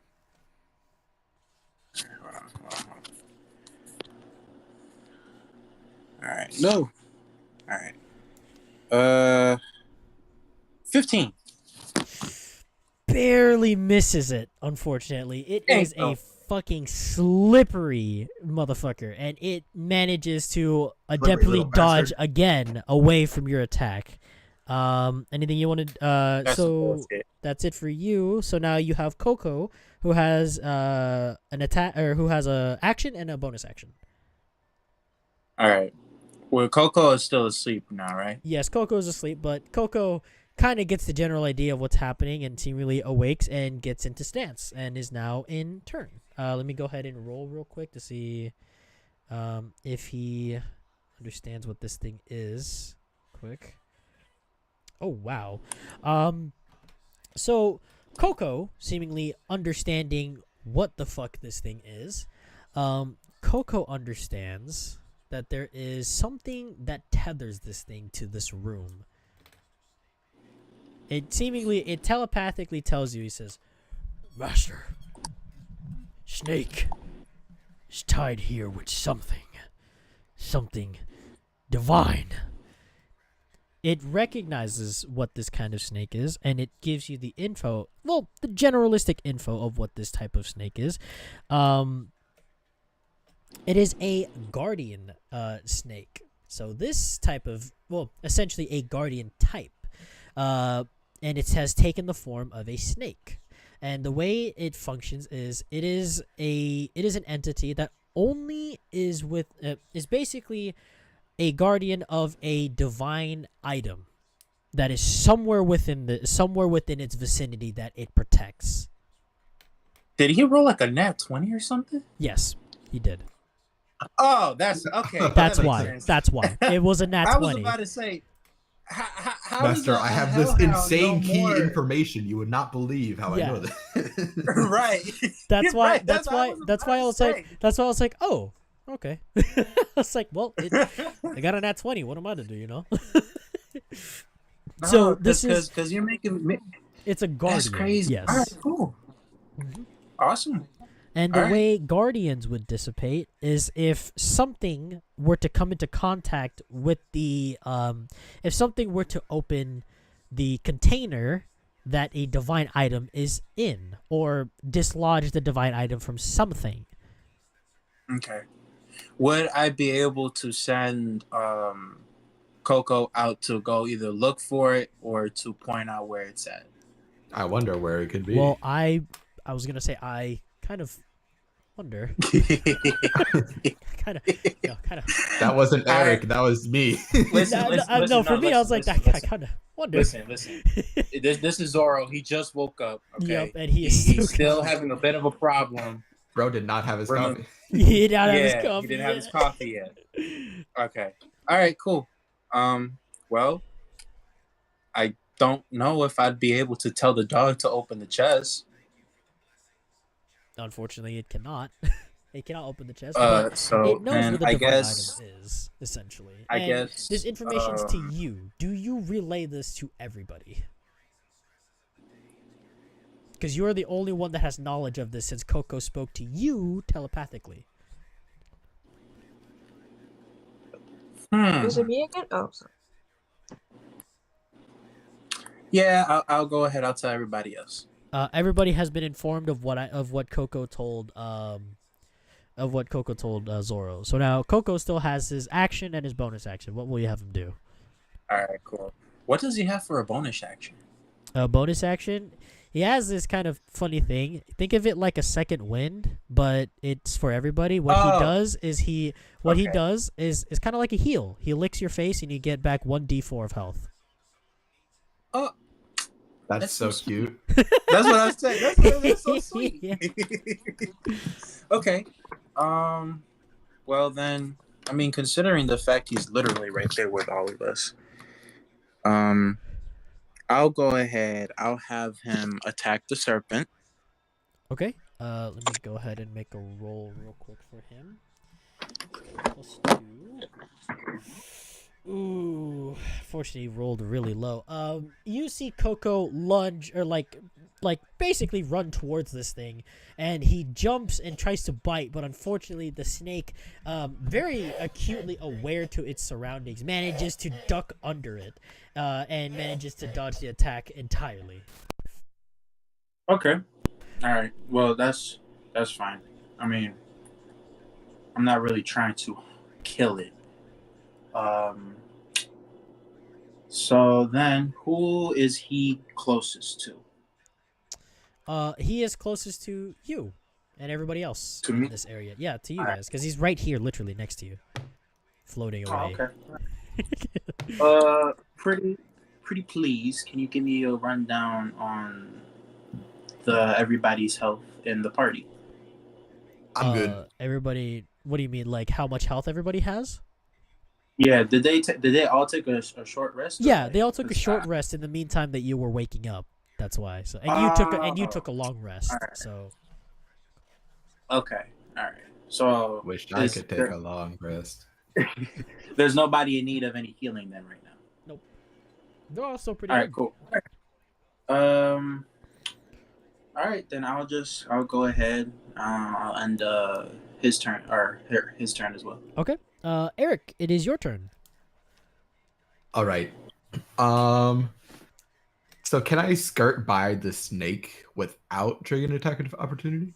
Yes, only because it is basically being body blocked by everything. It would have to, if it Awesome. was. I actually have this new rule. If something is going to attack you, but you are behind like teammates or whatever, it has to. It takes an attack of opportunity on you, but it also takes attack of opportunity on whatever's in front of it. So Okay, all the so- people that are in front of it attack the. So for example, Okay, like cool. this, if you go by, it can decide whether it wants to attack you, and if it does, then it will get attack of opportunity from everybody right here in front of it. Cool. I hope it attacks me. I'm gonna try to skirt by. Well, seeing as that, it seemingly just nots. Because it is currently still very distracted with everybody currently. in I front flip of it off. Does it still want to 10. Where are you going exactly? To the chest. Okay, 5, 10, 15, 20, 25. Ooh, just barely out of range of it, literally. Like, it should be 5. I use my staff. Can I open it from a distance? Jesus. No. You are literally right there, but And you I see can't your open it Schwartz because is you're as big too as mine. far. You are too far, I'm dude. gonna be honest with you. I feel like he did that on purpose because it was specifically you, Yaka. No, I know, no, right? because I'm being targeted okay, right here, now. I'm being targeted right I'll now. restart it from your beginning portion right here. So you have 30 feet of movement. So 5, Mhm. You line 10. up those circles, boy. 15. Fuck! It's stuck on the corpse. 25. Yeah, sure. Oh, it was the corpse's fault. 30. Oh, you know what? Yeah, you know what? Fuck it. Yeah, I'll give it to you. Fine, Yeah, I'll yeah, give it to you. yeah. Fine, I'll give it to you on And I this one. opened that chest like a motherfucker. You as soon as you open the chest, the guardian seemingly just disappears. You guys see that it Does starts the solid snake death belly. Ah! Snake! Snake! Huh? Here, hold on 1 second. I need to close my door 1 second. Sometimes the simplest solution is the best solution. When I open the chest. Turns out you can't even open the chest. Too weak. I do have a -1. That'd be funny as fuck. Okay, I'm back. As you open the chest, Yakamashi, you see that everybody here in front Wow, of the guys, I opened the chest in real life. That's crazy. Sorry. Eric, as you open the chest, everybody here in front of the snake, you guys see the snake stop. And you guys see that it starts to glow, and like little motes of white light start peering off of it, and then it seemingly just dissipates into a bunch of motes of light that seemingly scatter around the room and are gone. Eric, in this chest, you find a sheathed, gilded-looking short sword with a particular engraving on the handle, in essentially saying pluck, Pluck. Pluck. You Like the and in this you feel an like now that the chest is open, you feel a very, very, very strong divine divine magic emanating off of this one item. Like wind blows in my face. You guys know that meme with that fucking dog with the wind blowing in his face? Yeah. That's what Eric looks like right now. His hair, his hair tie comes off, and it's just like his hair is blowing everywhere. Jesus Christ. Damn, that ancestral guardian didn't lie. That chest is full of divine magic. So yeah, there is a chest. Inside the chest, there is a blade. That has the engraving of pluck on it. Hey, I want you to know that I know. Okay. This. Eric looks at the sword. It's like, it's not a cooler staff, and he closes the chest. Does the snake come back? No, it doesn't, because it's already really been funny. opened. So you guys see the snake disappear, and you guys see Eric close the chest. Lame. What do you guys was in do? it? Nah, some dinky sword. Well, let me see. And I go and I open it. You go ahead. Eric kind of walks off towards wherever the fuck. Yeah, like, fuck off. Yeah, fuck off. Yeah, exactly. Stupid chest. He just fucks off. And inside, you see a Meow, fuck out the way. what exactly what I told Eric. You see a sheathed, gilded short sword that has an engraving of pluck on the handle, and it has an overwhelming, like, you know, you're not very magically acute in this very moment, but holy shit, you can feel a strong magic emanating just off of this item. You can feel it. I'm gonna take it. All right. As you take as you grab onto the blade and or you grab onto the short sword, what do you do with it as you're holding it? Can I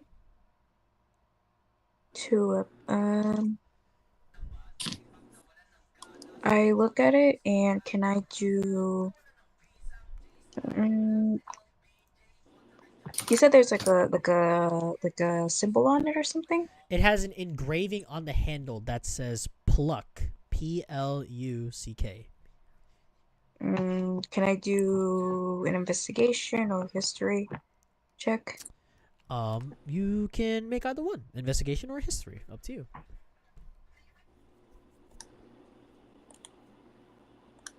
I'll do a history check. Okay, go ahead and roll a history check. See if you can recognize 11. 11. So during your time in the church, you were obviously like the rest of the students in there. The brief time that you were there, you were basically told to look up magical divine items. There was one particular item that there wasn't a lot of information about, and it was a blade that is said to have the word pluck on its handle. And the blade is called Severin. But not much information was really gathered about the blade because as the blade was discovered, seemingly the one who found it disappeared the next day, with the blade also disappearing the same token. So you now have the blade of Severin. However, what information you have on it, who knows? What the Sigma? Pretty much. So yeah, you now have the Severin blade. I would tell you what its features are, but I can't tell you just yet. All right. So I just take the blade and I look towards Eric and I'm like, It's sheathed, by the Wow. way. It hasn't been unsheathed as well. It's still been sheathed. I just look to the, I guess to the sheath blade, I should say rather. All right. And I look towards Eric and I'm like, maybe you should learn how to use a weapon. I am the weapon. I am a It'd be nice weapon. to learn how to know a few punches. And he slow walks away like he's in an edit. Oh my god, no. You can't fucking do that. That is no. Dude. You know what? Give him an athletic check real quick. You know what? Cool. Just because the of one that, check I have a negative in. I will give you that. You know what? Take an athletics check.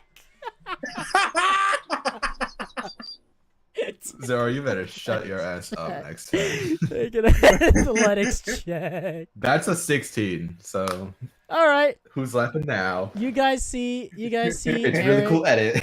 You guys see Eric walk away almost like in slow motion away from you guys back into the hallway.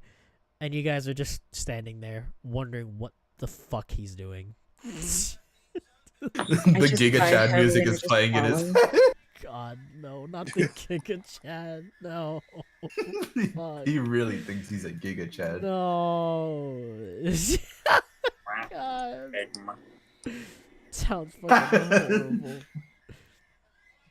Okay, hold on. I'm just gonna give you a replacement short sword real quick. And then because I have the thing ready, I just need to do some like final touches with it. But I'll just give you the one that I based it off of. So yeah, I'm just giving you what I based it off of. Okay. Yeah. Don't worry about you all based the off?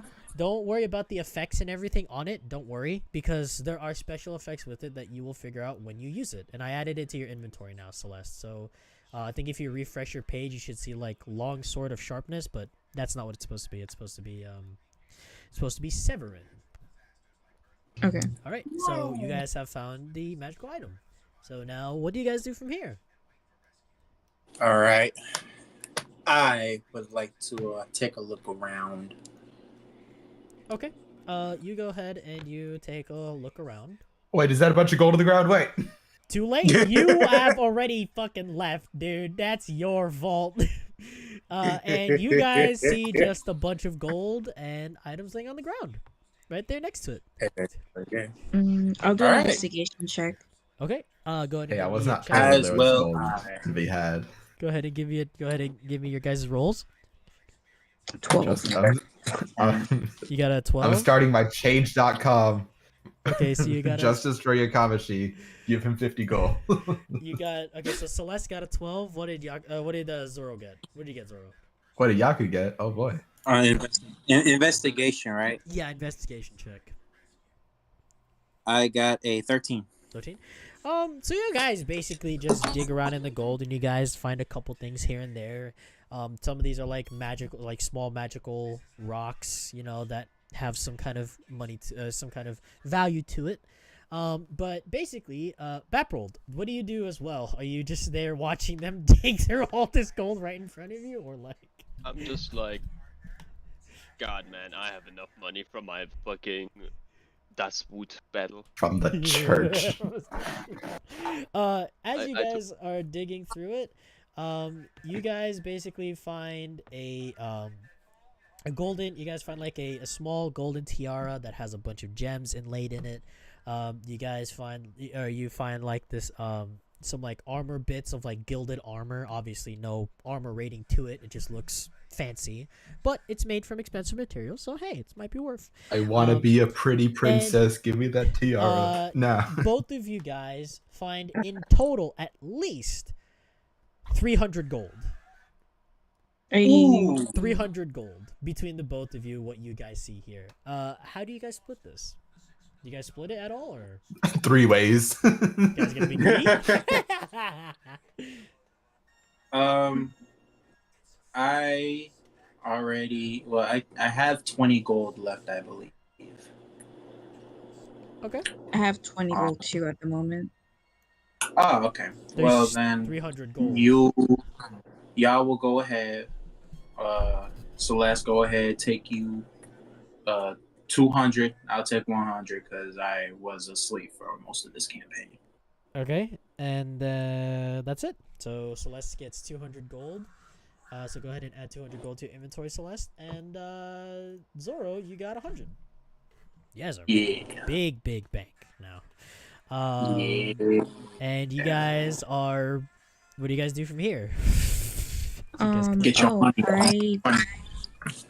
I want to go back to where the crystal was, the portal crystal. Okay. I forgot. Yeah, you also told the information of the portal to everybody else. So, what do you guys do as well? Okay. Is there any other areas of that in that like cave that have not been looked at yet? Because I can't see too well because it's dark. You guys pretty much explored all the important areas. All the rest of it is just dead ends, and that's it. You guys pretty much got what was here. Wow, I have an inkling that we've done everything we can here. Okay. Do you guys just follow suit with Celeste and follow and catch up with Eric? Eric still. You can catch up to Eric easily because he's still slow walking. Pick up the pace, Grandma. What do you guys do? You guys follow suit? Yep. All right.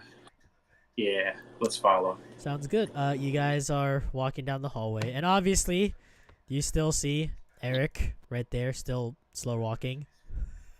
Yeah, how else are you gonna track me with my dancing lights? You guys follow suit, and you see. Wait, are there 2 Erics? Oh no, that's Coco. That's No, never mind. no. That's Coco. Yeah, Who is so a fire guy? So yeah, you guys catch up, and I'm assuming you guys make your way to the portal, right? Mm-hmm. Yes. Okay. Portal time. Well, nothing else then, yeah. I think I have you guys near the portal. Yeah, I have you guys near the portal already. So, okay. So, just imagine Coco is still here. So, you guys. Damn it! Somebody's already been here. I was just about to say something like that. Paradox. So you guys are here at the portal that Eric and Celeste described. What do you guys do here? I approach the portal and I just fully go inside. You guys see Celeste go to the portal and disappear inside of it. Now we don't want to do anything rash, so what the fuck? And you just see her casually walk in. I just follow her. All right, you guys. Okay, well, there's still 3. Oh my god. You guys see Baprold walk in as well. Look at Zor. Just go. Just fucking go, man. I look at Eric, and I take out my bag of gold that I got. Okay, bag of 100 gold. Okay, and then I went ahead. Yeah, the bag of my gold. I take one out from my 120, and I give it to him in his hand. What's this? Charity. This is my apology for you, for accidentally attacking you, because I thought you were the one that was hurting the both of them back at the tavern. I look at the gold, and I flip it back to him. Money doesn't talk. People do. We'll discuss it later. I then I know, throw I it was back at him on the back of his head. No, Stefan, you can do it. Nope. Well, he hurries off into the portal. Now it's just you left in the cavern. Zoro. Do I look like a charity case? Yeah, I was gonna threw it on the See, grass. it's funny because when you gave that gold piece, So and he was... I got a quick question. Yes, go ahead.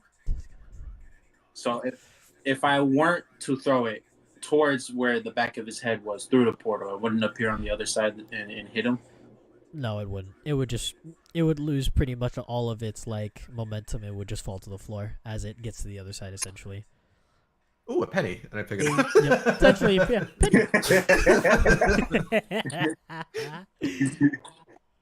All right. All right. Well, I mean, I still do it either way. I'll be right back. All right. So I'm assuming you make your way inside, right? Make your way in the portal. No, actually, I stay there. All right. Well, I guess we're gonna have to continue asking. I stay there until Eric says that he's back. Bro. Well, at least this gives me time to set up the last portion of this side quest.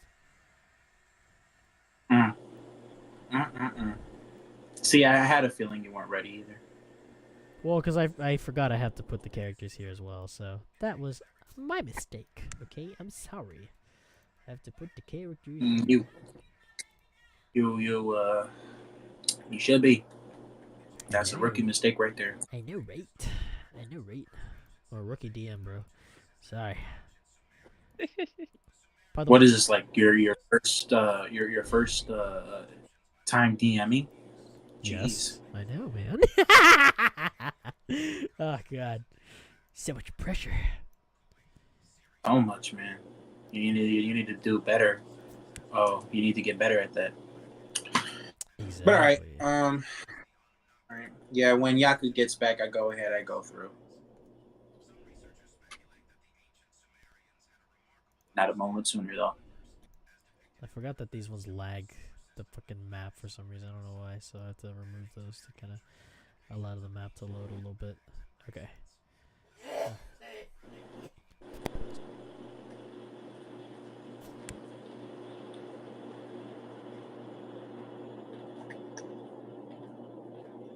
Alright, so there's that. Okay, everybody's all set. Just gonna wait for Yakamashi to get back. There's a little side bit here. How's everybody enjoying this little side quest? What's everybody's take on it so far? It's fun. Yeah, it's fine. I did too. Other from the rules from the rest of the party, I think we're fine. Yeah, alright. Zoro, how do you feel about the campaign going so far? It is still fun. Yes, it is very fun. But at the same time, only reason that I would say I'm not having as much fun is just because of the fact that for half the time I was sleeping. Yep, and you can blame a party member for that one. Yeah, I can't exactly like blame you for that. Also, just because of the fact that those were the dice that I rolled, but it's still fun nonetheless. Yep, I was getting everybody's take. So I'm just stressed. I'm not mad at anyone. Stress. Very fucking stressed. I forgot it's supposed to be a darkness. And Your character just had a full-on argument with me. Yep, pretty much. As you guys make your way through, We're gonna have a nice talking arc, and we're just gonna talk the whole session. Yep. Mm-hmm. As you guys make your way through, Zoro, you'll recognize the atmosphere in here. The atmosphere in here is very reminiscent. You remember the atmospheric pressure of it. This is the demon realm. You have ended up back in the realm of your home. Yep. I look at Eric. Go ahead. And I say, I don't know about you. I do not think that we are by the tavern. And I also do not think that I want to be here at this time. Your observance is comparable to mine. I'm happy we're on the same page. And I'm assuming you guys make your way up the steps, right? Yes. As you guys are making your way up the steps, or making your way down the way, you guys see horrific sights. Not as much because it's kind of laggy, but you guys basically see sights of like individuals being impaled on poles. You hear screamings, and the atmosphere just feels overall terrifying to everybody. But except for Zoro, him living his life here, it's not. He got used to it. Essentially, is what happened. He got used to it, and you guys make your way over to the entrance, where you are now within this very large throne room. And now, once again, you hear the slow clapping. And you look over and you see the man himself, no longer hiding behind shadows, watching you. He looks over and he says, Is he bald? he's not bald. No. He's not bald. Oh, I thought he was bald. He looks over at all of you and is still slow clapping. And he says, well done. I did not think you guys would make it this far. And as he says this, you guys can clearly see a flame that is very reminiscent to the one that you saw, Eric. Yes, you see the face of Mercurio on the face of it. And it's like he is sleeping, dormant. And he says, well, so much fun watching all of you squirm in there in that little maze I made for you. By the way, how was it? Did you guys enjoy the little things I dropped in there for you guys? Did you enjoy it? I turn to the group and I say, don't wrestle with pigs in the mud. You'll get dirty, and the pig likes it. I'm trying to convey that I don't want you to talk to him. Kind of looks over and But he's take it however your character will. Zoro then replies, do you know about this because you were the pig in the mud? Or you see him back there. He's like, ooh. So don't talk to this dumbass. Well, it seems like your teammates didn't seem to get the hint. So, how are all of you doing? He says with a grin on his face. How are all of you doing? Are you guys doing okay? I'm sorry if you guys seem to have a little bit too much trouble in that maze. I try to make it as not problematic for you guys. He says in a very sarcastic tone. How was it? You guys okay? Opera would just like to walk up. It was fine. How's your side going, by the way? He looks over at you. He says, "Oh, that's right. I recognized you." He says, and he lifts up his shirt, and now instead of seeing the burn mark, you see just a gape in his side, almost as if he tore off his own flesh and skin. He says, he looks over, and it hasn't healed, so you still see a little bit of blood and some portions of his organs hanging out. He says, yeah, I see. As he lifts up his shirt, he says, I kind of didn't like how it wasn't proportionate with my skin, so I just decided to get rid of it, and some of the stuff that came with it, who needs a couple of organs anyway, right? He says as he puts down his shirt, he says, I'm just wondering how all of you are doing. I mean, come on, enough about me. I've already had enough to fill my own day, having to deal with all of you guys, having your friend's soul kind of trapped right here next to me. I mean, how much more fun can this day get? I mean, seriously. Wow. I am just thoroughly impressed that you guys have made my day.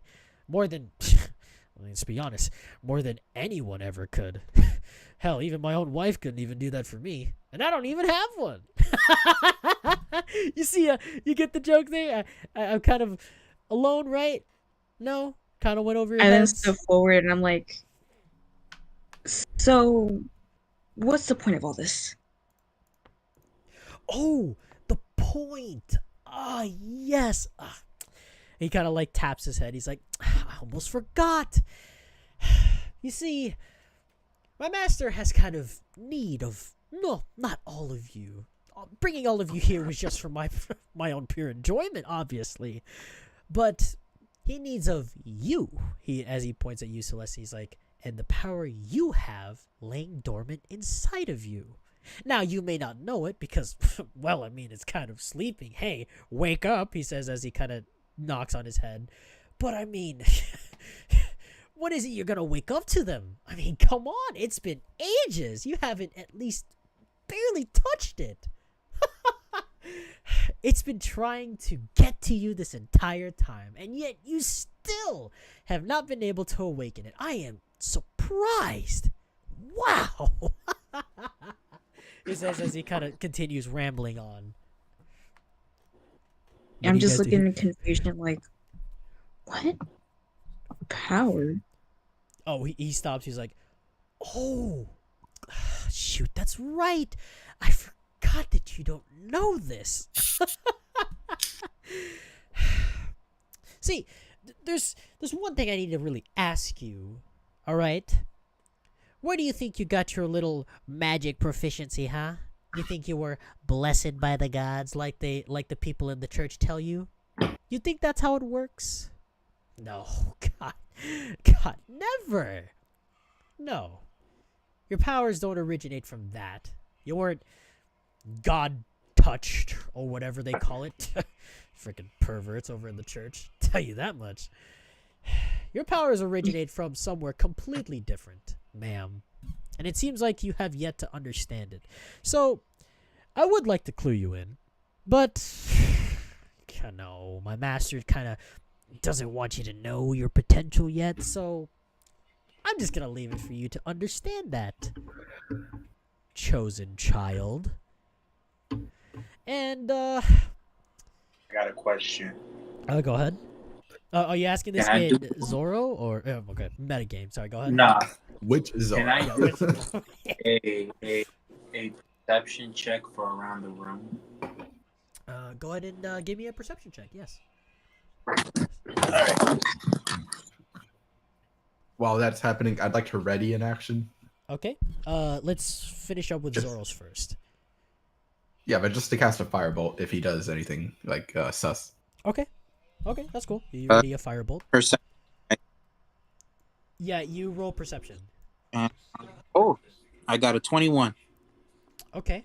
21. So as you look at him, as he is, obviously in front of you guys, walking back and forth, you notice something particularly odd about him. He's human, yes, but there's something odd when you look down at his feet. You don't see a shadow from him. Naturally, all beings emit a shadow of some sort, and obviously those shadows follow whatever light, but at his feet, you don't particularly see one, oddly enough. And as you begin to scan the room, and you see some of his little demons, you notice all of them also don't have shadow, but one particular one, seemingly having one that doesn't match with what it looks. You see a monster right here but its shadow cast to look like a human sitting there. And you perceptively know this in your head as he is still walking around rambling and rambling and rambling, obviously. So, what do you do here?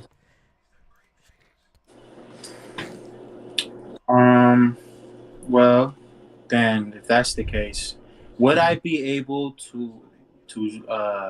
actually, yeah, no, I would be able to let him know. Duh. All right, I want to somehow update the group on my findings, on what I found. Say some code words. I mean, I had a way for it, but all right, if you want to do code words. He brought up the idea. I don't know what to say. That's the thing. Okay. We'll do it like this. What can I give you? Okay. So you go ahead and give a mix of signals. And everybody here make a perception check. To see if you can kind of like figure out what the fuck Zoro's doing. Everybody make a perception check. Besides Zoro, obviously, because he's the one making Awesome, dude. He got a 1. That's so fucking cool. He got a 1. I got a 1. I got a 6 total. 23. 23. Baprold? 16. 16. So Baprold and Celeste, you guys see Zoro kind of like hinting at something, and you look over to your right, and like I told Zoro, you guys see all of these, but you notice that one particular, like all of them at the back where there's supposed to be light, there is no shadow, but one of them seemingly has a shadow that looks not like a demon, but looks a little more human. Oddly enough. Eric, you have no clue what the fuck he's trying to tell you. I know what bullshit he's rambling about Celeste, and I'm like so angry at him what he's trying to do.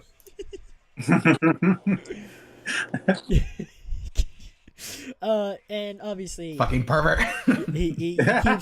he keeps walking back and forth, and then he finally says, well, I mean, I told you all I can really tell you, but my hands are tied. If I could tell you more, I mean, hell, I gladly would. I mean, honestly, I'm kind of tired of being in hell. I honestly just want to go live out in the surface. What's it like out there in the surface? Oh, sorry. Did you think I was old? Honey, I am only 22. I'm not that old, am I? Come on. Excuse me? You look bald. He looks over at you and he's like, that was mean to say. And he touches his chest. He's like, I'm personally hurt born in the by year that. 22. Am I right? he like touches his chest and he's like, I'm personally hurt by that statement. I tried my hardest to make my hair look like a regular human hair. Are you kidding me? I spent so much time trying to find random humans down here and try to pluck off bits of their hair and try to make it look closer to this. You know how difficult it is to try to get blonde hair from people that are burning alive in the lava? No, because I'm not bald. No, because I'm not a dumbass who burns my victim. Yeah, exactly. He looks over at you and he says, do you think I want these people to burn in here? Honestly, it sucks because I have to personally hear them screaming 24/7. Even in here, working on my experiments. You're somebody who works on experiments. I'm gonna cast Firebolt. Alright. You cast Firebolt. As you throw the Firebolt, it hits him, but he seemingly doesn't flinch. He looks at you, he says, wow. Will you shut up? What a great waste of a fireball. Man, come on. It's a cantrip, it's fine. he looks... Does Zoro fucking say great? Great. Great. Jesus Christ. Fucking jinxie. You see him recoil a little bit as you kind of like hit him, and then he like goes back and he puts his hands on his shoulder. He's like, wow. That was taking it a step too far. That is mean. And as he says that, I turn to Zoro and say, I got him, brother. I got him, brother. Good job, brother. As he says that, Eric, you are immediately tethered by shadows, and you guys see this. He is immediately tethered, and he says, "Now, listen, man. I was trying to be courteous to you, okay? I was trying to make sure that you would have some fun in here before I end up killing the rest of you, okay? But it seems like I can't even have my fun as a demon, huh? Humans in your Shut your fucking mouth. Yeah. He says as he makes like as he like mocks you by like using his hand and like mimics talking. He's like, this motherfucker's dead. he makes a hand puppet. Do I get a bonus action? I mean, you have a bonus action, but you're tethered, so you can't really do anything. He looks at do you think that's true? Because I'm going to use my mantle of flame. Okay, so the main goal out of all this is to get me. My mango. It's mango. I'm sorry. He kind of looks over at you. He says, "Oh my gosh, yes, you finally understand. Yes. My master is the one that wants to get to you. Getting all of these people here was just for my own enjoyment. Honestly, I could really care less if you guys die in here or not. Honestly, I just want to have some fun, because hearing people screaming and dying because they're burning in lava 24/7 is not fun. If you think that's what devils here like to do for fun, unfortunately, that is true. And I'm not one of those devils, because I actually want to go out and have fun, but I can't. I know who you are. Well, I mean, you could give your best shot, but I mean, not many people really know me anyway. Hell, I mean, maybe even this Grash would probably know maybe a letter of my name, but he wouldn't know me. It would be D. Me. Well, Would the letter be D? well, he kind of points at you. He says, close, you know." These nuts. He looks at you. He says, "That." The whole time we're insulting him, can we do what's that spell called? We give him psychic damage. He looks at you. He says, "That was a good joke." See, he looks over at you, Eric. He's like, "You gotta learn to appreciate a good joke, man. Come on, come on." Trust me, I'm looking at one. Well, that was a good clapback. I will tell you. You are really getting. Yeah, how's this? Please let me mantle flame. Yeah, I'm burning. Yeah, well, the problem is you mantle of flame, but the shadows still tether you. They're not burning off. No, Okay, they are not. They're groping my body, and they're not burning. As he says this, he's like, "Oh." What were you gonna say? Wait. Go ahead, Sailor. I just looked here and Eric, if you would just calm down for 5 seconds, then maybe you wouldn't be. I thought I was the barbarian in this one. Eric rages. And then I look back to the person. And I'm like, all right. Your main goal is to get me to your master to awaken my supposed lost power, is what I'm understanding. Well, yeah, you got it right. Sorry. I know I'm not supposed to give it away a little bit, but I mean, hell, I'm pretty sure I'm gonna end up killing everybody here anyway. So what's the point? I mean, hell, you're destined to be the next Oracle. Excuse me? Yeah. You think that thing. You think that coronation was supposed to be for something special? No. The coronation is just to find the next Oracle. And my master knows you're the next one. And he wants to make sure that the humans no longer have another Oracle to rely on. So, I mean, he brought me here to do my job, and I'm kind of doing it. I might as well tell you, since you all are going to die anyway. I mean, hell, you guys are pretty much in my home, right? So, I mean, the only way I can kind of get rid of you guys is to kind of kill you, right? Just makes sense. Go ahead, Baprold. During both times where he remarked he would kill us all, you just hear like a very vocal laugh from Baprold coming like, "Okay, bud. Okay. Okay, buddy." He looks And then at this point, I'm just kind of having an existential crisis, like, what He looks at you. do you mean, Oracle? My mom never told me anything about this. Oh, you mean oh, yes. Oh my God, I completely forgot to tell you. Those aren't your parents, by the way.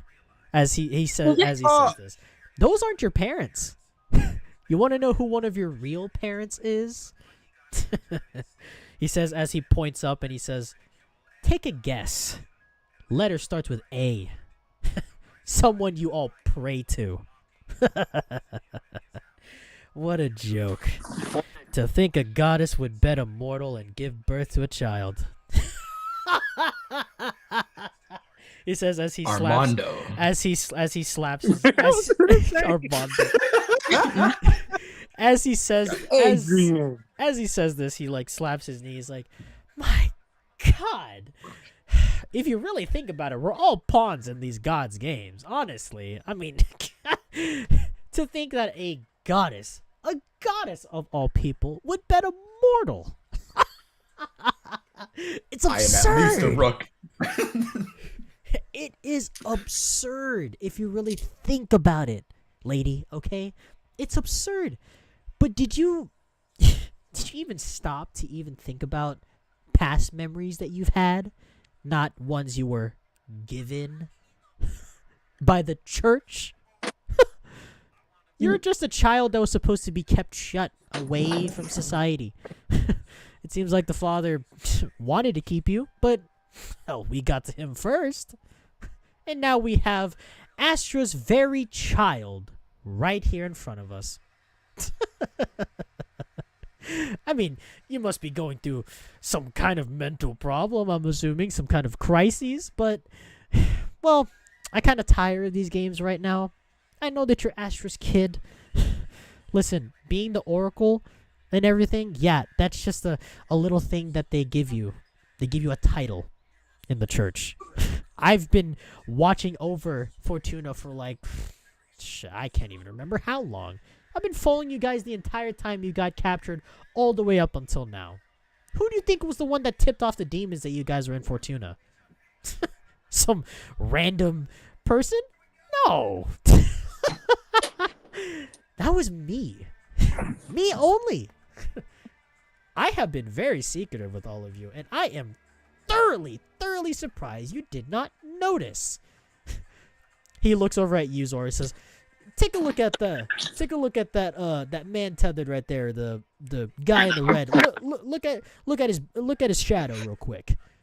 There is a shadow mouth over Eric's mouth, and he's asleep because this guy's been yapping. Zoro, do you look behind Eric?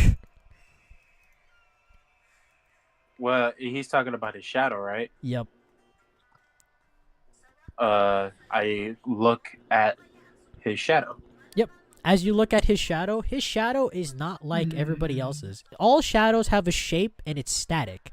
But Eric's, of all people, seemingly has like almost like a ripple effect in it, and the hands are originating from it. He says, "How do you think I was able to get you guys in that tavern? I can do it from here anytime I wanted to. I can be able to control what you guys do from the shadows. And that's not even... Are you kidding me? That's not even fictional. That's fact. But... honestly, I tire of these games," he says as you see him lift his hand, as you see him like hold his hand up, and you see this kind of like small shadowy orb appear. He's like, "Honestly, I really like the company of you guys, but this is getting a little too tiring. I just want to hurry up and get this job done. I have people to get back to, and I have things to do," he says as Young man, kill yourself. As he points the orb at you. Everybody, roll initiative. Hell yeah. Am I still shadow grappled? No longer. Thank For God. this initiative, I rolled a 9. I would like to use my inspiration for initiative roll. Damn. If you I want rolled to a go 20. ahead. Damn. That's a 20. I got a 20. So I got a 21. Eric got a 20. That is an 11. And then I got a Zach 9. Got a 20. Oh wait, we changed the rules, so you add a D6 now. Yeah, you had a D6. Oh, Oh. Wait, if I add a D6, Yeah, no. So, And I what was just your roll. first roll? What was your first roll? My first roll was an 8, so let me add this. You added d6. You to probably that. get higher. He does get higher. It's a 10. 10. It's Damn it. a full roll. I can Okay. full roll. Close. Okay. Let me go ahead and roll for this guy real quick.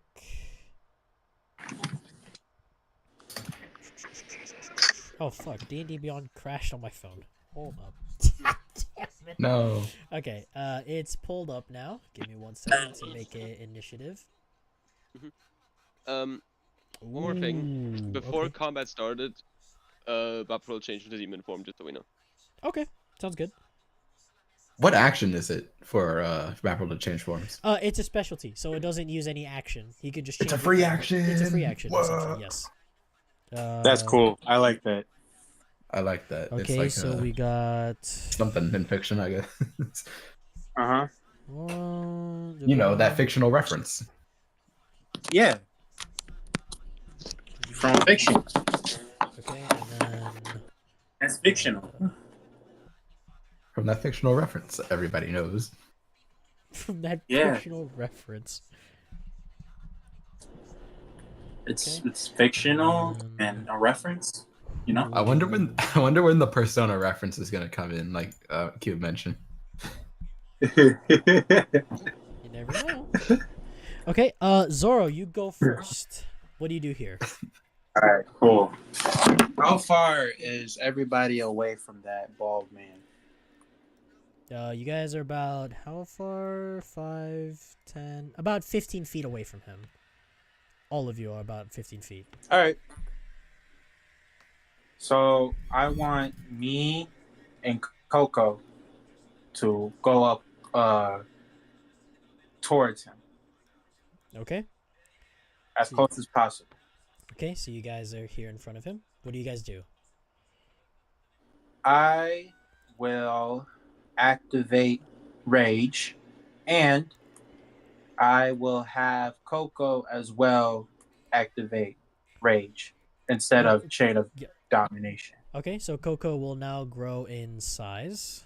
Let me just go ahead and change it real quick. GM tool set size. Yep.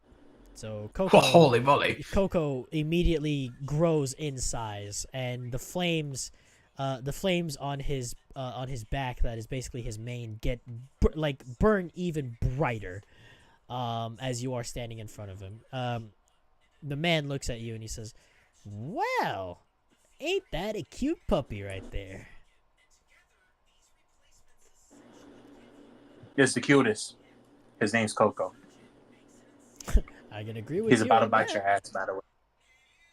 Take your best shot, he says as he holds his arms out. By the way, I activated Rage and I have Storm Hero, so I also have Desert, so he takes 2 fire damage.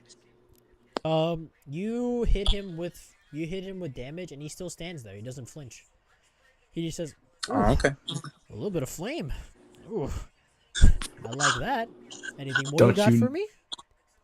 Don't you know that it's like not him? Yeah, I do know. Okay.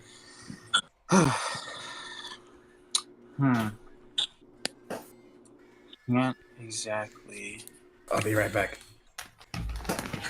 Hey. What did you do? What is that? I think he went to his room. I don't have really any other action besides attack, right? Pretty much. All right.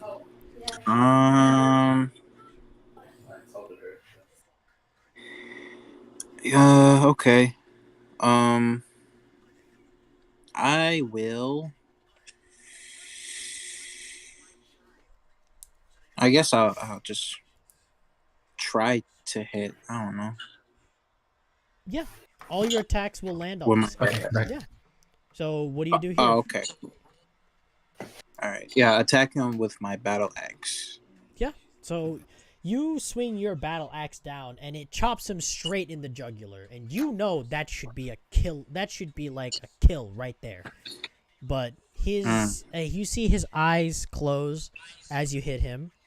Then his eyes open, and then he looks over at you and says, Ooh, that kind of hurts the bone. Do you mind taking that out for me? Ugh, he says as he kind of like nudges it, as he can't, take it out of his neck. He says, this is kind of heavy for a weapon, don't you think? Can you really get this thing off me, man? It's really heavy. Ooh, man. I mean, I would say it hurts, but more so kind of stings. Oh man, is this what it's like to get chopped in the neck? Wow. Is he stuck like that? Yeah, your axe is basically just stuck in his neck. He doesn't have the strength to pull it out. Can I keep it there? If you want to. He looks at you and he says, so, you're gonna take it out of me? You're gonna take the axe out of my neck, please? It's kind of uncomfortable, If I keep it, he's still gonna be able to move, right? Even if I keep it there? Yeah.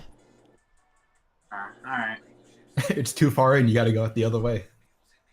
Yeah, I was thinking about can I push it through all the way? Yeah, go ahead and give me a strength check. All right. Strength check, right? Yep, strength check. 21. Yeah, so you push Good and googly it boogly. actually cuts him in half. But what's weird is your axe fully went through and you see him separated, but it's almost there's like this force that's still keeping him upright, but his body is not connected. So he's just looking at you and he's like, come on, man. You know how long it took for me to make this body? Ages, man. Come on. And you just had to break it off like this? He says as he kind of looks down at his own organs. And you see he has organs, but none of it, you don't see any blood coming out of him. He looks at you and says, listen, man, I had to get the right build. Like, I had to make sure this guy looks right. And you just had to end up killing him like this. Really? Like, I got this pristine. And you just had to break it like that. I mean, I can commend you for getting a full clean cut, but come on, man. Anything else you do here?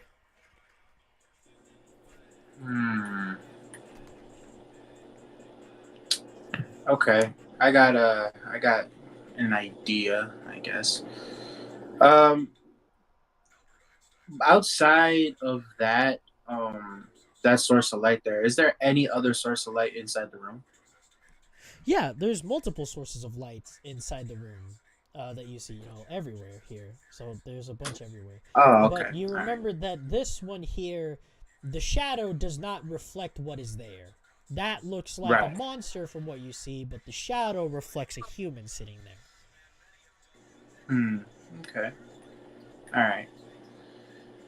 Can I have Coco go ahead and bite down on him? On this guy? On the on that guy. Yeah. So he bites down and he, like how dogs when they play with toys they like shake their head left and right very quickly. Yeah, that's what I'm going for. He does exactly the same thing, but his body is still static and he's just inside of him, and you just hear the muffled like, "So, you gonna let me out?" Okay. And he doesn't know that we know that the shadow is not acting right towards that one area, right? I mean, he seems oblivious. Okay, cool. All right. Well, after that, I will end my turn then. Okay, Eric, your turn. So I see all this go down. Yes. But, actually, first. Yes, but what? You don't know. You don't know where what Zoro was telling you earlier, so you have no clue of the shadow. That's the problem. Okay. I activate my mental flame, which I already did, but it activates, and he bursts out like in Super Saiyan pose. Oh And he god! rips himself free of the shadows. Oh no! They destroy my world. Oh yeah, yeah. He's doing the Goku versus Frieza shit. What is? I was What honestly does debating Eric of saying do? exactly that. What does Eric I'm do gonna here? I'm gonna call out. It's an illusion. He's not actually there, and I'm gonna make a perception check to see if I can't find him because that's clearly not him. Okay, go ahead and roll your perception check. I'm really good at these. Come on, game. Let's go to 17. 17. Hell yeah. Yeah, you know exactly the same thing that Zoro does. Like, you see that he does not have a shadow, and you see that one of these ones here that's not one of the demons here is not moving. The shadow does not represent what's in front of you. Caught you, bastard! And I'm gonna shoot a firebolt at it. Okay. Go ahead and roll to hit. That's a 16. That hits exactly. Wow. Oh! How much Hell damage? yeah. That's a 12. Hell yeah. Hold Oh, up. I got a quick question too. Yes. So the when Bapro attacked him earlier, is he still hurt from that, or is he not because he's? Oh no, Basically. we short rested again, so I'm good. Yeah. Okay. All right. Oh wait, are you talking about the guy? Yeah, the guy. Well, okay. He this doesn't was have this. advantage anymore. Yeah, this is the same one as before, but like I said, this is the same one as before, but this one doesn't take He any just damage. wasted a good roll on an illusion. And yeah, so hold on one sec. Ah, fuck! I dropped my pen. How much damage did you deal? Sorry. 12? 12 meaty 12 points damage? of fire damage. That's a pretty damn good amount of damage, I will tell you right there. Okay. Look at As- Celeste and say, "Don't call me weak." As you No, Celeste at this point, she's kind of like processing everything. He doesn't He's actually having say an that. existential Happening. crisis. Yeah. As you shoot a firebolt over here, you hear like a demonic scream as this static looking basically static looking demon statue seemingly crumbles away, and it takes 12 points of damage.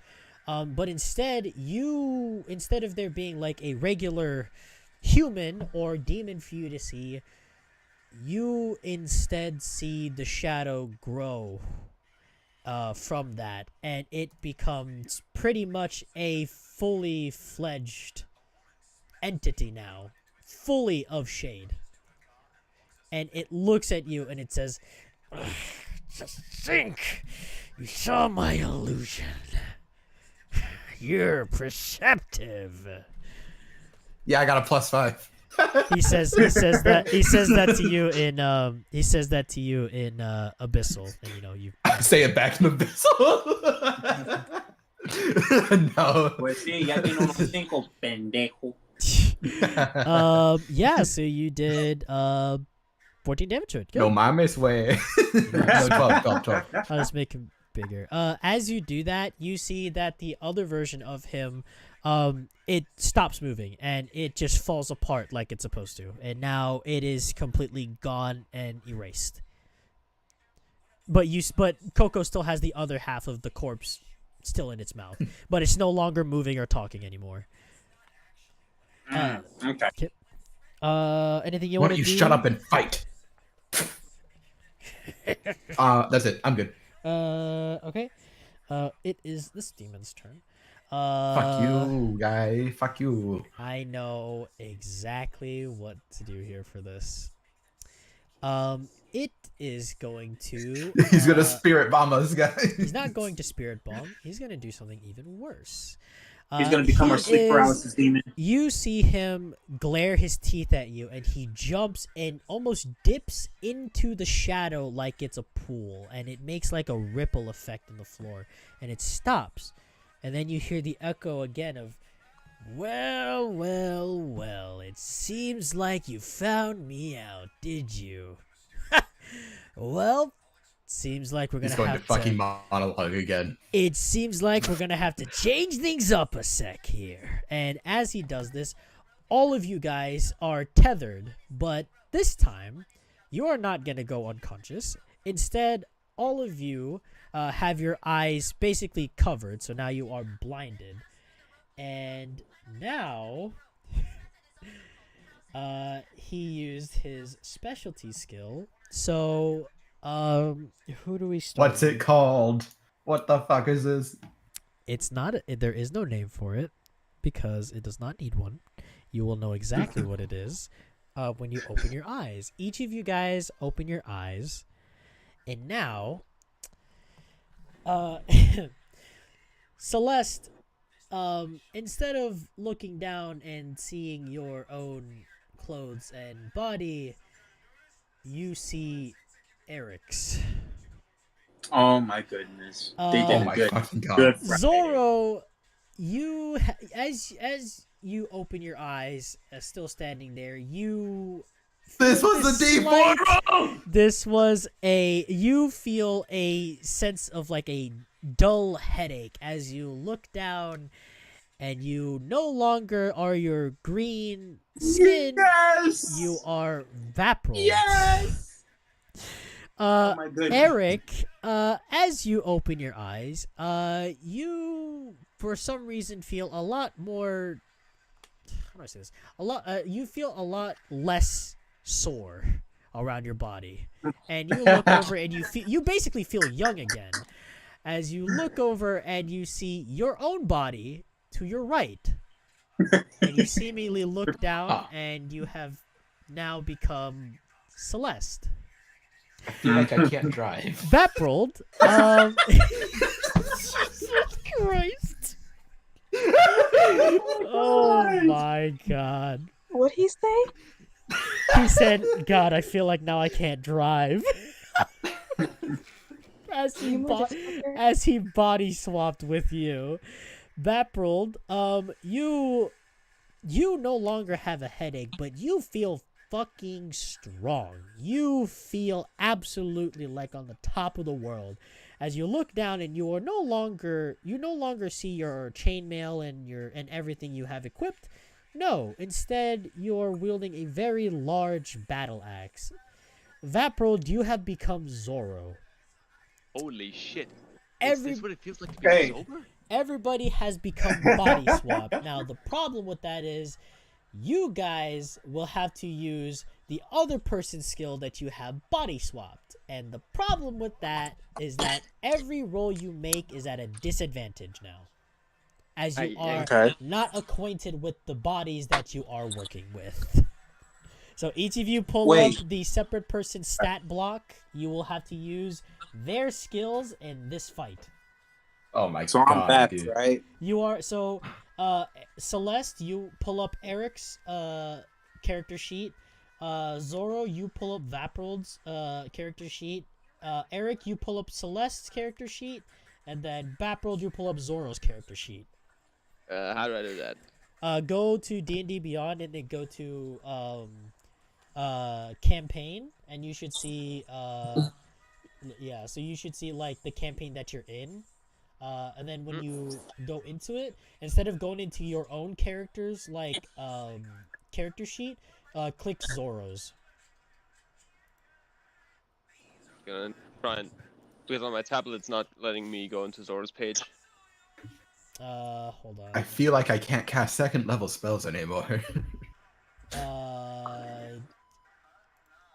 Here, I'll just view it for you. Okay, just tell yeah, just tell me what you want to do, and I'll give you something from Zoro's list that you want to use, Vaprold. But yes, so you guys have all been body swapped, and what's funny is Vaprold, aka Zoro, you're next, as the individual is now in shadow. The demon is now in the shadows. He is no longer within the field, and you need to find him. He is Vap was already in his Vaprold's turn. form, right? Well, it's Vaprold's turn actually, not your turn, Okay. Zoro.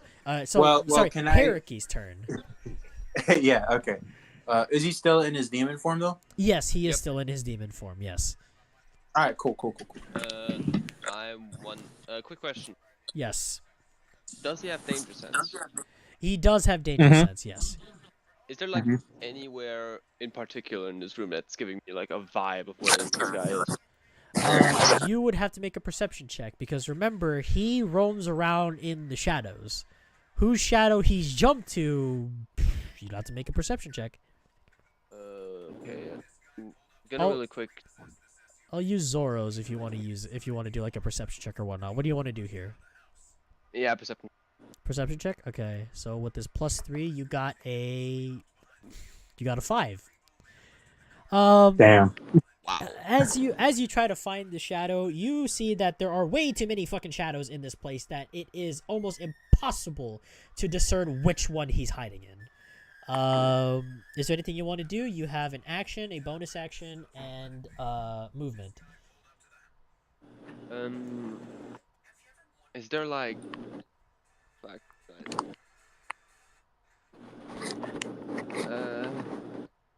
it's like the best choice. I would say, are there like any more like, is like anything discernible in the room that I can check? Anything that has like changed since he disappeared? Well, I mean, nothing really changed. It's all still the same, and you still see the pedestal with Mercurio's soul inside of it. Huh. I would go almost towards the pedestal with Mercurius Soul and see if like there's any contraption to get him out. I almost forgot I need to add him here in his dying state. And obviously, there's obviously the corpse of Mercurio here as well, still here. As you go over to it, give me an Arcana check to figure out to basically figure out if you know how to get rid of his soul magically, or if you want to brute strength it, then go ahead and give me a strength check. I'm going to Arcana check. Arcana check? Okay, go ahead. Let me see about the Arcana real quick. A +2. You got a 7. Dang. You look at the statue, and you notice that it has Mercurio's soul, but because you are not within your proper Zen state of mind, you are seemingly forgetting how to basically break this little spell of keeping his soul trapped here in this pedestal. There we go. I finally got the I think I finally got the page open now. Okay, so you have that. So that's fine. I'll just close mine. So now you're just here. You still have an action, bonus action, and movement.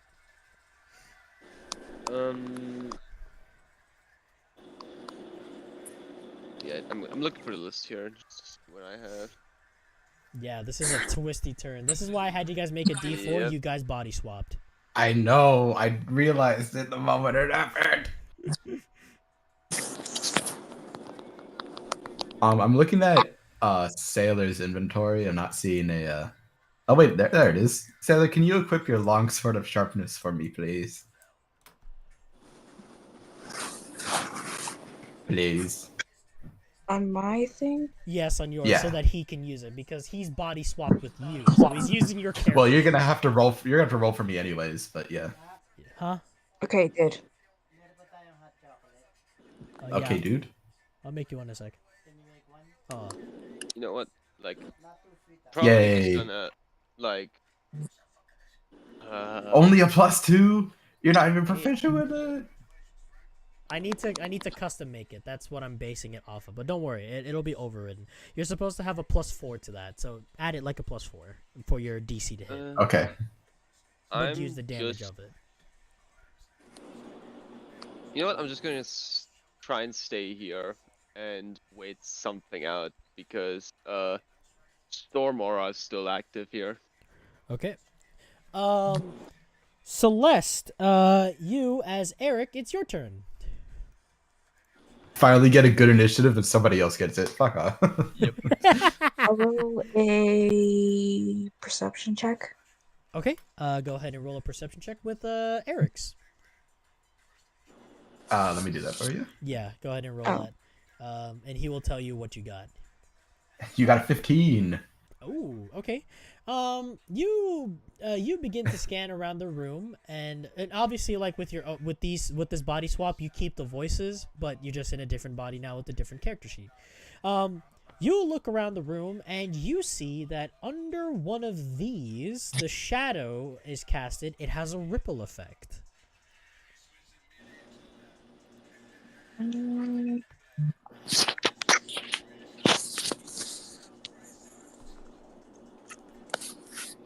What did you hear? Can I cast Scorching Ray? Okay. What are you aiming this at specifically? At that area where I feel where I sense the Okay. Eric, go. Yeah, Yakamashi, go ahead and make the roll for her, and then tell me what Sorry, you get. Scorching Ray? Scorching Ray, yes. Mhm. All right, well, that's all my second level spell slots. So that's 3 attacks. The first one's a 19. Okay. Damn. That hits. Okay. The second one's a 24. Woo! Damn. Damn, the last one's an 8. That Damn. misses. All right. How Well, much that's damage? that's 4d6 fire damage plus 8.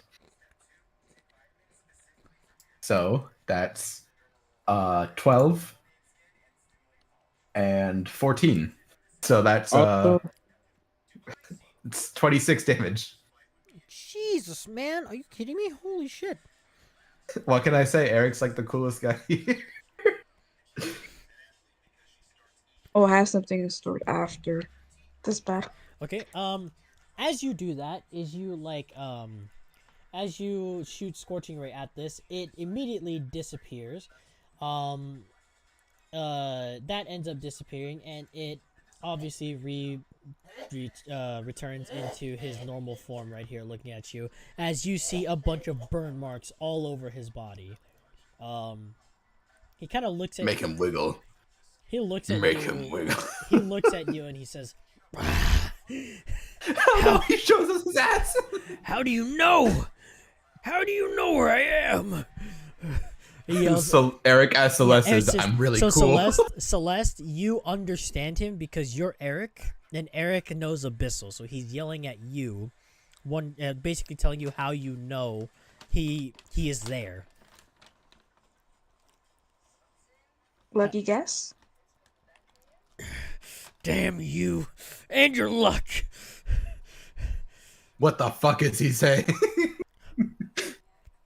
Wait, Um, so does that mean I don't understand either, even though I'm You don't still... understand it. You are Baprold. Baprold doesn't understand Abyssal. So, yeah, think of it like a That's soul not even transfer, involved. not a mind transfer. Mhm. Okay, I get it. That's how I chalk it up, anyways. As you deal. But in my soul... Oh, go ahead. Sorry. No, you good. But my soul knows. Yeah, that's what I was gonna say. But I'm like, you know what? Let's just do it. Let's just do it.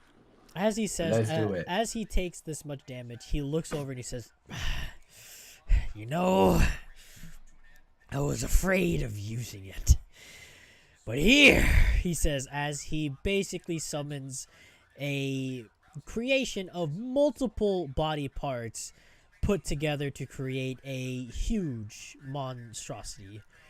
Fuck He off. says, and he basically dips into its shadow. And you hear the voice once again echo, "Let's see how you deal with one of my favorite creations. Maybe this time He you'll learn said- not to mess with us." He said, "With this sacred treasure, I summon." Big Essentially, rock bro. of the op stop. Celeste, you have a bonus action and movement. What else do you do here? So that's my spell slots, please. Use them all. Waste them. So you have one level 1 spell slot. I'm just gonna stay put. Okay. I'm kidding. Go nuts. I'm actually just joking. But yeah. And now this enemy here, the monstrosity, rolls into What do you- combat as well. It's a turn before us. No. I'm just rolling its initiative. I did say it went before everybody. Hold on. It had a. Better not. I'm kick his ass. In the ass. And that ass. Yeah, it's got one That Hydra ass ass, as a one Tarask ass. It's got a Demogorgon ass. Alright. Zoro as Baprold, your turn. What do you do here? Alright, as let me Baprold? see. What is this, a movie? Hold on, I gotta look at his thing again real quick. I forgot. This is a lot more than what I'm used to. Welcome to Magic, buddy. I swing big axe. What do? I swing axe. What magic? I don't know. Okay. I'm. Can I phone a friend for this? Because I don't know. I don't know what I'm looking at.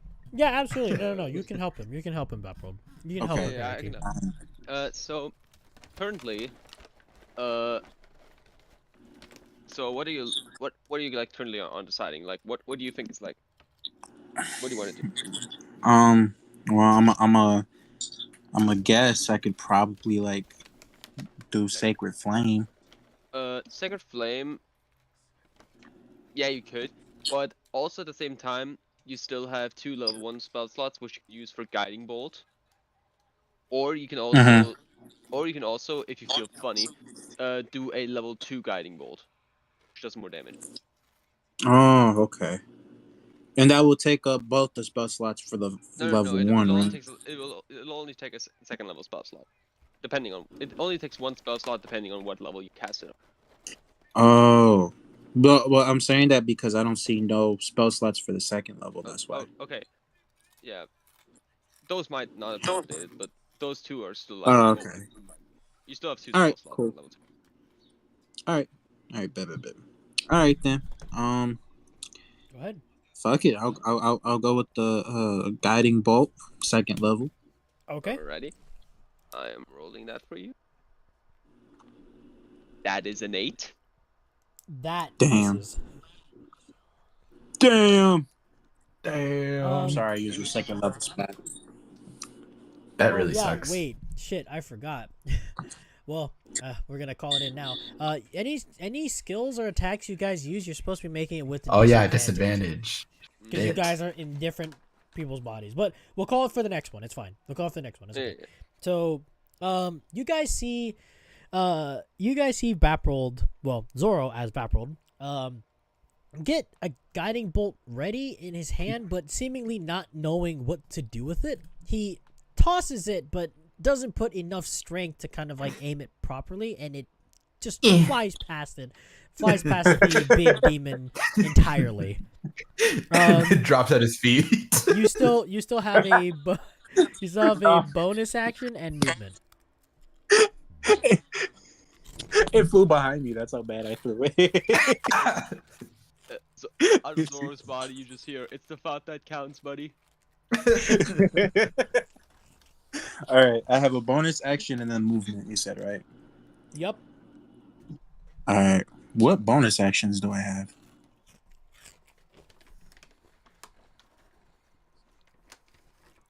That's a good question. Eric?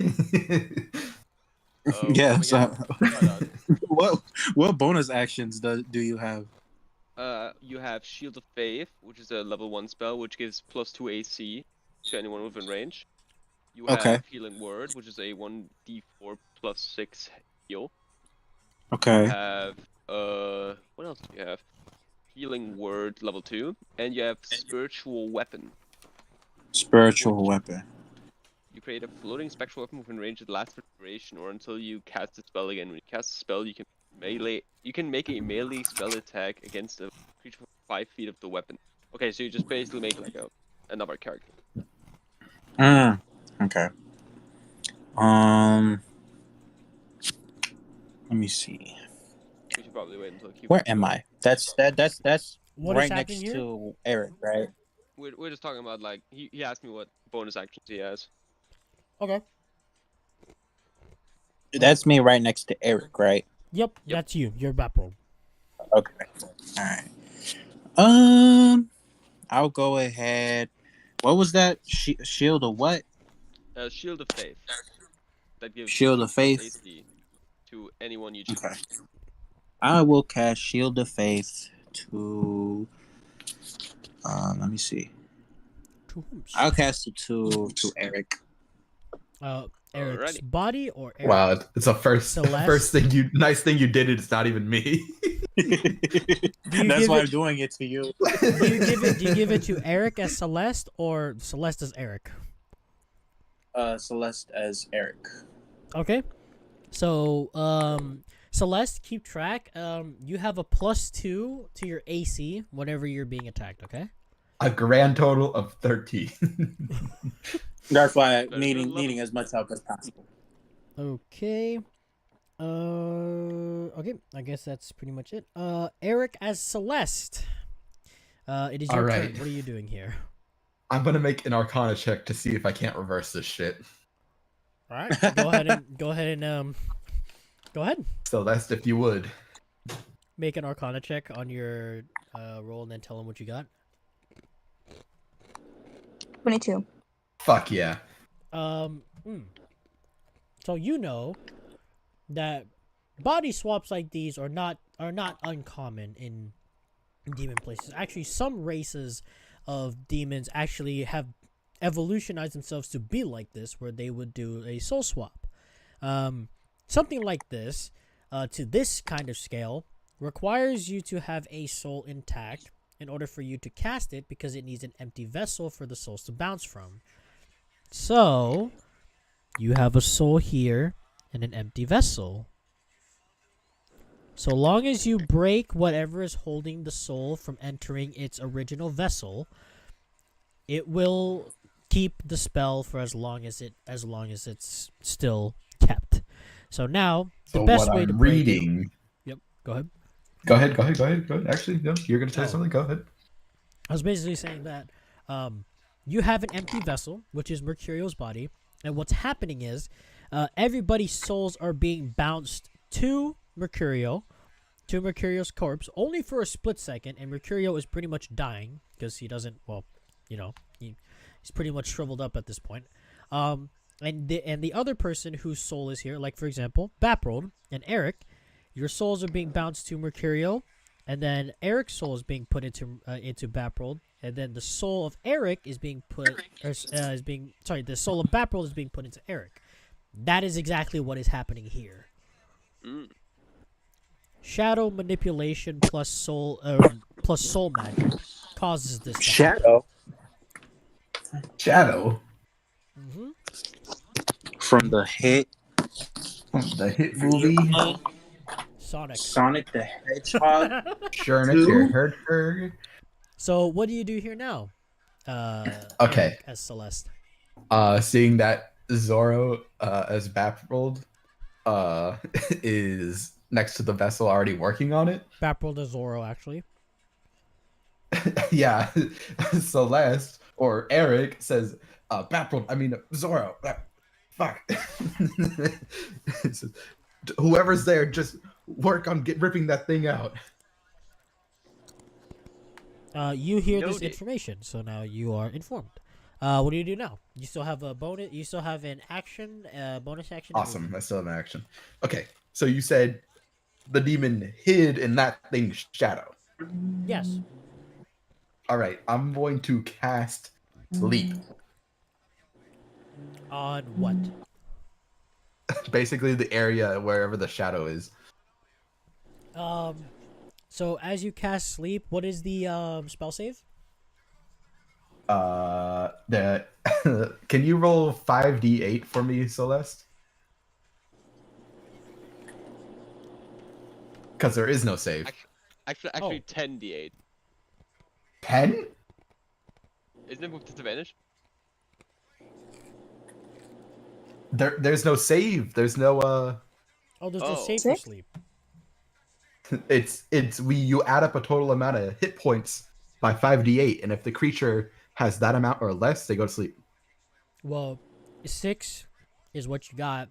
This definitely has way more than 6. We got a 6? Wait, how do I do that? Wait. 5. You just click it 5d8. multiple times. Yeah. On the D8 dice? Yeah, on the d8 dice. You can stack it. You see how the number goes up?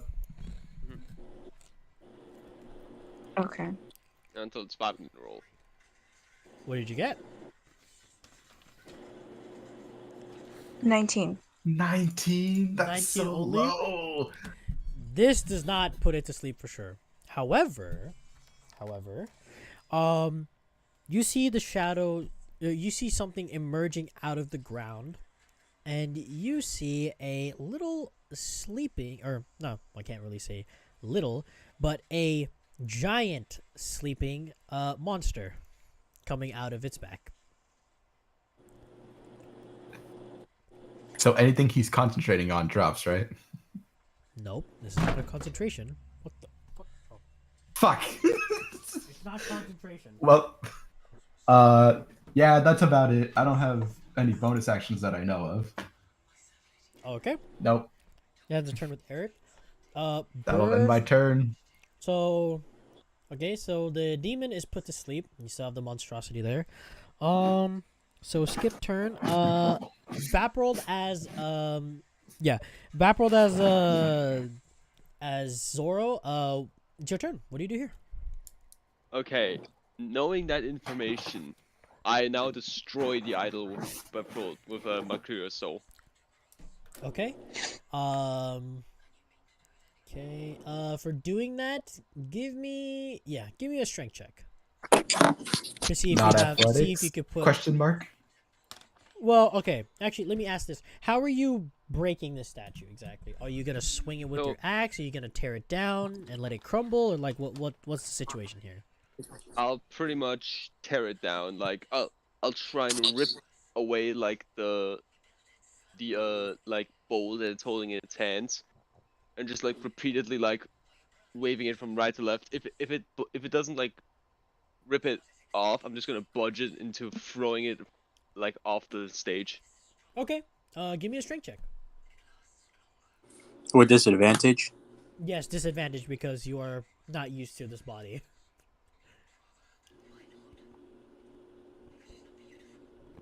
19. Holy fuck.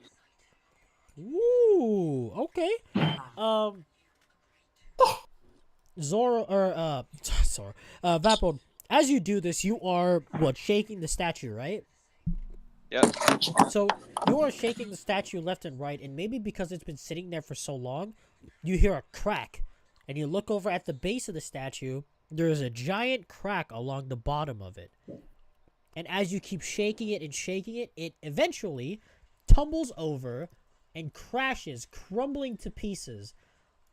And the very soul of Mercurio Down with the tyranny. The soul of Mercurio kind of floats there for a quick second, and it quickly flies over to Mercurio's body, seemingly disappearing.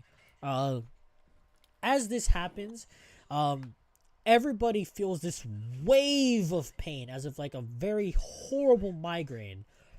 But as each of you open your eyes, you are now back into your regular bodies. Hell yeah. I'm a genius. I'm a genius. Alcohol has consumed my body yet Okay, I feel like I'm missing a spell slot. So Vapold, you use an action. You have a bonus action and movement. Now you're in your regular body, so now you use your regular stat block. Wait. Wouldn't it be still Zoro's turn because it's his body that was the advantage? Well, it's your turn technically. It's supposed to be Vapold's turn. So Didn't we keep the initiative order even when we swapped them? yeah, that's why I had. Okay. Yeah, you kept the initiative order when we started. So you just guys just had then body that makes swaps. sense. That's it. Then I will. What do I do?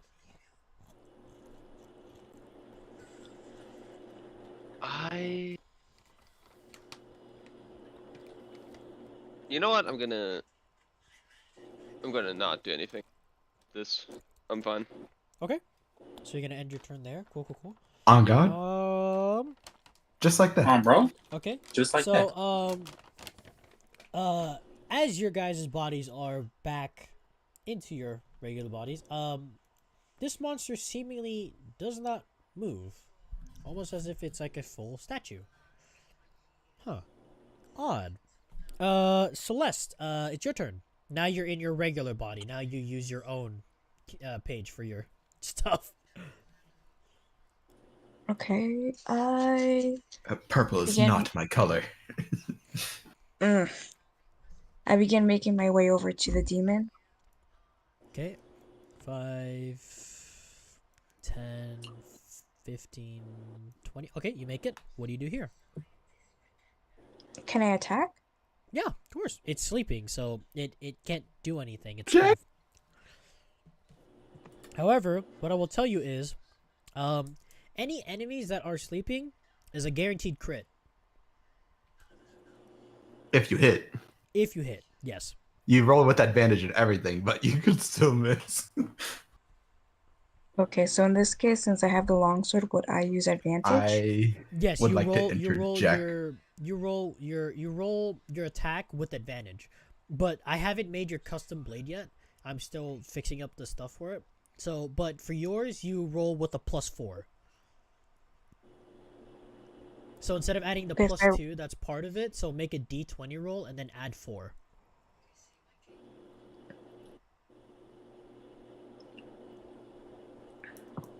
Really like to interject here.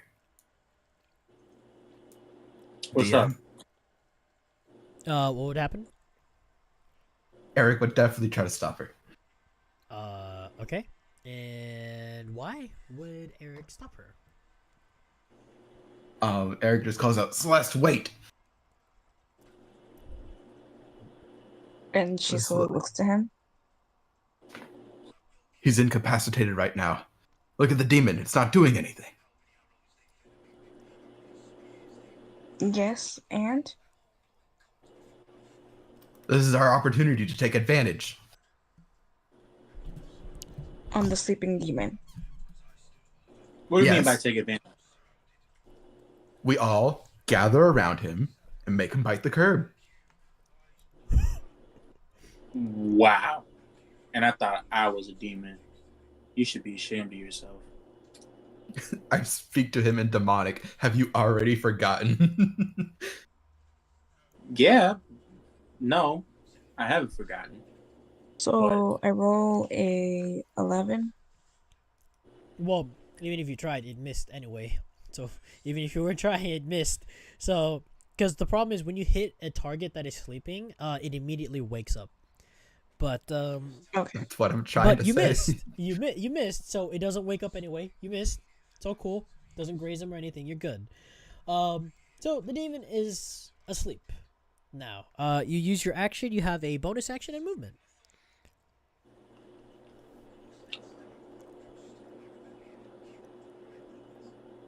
I'll do a bardic inspiration. Okay.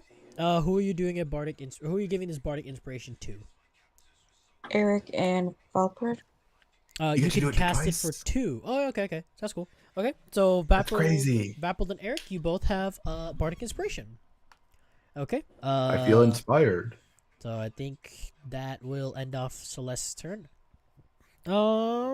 It's back to Zoro. This time you are regular Zoro with Coco.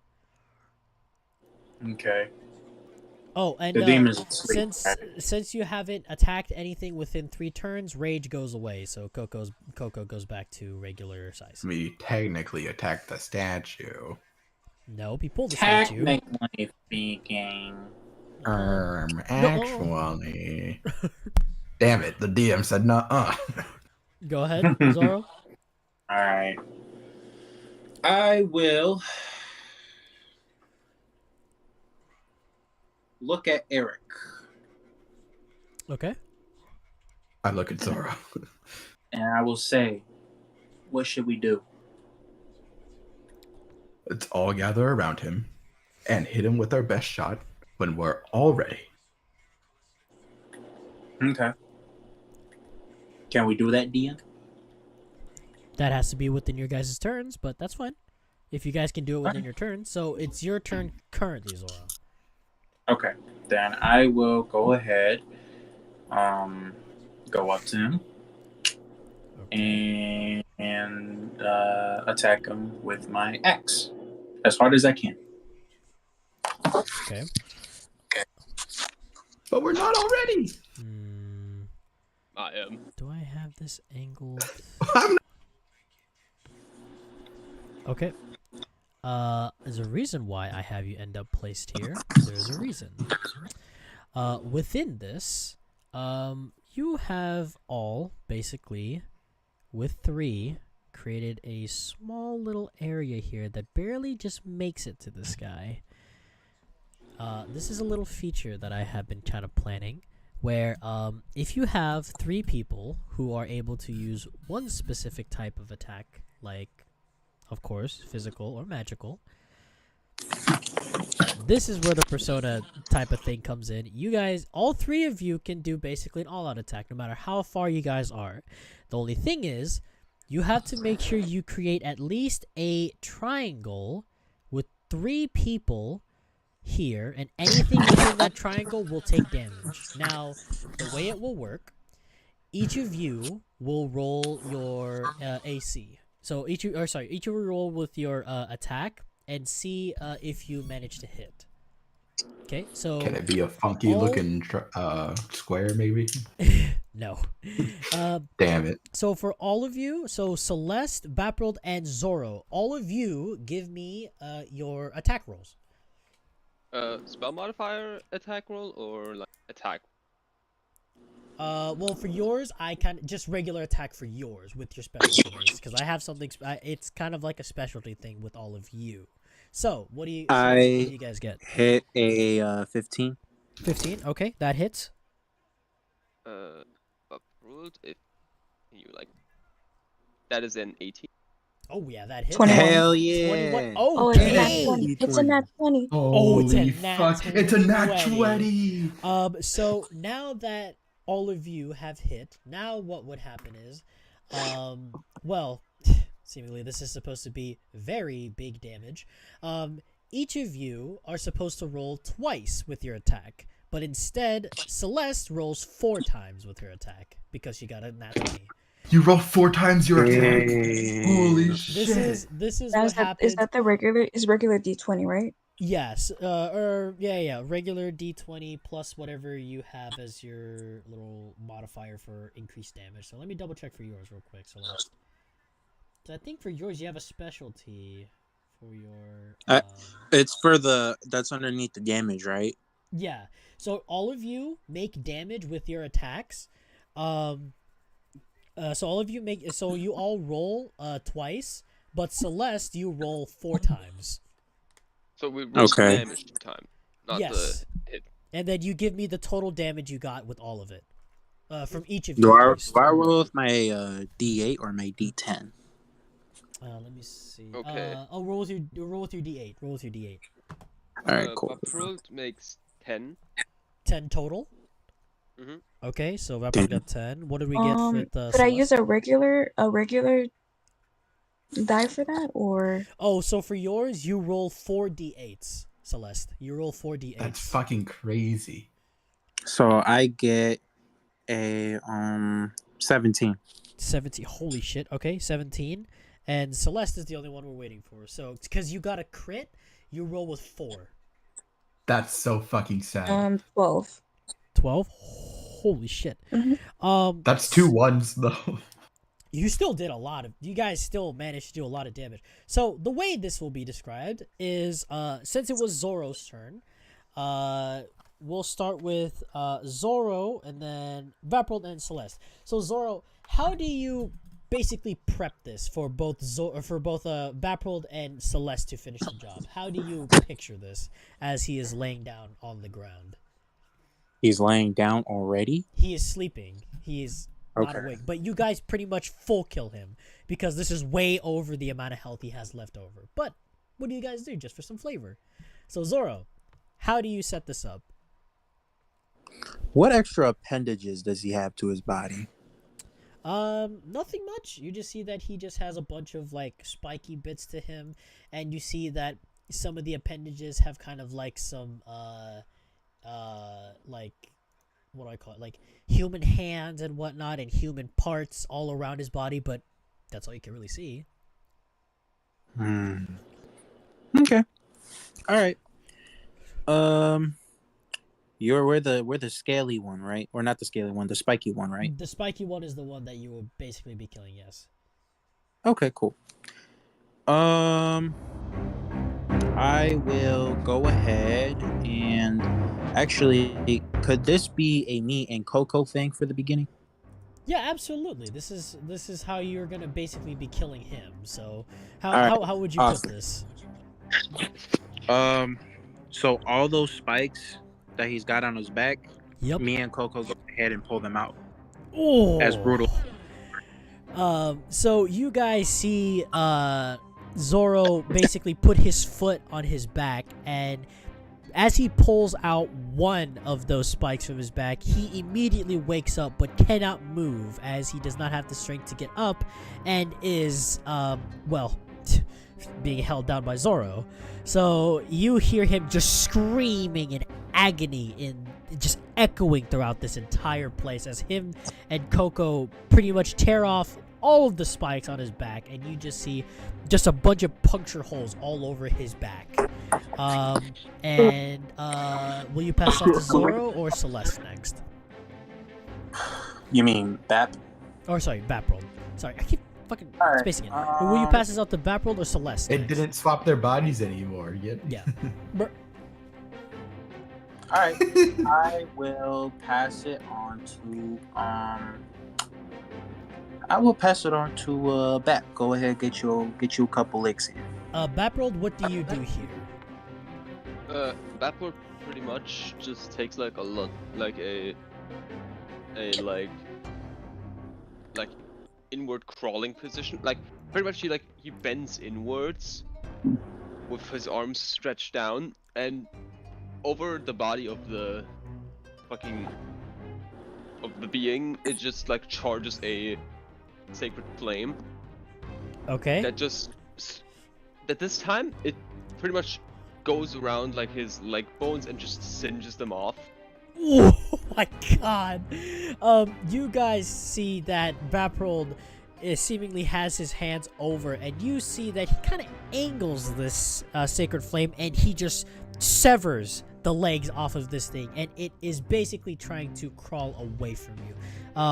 And it crawls over towards the side of it, trying to get away, only to see the feet of one particular individual. Up to Celeste. How do you end this creature, Celeste? As it looks up at you, with its face, almost it's like it knows its defeat, but it does not want to admit it. I put my sword down and I just like stab it through its skull. Oh, quick, clean, and Reverse. simple. Reverse Excalibur. You use this with what blade? You I'll have use two. it with the You have Severin with and you have the the- Hydra blade. sever blade. Severin. So you just, as he looks up at you, you hold the blade with both hands, as you hold the handle with both hands, as you lift it high and just push it down into its skull, and you hear a bone-curdling crunch in its head as it screams in agony one last time, and squirming all over around you as you are basically pushing it deeper into its skull, and it stops moving when you hear basically like a squelch, and it stops. It is now dead. It is completely dead and no longer moving. You guys Good. managed to kill off the Jester, the man of many faces, albeit he rocks with only two for this one. One who had the mastery of shadow manipulation, plus dealing with soul magic. You guys managed to fucking take him down after all of the shit he has put you through in today's session. This was pain and carnage off of this one bit. But there is more to this. There is more to this that is just here. Not just this. He also took somebody from you. And he seemingly is still sleeping up there.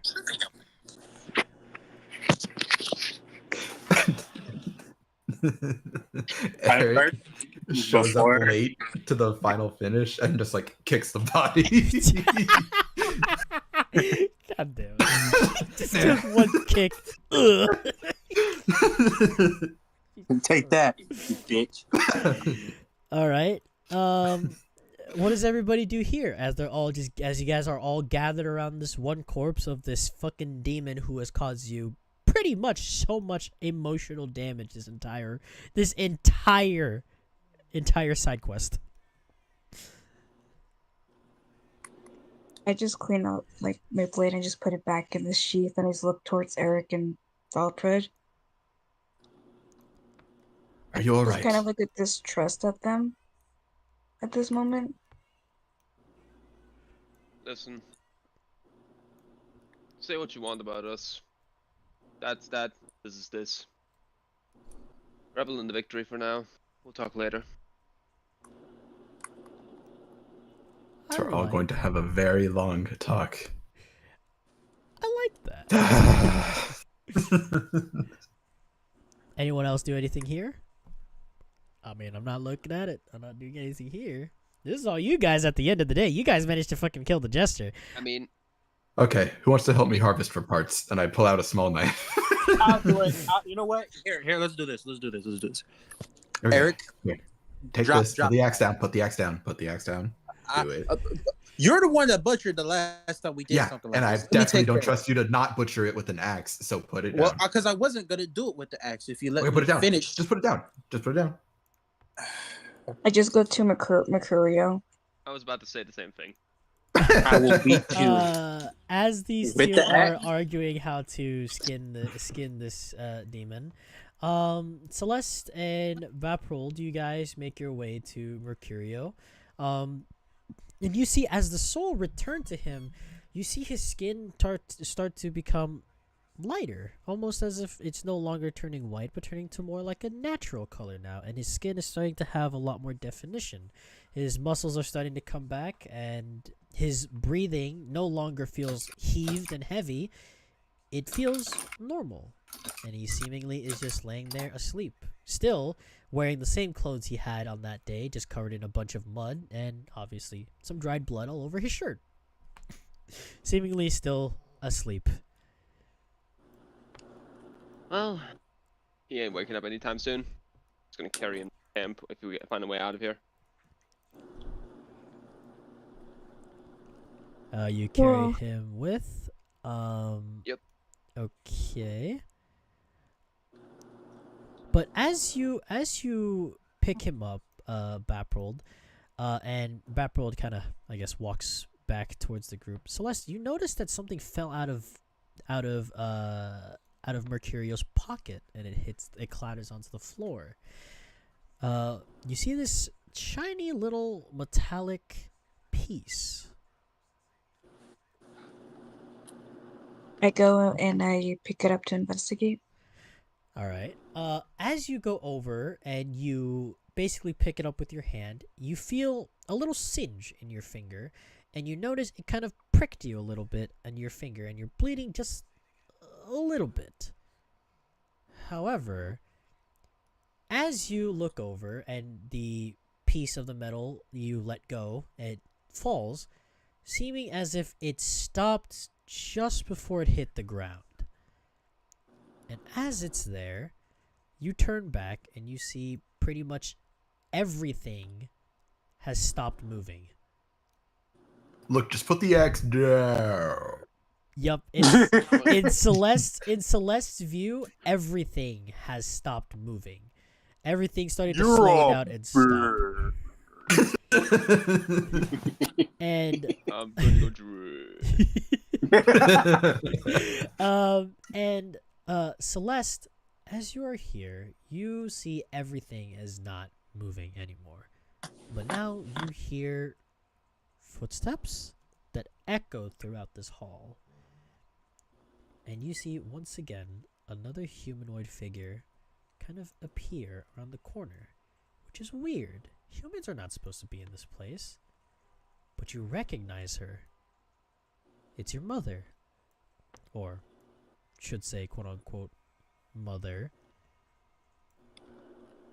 What does Celeste do here?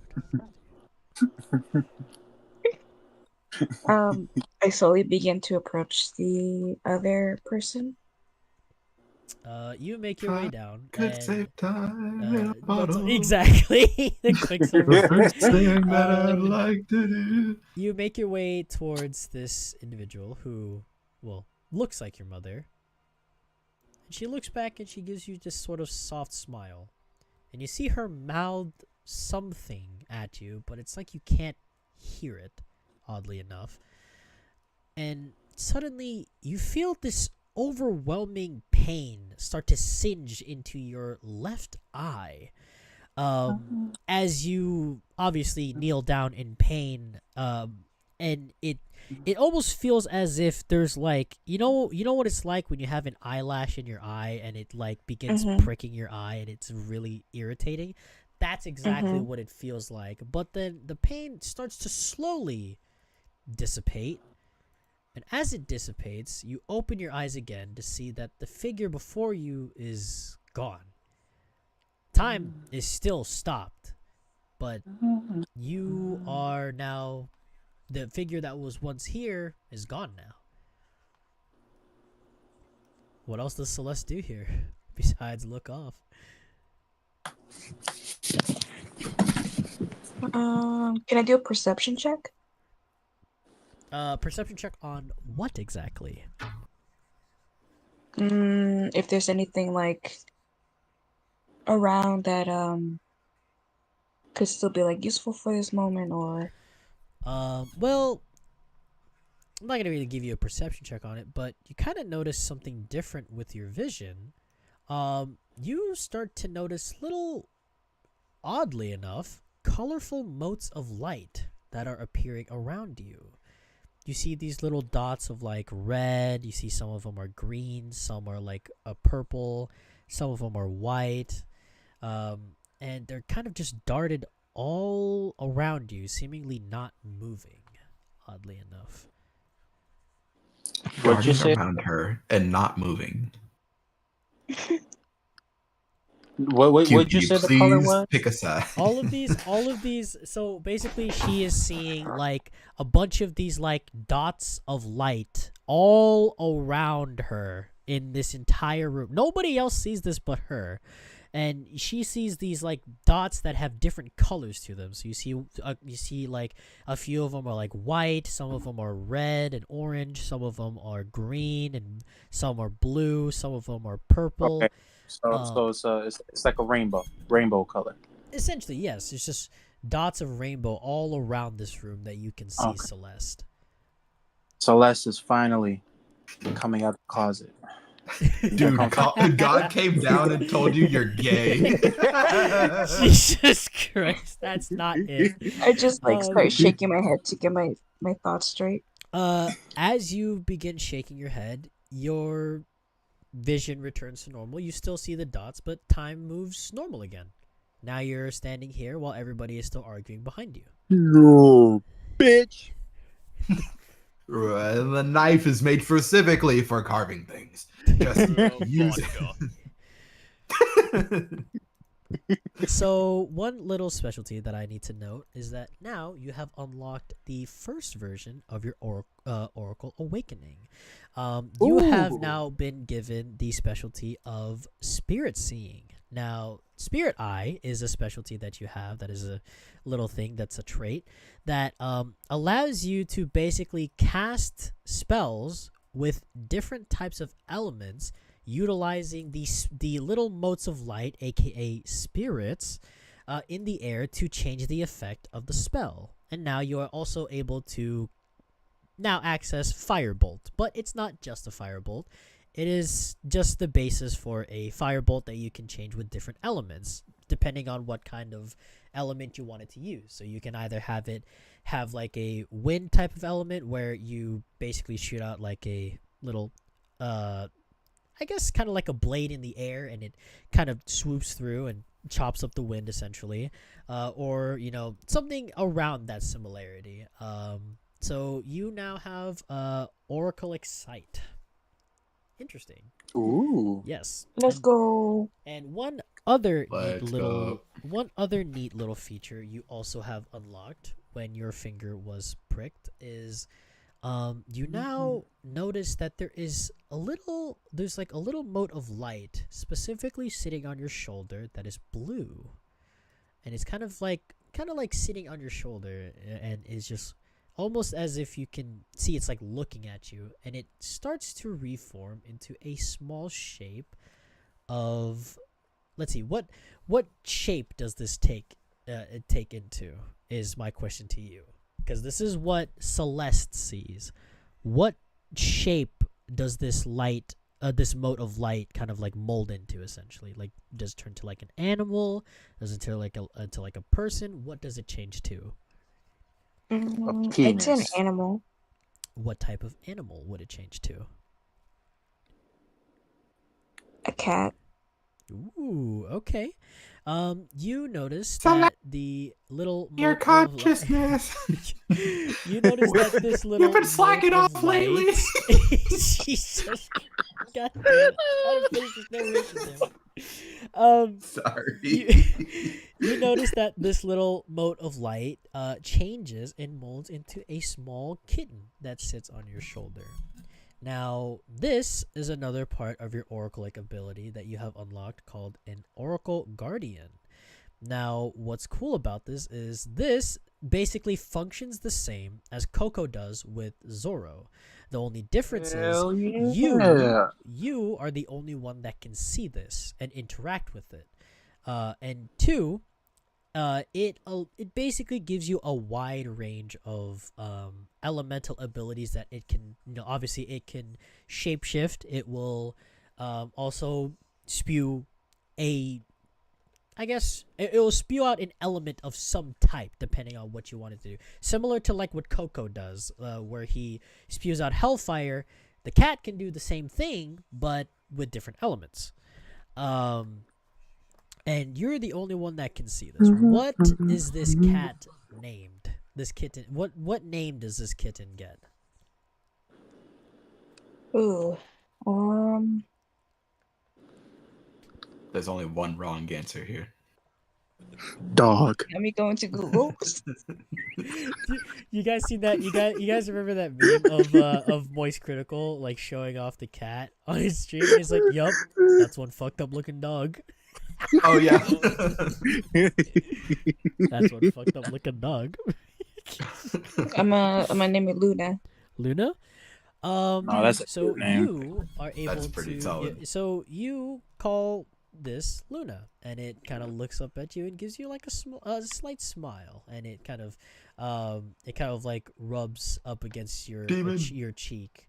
But It yeah, has lips. you have basically unlocked 2 portions of Rabies! your Oracle power, and the Did you give it blade. shots yet? The blade that I gave you, Severance, has a specialty of its own. Now that the combat is over, I can get into a detail about it. It has a special skill where you have 3 charges, and it is basically called Unnatural Luck. Now, the way it functions is you have 3 charges, which usually act as your first charge is a dice roll of 10 and up. And you also have your second charge functions as a dedicated 18, and then your third charge is a dedicated natural 20. So the way that it will function is anytime that you make an attack roll or any type of ability check, you can expend a charge to What make about a saving throw? saving throws as well, yes. Any like saving throws, checks, or anything while you have this blade holstered or within your sight, you will basically allow luck to roll within your favor 3 times a session. And you can, so the first 2 charges are usually numbers between 16 through 18. So you can make it any number between those. And then the final charge is a nat 20.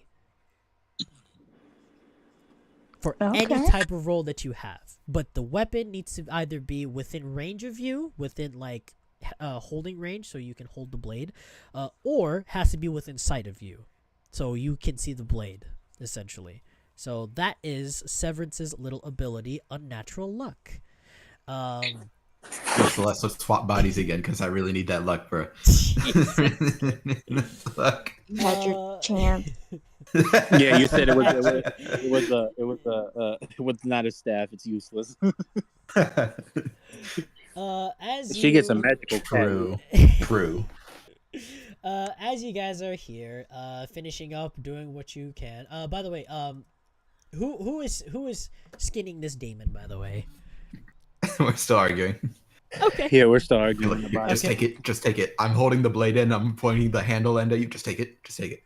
Take it from me. Use it. All right. Please. All right. And then I put the axe down, accidentally chopping off a human hand from the monster. Uh-oh. Oh my god! I thought you were gonna chop off mine. Uh, Oh wait, you chopped off the monster. Fuck you!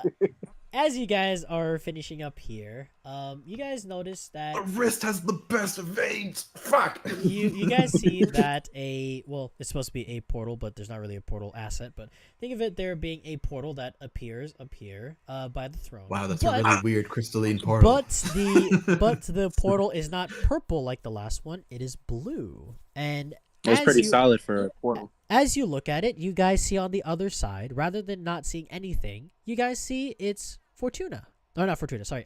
Redgrave. You guys see Redgrave at the other side of it. Oh no. Ah, well, this makes my life easier, and I just throw Mercutio through the crystal. You just toss him through, and you just see him splat on the ground on the other side. It's that one scene from Doom Eternal where the Doomslayer just tosses Dr. Hayden through. Yeah, through the portal. He just tosses him as he's fighting the other Doomslayer. The Marauder. Yeah, the Marauder. Yeah, Marauder. So what happens here with everybody? You guys still have this whole place to yourself, somewhat. Where oh yeah, the motherfucker's still there. This is All right. so I'll the go way ahead. it worked. It was shadow manipulation. So what it did was it basically within the shadow of an object or an individual allowed them to have a myriad of skills to work with. But unfortunately, you guys beat the boss too quickly. I did not think you would beat them this quick. I You're immediately welcome. had to pull out phase 2 right away. Phase 2, I gave you this boss that had actually 80 health. Literally 80 health. But you already managed to figure out the trick that he is a shade and were able to just bring him out of his shade form, unfortunately through sleep. Okay, Which so is that's perfect not for that. real? That is fucking fun. Yeah, so this is made up of a bunch of monster parts, but this does not actually function on its own like a sentient being. So it's physically real, right? It's physically real. Yes, it is physically real. Okay, we're gonna harvest that one. This, think of it like a statue that does not. Think of it like a statue. It does not have any internal organs or anything. It just has the strength of whatever it's grafted onto it. That is the power that it once held of Damn shadow it. manipulation. Damn it. Okay. All right, well, back to harvesting. All right. Yeah, I'll go ahead and I'll try and harvest whatever I can. All right. Give me a survival check to see if you can harvest something. No, if Can I I fail, give him advantage? Oh yeah, go ahead and give him advantage on that one. Before you give him advantage, roll a d20. If you get a 9, if you get 9 and under, you don't help him. If you get a 10 So and can over, I- you help him. Also roll survival? If you want to make a separate check too, that's fine. Well, I mean, like that, but that we're helping each other on the same subject. Is Well- my reasoning. But if it's a raw d20 roll, then sure. Yeah, it's a raw d20 because you're giving him a Okay. help action. So you roll if. Oh, what is the number? You got? 19. 19. Okay, so you give him advantage. So now Zoro, make a survival with advantage.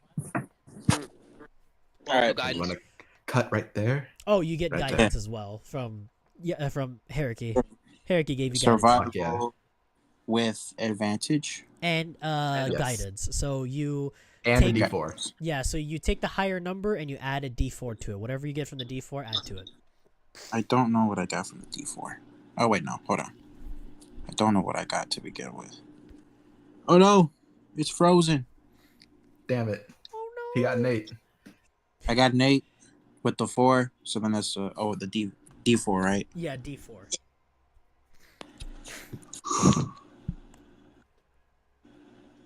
got a 10. That's a 10. Oh. So what Damn. parts of this demon are you basically taking off of it? What parts are you Those aiming spines for? look really valuable. Well, remember, he ripped off the spine, so the spines are all over the floor, by the way. Well, not all of them. Well, okay, well. I No. think he means like the actual spine inside. Oh, the of actual Oh spine. no, I mean like the spikes on his body. Like I'm literally not his actual spine. Oh. Well, if that's the case, then yeah, Zoro already. Yeah, Zoro I already just pulled- I tore already- out All of them? it. Yes, Yeah. him and Coco tore out all of the Okay. spines on his back. Well, in that case, what about the ones in his hands? Not those ones. All right, harvest those. Zoro, will- as you try to harvest it, you kind of fuck up as you're kind of slicing downward, and you kind of end up like making it so that which part of it is valuable to Eric Yakamashi? What part of the arm is like valuable?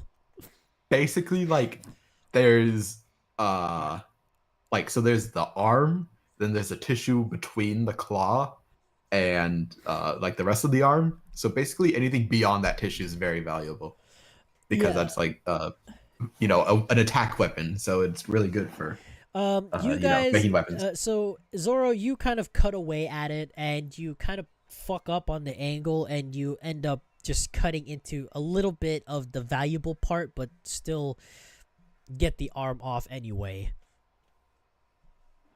It's like it's like breaking a Hershey bar wrong. Yep, and it's just mangled. The portion that's valuable to Eric is just mangled and kind of torn up a little bit. Damn it! Oh my! It's still mostly Okay, intact, but we have kind one of more. fucked. We have one more arm. I then look at I look at Celeste and I said that was on purpose actually.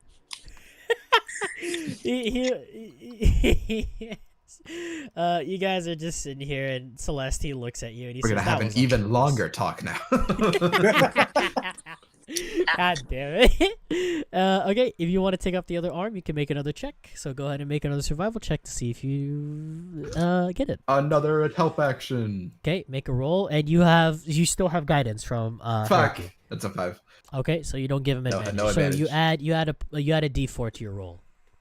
And then the D4, Yeah. I got a 16, a 17 automatically, so I get it either way.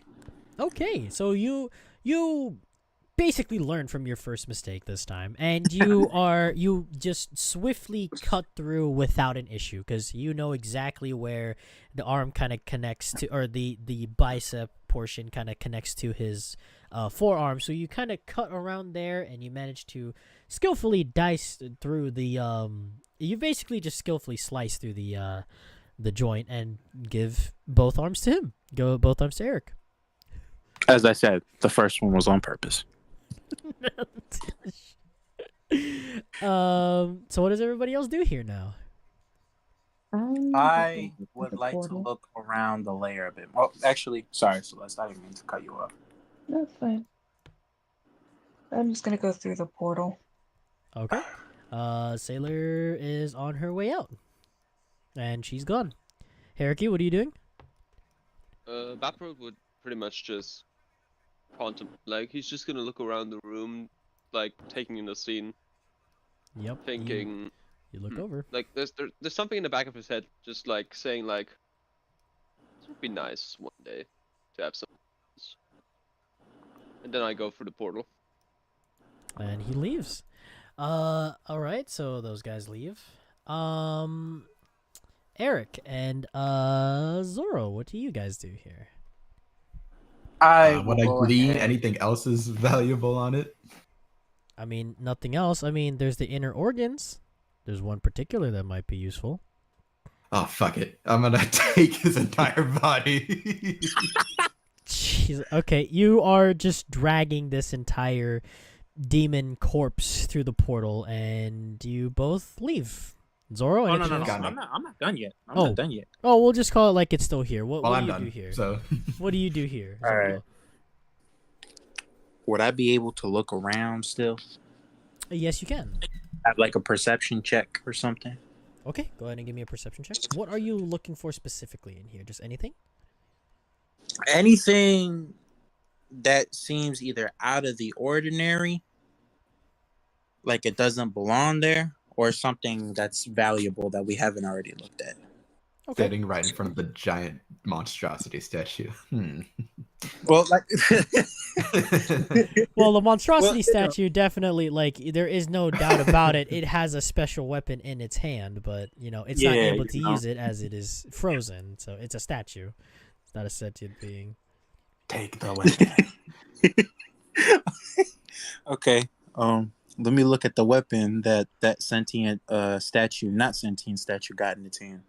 As you look over at the blade, it looks, or not the blade, but like the trident it's holding, it seems awfully familiar to you, Zoro. This trident looks very, very, very close to a trident that your father owns, which is something that kind of gives a little concern. What the fuck? Eyes of Coco. Astra, session 3. Hold on. Everyone discovers a parent issue. Featuring punished Zoro. So what do you do here, Zoro? Okay. So this is like a little area then. All right. When he sees that weapon itself, he gets certain memories from it that are melancholy in a way. Okay. Not necessarily the worst memories of his life, specifically his childhood, but also as well just memories of how hard it used to be, considering the only times he ever saw the weapon or whoever was wielding that weapon, they weren't in under the best circumstances. Mm-hmm. So then, when I go to look at Coco, I ask him if he as well remembers the weapon. Coco kind of looks at you a little puzzled, and he says, Master, the weapon once belonged to Grash, for my recollection serves me. Look at the engraving, it says as it kind of pushes its snout onto the handle of it, and you see the engraving, and the engraving is something you will not forget. It is the very engraving you gave your father's staff, or father's trident, when it was first made, as a little joke to your dad. But he never once paid attention that there was a marking on it. And that exact same marking is on this exact weapon. And I'm gonna guess that excuse me. I'm gonna guess that it's been a minute since I've seen that weapon. Yeah, it's Okay. been years since you've seen. Well, it belongs to your father, but you have not gone Right. home to see your family in human years, at least 15 to 16 years, but demon years, at least 200 years it has been in demon years since you've seen your family. Okay. So this was okay. I look at the engraving and I kind of scramble.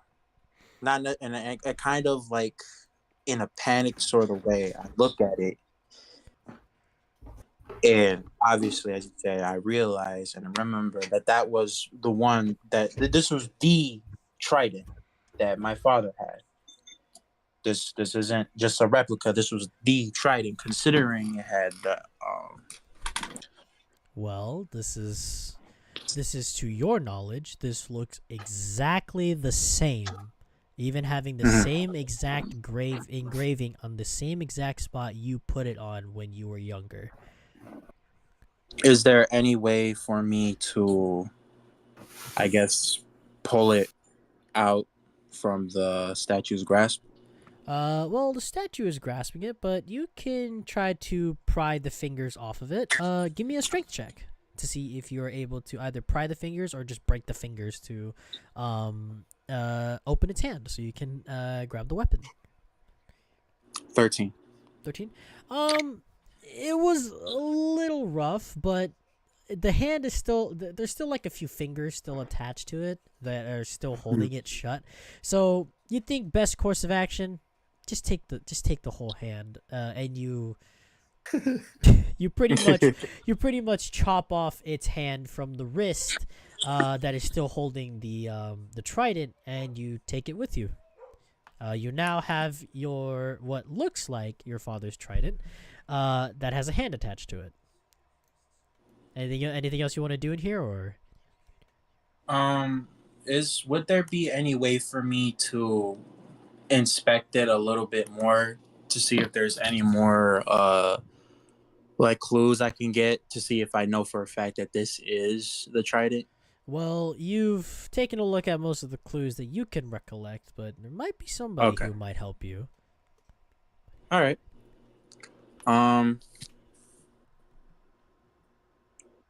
Is there anywhere else in the room that is of, well, not exactly grave importance, but that kind of stands out? I mean, not really. Most of it is just out here. Okay. All right. All right, then. After that, I go ahead. I go through the portal with Coco and the trident in hand, as well as the other hand on that trident. Yep. As both of you make your way through, and seemingly the portal on itself dissipates, this is just kind of a little bit of some flavor. You notice that one of the statues begins moving on its own. I hate everything. It begins looking over, and it kind of says something, and then the entirety of it disappears, crumbles into these little bits of stone, and it's gone. Back to Redgrave. Back here. Need to kill this real quick. Shut up. Alright, just gonna kill the music. As you guys are here, the portal reopens, and all of you guys make your way through, with Mercurio going first, and seemingly tumbled down the hill and is laying there, unconscious, still sleeping. Eric coming through with the corpse, the whole corpse of this The demon. the whole kit and caboodle, the baby. whole kit and caboodle. And then also Zoro coming through with a seemingly large trident with a hand still attached to it, coming through the portal.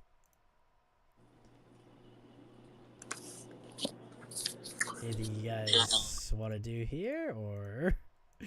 Well, I'm off to the apothecary. I'm sure he can harvest parts better than the two of us. And I do exactly that. As he rolls the corpse, I roll Mercutio too. What the fuck? Carrying. Yeah, fucking Once he Eric. starts rolling by himself. No, it's not Eric bad. is still dragging it, but he just sees Mercurio's body tumbling by. Yeah, no, no. When you threw him through the portal, by the way, his body just tumbled down the hill because you threw him a little too hard. He just rolled down to the bottom here. That's why he's here, and he is just laying there, still, dying. Well, not dying per se, but he's still asleep. Ah, well. Not my apprentice, not my sir. If my training did him right, he survived it. Okay, I'm just gonna take you over to the apothecary, which I believe is right about here. Okay, what does Baprold do? Baprold, what do you do here? Pretty much just give a look to Celeste. We'll talk tomorrow. And I'll just try and find where Mercutio landed. You bet your ass we'll talk tomorrow. You move a bit over here, and you just see him still laying there on the side of the cliff. Now more dirty because he tumbled down the cliff after you threw him through the portal. Ah, well, he missed a mud pile, so I'll take what I can get. And what do you do now? I carry him to tavern. I do have to ask. Yes. How is that tavern looking in terms of damages? The tavern, as you make your way back and you go upstairs to take Mercurio, to basically go and have him rest along with you to go get some rest. You go downstairs to see that it is just a complete mess in here. Like visually, it may not represent it, but contextually, everybody is like on the floor. Some of them that are laying on tables. Some of the torches are bent out of shape. The bar is completely fucked. There is just somebody that has been like choke slammed into the bar, creating this like fucking dent in it. And everything, food is just all over the floor, and it is just dirty in this entire place. The only difference, Question. the place where you have all your drinks is still sitting there untouched. Okay, quick question. Of course it is. Where are the owners currently? Where are the what, sorry? The owner. Owners. The owners are in the back, seemingly been so afraid that they ended up taking a nap in the pile of flour that they have bagged back here. Okay, I put down Mercutio real quick, and I would like to walk over to Edgar. Edgar is still there, and it no longer smells just like shit. It Well, smells, Coco, what are you doing it here? no longer smells like piss. It smells like horrible shit, like this guy has been shitting himself for hours. And he is Okay. still there, unconscious, still. I would like to sit on. There's so many flies. Yes, there are so many flies around this guy. It is fucking disgusting. I will sit on his body, pretty much like with my legs spread, so his face is like visible to me if I like look down. Okay. Oh my I would pull out my mace, just like look at it for a little second, just like, bit too clean, and I smash his head in. Oh my fucking god. Wow. Damn. I was not expecting that, but April stands up. no, back- but Mercutio back- you oh, what? it's a little funny right there. As you bash his face in, normally you would see blood and guts and brains and everything everywhere on the floor. But instead, you just see his head crack like an egg, but nothing comes out of it. And Oh my goodness. the body seemingly begins slowly turning to stone, and it crumbles beneath you. Unexpected result. Test further. Keep bashing it. It's already so he was also an illusion. He was a he was a statue that was being shadow manipulated. That's crazy. Wait, hold on. I'm confused. How the fuck does a statue shit and piss itself? It is just for flavor from this guy. Flavor? Flavor.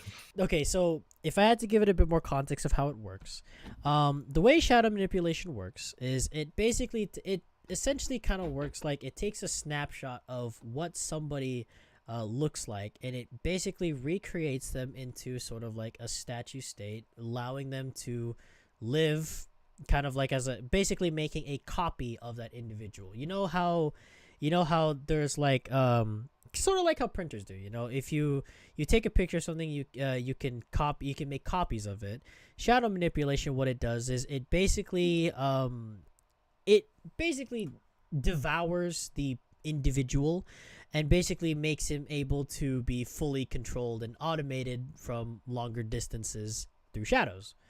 And this also works for their immune systems if, by chance, the individual who wanted to do this wanted to add a little bit of some system to make it a little bit more realistic, to make them seem a little more realistic. And unfortunately, this was one of those statues that was made a little too realistic that it had Actually, the a immune system does not immune- control your bladder. Shut the fuck up. Anyway, yes, it basically, this is what a perfectly created statue individual would look like. It has proper working organs and everything, just no blood pumping through it. That's not how organs work. You upset me greatly, DM. This is D&D. Okay, I was still working out its quirks, but this is as far as I can kind of go with it without it getting too complicated. I know I shoot fireballs at everyone, but this is too far. This fucking guy. All right. Anything else you do here as you are still sitting on this Zaphral statue firstly corpse? takes 10 gold coins and puts them on the counter. Okay. That should cover everything. And pretty much Keep the change. he can't do shit. I'm not paying my damn money. I'm not paid enough. And pretty much throughout before picking up Mercutio, he's just like going through the mind like, who else could be one? He looks at the wizard that he knocked out. Don't. I mean, the wizard is still sitting there. You know, I have a coin here. Okay.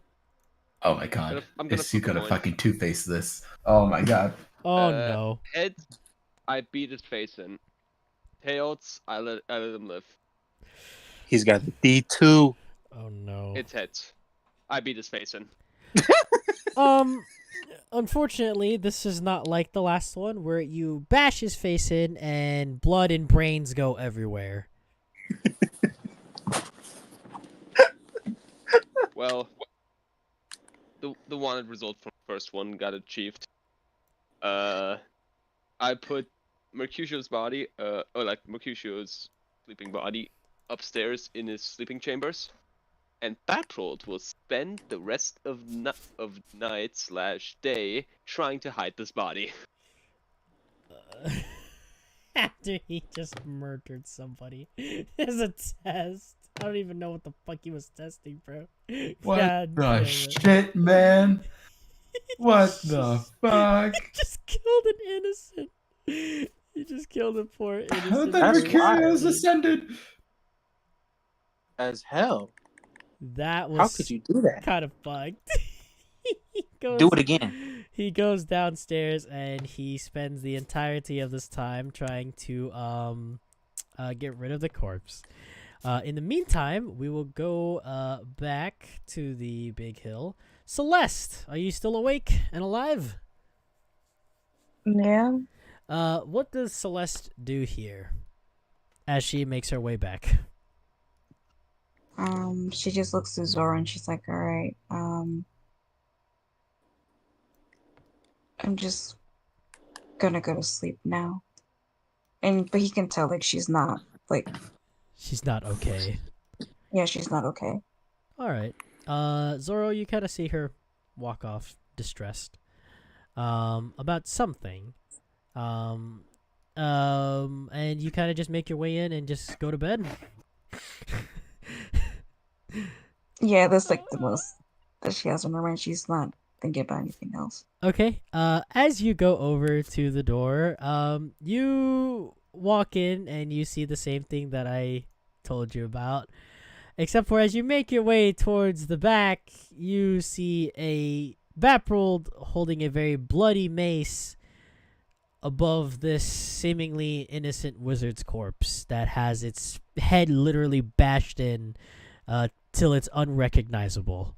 And he is looking at it. Do you even want to know what happened? Was one of the fucking demons that we missed. I got lucky and knocked him out earlier today, if you wanted to know. Got his head in here. Mercutio's upstairs, sleeping. You hear about it? I think I'll do the same thing as Mercutio. Good night. Good night. And you make your way upstairs. By the way, you guys were all still wearing your party outfits, so you guys are just dirty, bloody, and just completely full of filth as you guys go upstairs and you go to sleep. Mercurio's outfit completely torn up. He's missing one of his shoes. Celeste, He looks even more sexy now. Celeste, your dress kind of tattered, all He's more of a dirty whore. now. A bunch of you have a bunch of dirt and mud all over your shoes and all over your dress. Your face is kind of scratched up a little bit, and everything is just hell on earth. I spent hours getting myself ready. Just for this. Just for this to happen. Alright, and we finally end off today's session with Zoro. What does Zoro do here as he makes his way through the portal? I will continue to look at the trident and study it. We'll also talk to Coco about it. Okay. So basically, I walk through the portal. I'm still looking at the trident. Zoro hears what Celeste says, and he kind of nods, but he was also really busy looking at the trident. And then while he's walking down, he goes ahead and he asks Coco, or he tells Coco that this was the trident that my father had. This was, as far as I'm concerned, the original. You see him kind of go over and sniff the handle of it, and he kind of looks up at you and he says, "Master, something smells different. This has another scent. Something different, I think." Yeah, as he continues to smell it and he looks over, you hear a familiar voice coming out from the woods next to you. It's his dad. Oh, yeah, no. I recognize that. Trident. It is Aragon Calabaster. As he comes out from the tree behind, he goes over, he says, "Ah, so you found your father's trident, eh?"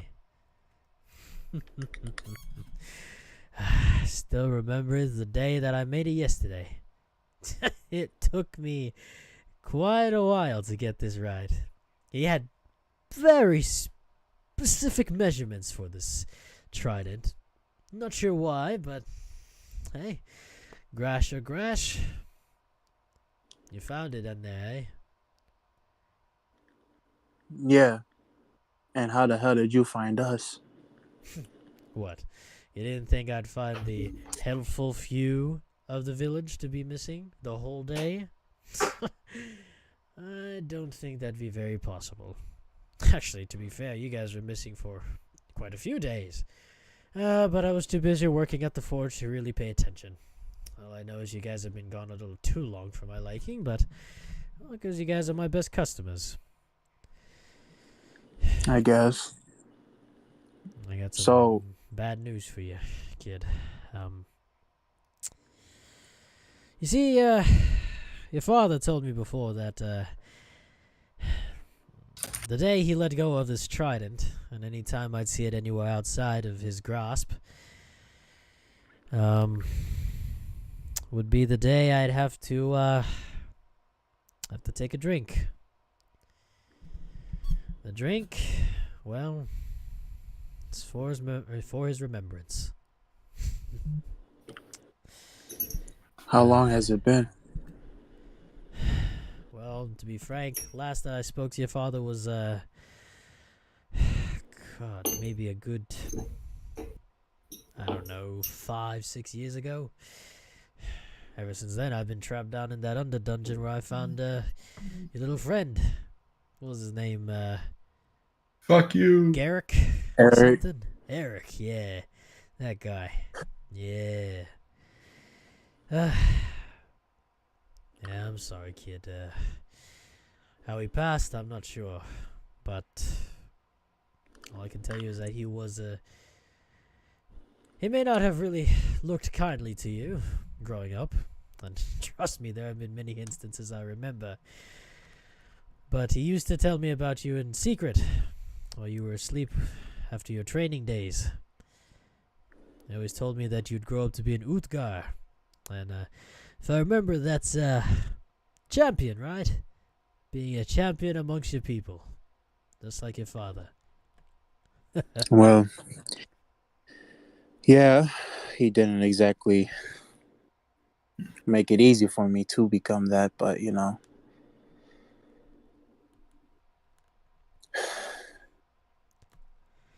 I know So it's you weren't. hard, kid. Go ahead, sorry. Do you know if anybody else is okay? Well, I think I still remember my runes to be able to access the portal not too far from your homeland. I can take you there sometime and you can say hi to your family if you'd like. That I would too much? like that. Oh, Yeah. maybe you'll pay homage to your father, eh? Give him back what belongs to him, or carry his legacy. Take the trident for yourself. I can see that the trident's kind of banged up over the years, so it's missing a couple components that I've kind of put inlaid for that to make it a little better, but if you want to continue using it, it's all you. I can fix it up for you, or you can start your own legacy. I can make a special weapon just for you.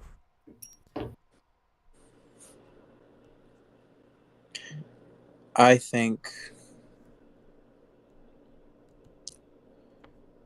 I don't have too many fond memories of my father.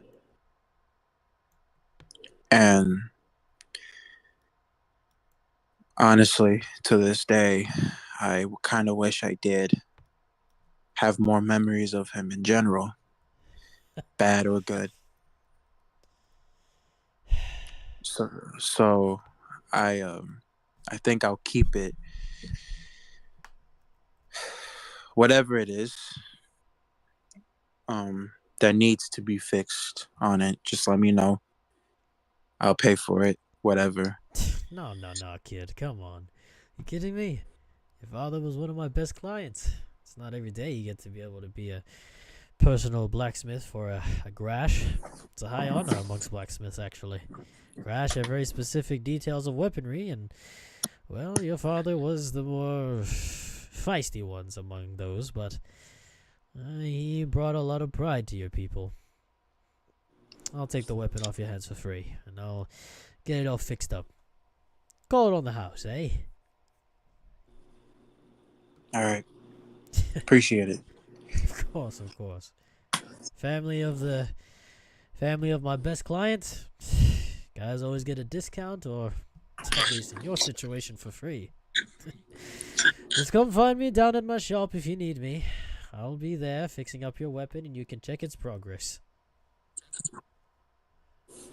Alrighty. He takes the staff and Let he me know when walks it's ready. off. All right. What's everybody else doing? So Eric went out to the apothecary to go get some of the important bits of the demon taken out. 10 gold coins? You know what this is? This is the Jester. 10 gold. What's it called? Hariki Baprold went inside with Mercurio and well, beat the skull in off of one of the innocents and then killed an imposter. Among Us reference. Imposter, human. And Celeste went to bed seemingly very distressed about something that is kind of plaguing her mind. All right. What is Zoro and Coco doing here? I will then head my way towards the tavern and just basically kind of look around. As you go over to the tavern, you see some of the farmers waking up because it's starting to become morning time now. You see this the sun coming all up. night.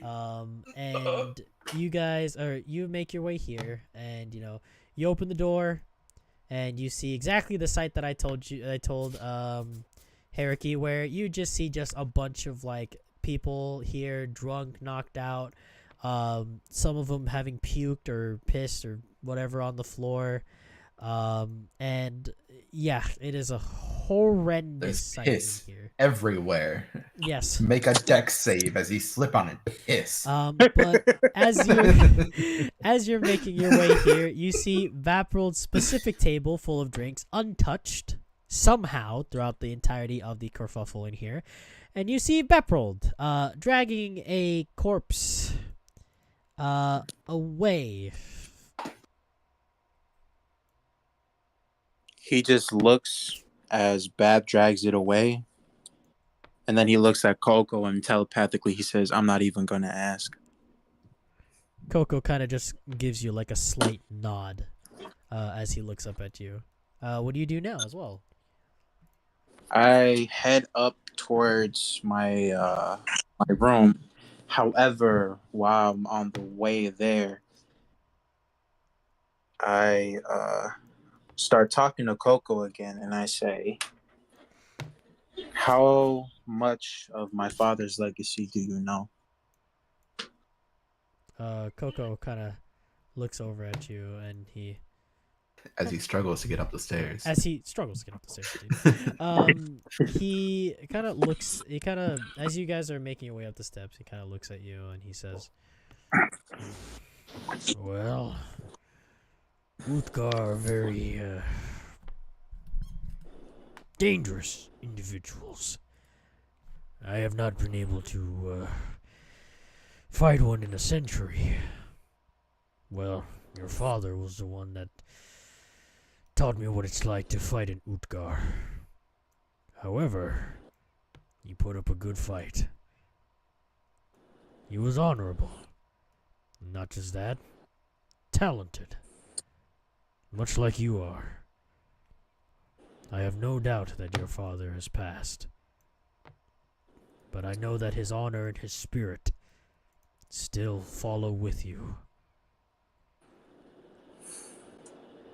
Appreciate it, buddy. You The see, window's However, broken. what happened? I didn't hear you. The window's broken, by the yeah, way. yeah. You Oh yeah. as you make your way in, you see this giant hole You in feel the a bit of a wall. draft. Yeah, this a little bit of a draft in here, just a little bit. You see Celeste not even having changed or anything, still wearing the same dress from the party, just completely tattered and like dirty, covered in blood in some parts. You look at Mercurio there, laying there as well. He's missing a shoe. His sock has like a hole in it where you see his like big toe coming out. His Why are you going to detail some about of his that? some of his is like his like all the buttons on his shirt is completely like broken off, and it is just like basically his shirt is just flapping in the wind, and he's not wearing an undershirt. Hey, wearing 50 Shades. What the hell? and Harley. some like half of his face is kind of like covered in blood, obviously from being dragged It's all the way Harley. out. He doesn't even have to try to be a whore. He just is. What do you do here? All right. I will go ahead and I will start heading to sleep. I don't say nothing else to Coco. But for the meantime, I just try and fall asleep while thinking about the news that I got recently of my father's passing, as well as the last couple things that happened these past couple hours. And ultimately, just got to the conclusion that I will be making everybody in the group some breakfast in the morning. And he goes to bed. We will end off there for Zoro. We're gonna go back to Eric. Eric, you're outside the apothecary's house. It is literally morning time as you Is are. the guy dead? Which one? The apothecary? Didn't he get shapeshifted? Yes, he was a shapeshifter, but there was a new one that had been appointed. But you knock on the door Okay, and thank there God is they found a replacement You- these last 3 weeks. you knock on the door and there is no response. Fuck it, and I bust it. Jesus Christ. As you basically cause a breaking and entering, you see a man staring at you holding a wooden plank. He looks over at you and says, can Hello. I help you, I'd like sir?" to make some business. I toss him the body. You toss him the corpse of the Jester, and he looks at you with awestruck eyes, and he says, or do you want me to do anything, sir?" This is a major demon. Harvest its parts. Well, I'm sure it's worth something. seeing as how it almost has no more parts, sir. I toss the spines. You toss the spines all over around. He's like, "Oh, please, give me, Anything you don't use, send to the blacksmith. please, give me just one moment," he says as he kind of goes over the corner, and you hear him audibly and loudly start throwing up in the corner. As he is not used to Zippy. seeing the body of a demon. He kind of goes over, he comes back, and he leans over on the wooden post, and he's like wiping his face. He's like, Are you quite done now? Yes. God, the horrendous smells. Okay, I will deal with this. Are you new here? Yes, I am. Just barely set up shop in here just a week ago. I have not been able to come by the shop until today. Word of advice from one apothecary to another? You get accustomed to the smell. And I turn around and I walk away. He kind of like reaches out to try to like get you to stop, but then he kind of stops himself, and then he's like, "Okay. Go ahead, walk across that demon corpse and dare. He goes over and he like shuts the doors as he is pulling out a piece of the demon corpse. Eric is outside now. What does he do? Going back to the tavern. I am tired. I am out of everything. You make your way back to the tavern, and as you make your way in, I watched a couple episodes of them. uh-oh. And Zoro. Zoro. Zoro. As you are making your way in, you see quite a horrendous sight. I don't know if it is something scary to you, but you see Baprold pulling the legs of a headless corpse. As Babril is passing him, you hear a melody come from his mouth, just like, He says that as he continues dragging the corpse outside. I'm going to point my staff at Baprold. And I say, who the hell are you? Careful, buddy. Last time you did this, you know how it turned out.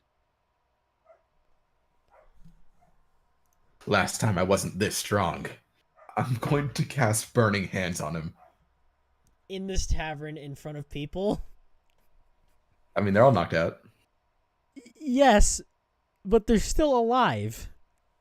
They're just unconscious because they're drunk or they've been... Okay, so it's a cone, and they're all lying down, right? So I'm going to shoot the cone just above them. Jesus Christ. You guys are killing innocent It's not going to hit them. You guys are killing innocent people in this place, bro. What the fuck? What do you mean? Okay, so it's a problem when I do it, but when Bapril does it, it's fine. No, I had a problem with Bapril doing it, but okay, if you want to cast it, you can cast it. Fine, you can. Okay, you can cast okay. it. Do you understand that this is a cone, right? And they are lying down, so I can cast it at Bapril's Okay. body without hitting them. Okay, well, if that's the case, then yes, go ahead and cast it. All right, make a dex save. Bapril, make sure. a dex save. A 9. Yeah, fuck off. That ain't gonna do it, bro. As Okay, you, how much damage? You're what? Sorry. How much damage? Let's see. 7. I'll take it. So I will guiding bolt level 2 you in return. Wait. Oh, Wait. It's not in. I'm gonna expend all my charges and my staff. oh wait, oh yeah, because his staff That's amplifies any fight. 2d6. His staff amplifies damage and That's another 7. That's 14. 14 damage. Ready. 14 on me, right? Yes. Yes, Wait, so fully or with that 7 extra? that's full. That's That's Oh, that's that's full. 7. Yeah. yeah. But what's funny is his mace gives him fire resistance, by the way. What the fuck? That was part of the kit of the mace. It gives him natural fire resistance while he has it with him. So, So just you takes take 7 anyways. damage only. Cool. Mm-hmm. Oh, Fuck you. I Aren't gave him you, fire resistance for a reason, okay? I gave it to him for a reason. To fuck with me? Is that the reason? To No, fuck not with me? not just that, because demons also have fire. Some demons have fire abilities, like you or other demons you've encountered before have fire Dude, I abilities. have not been hit by one fire attack ever since I got that staff. fire. No, Funny only choice. one actually. Only one, but it was me. It was you. I was gonna say, hold on there, Bucko. Session 2 can kind of explain that.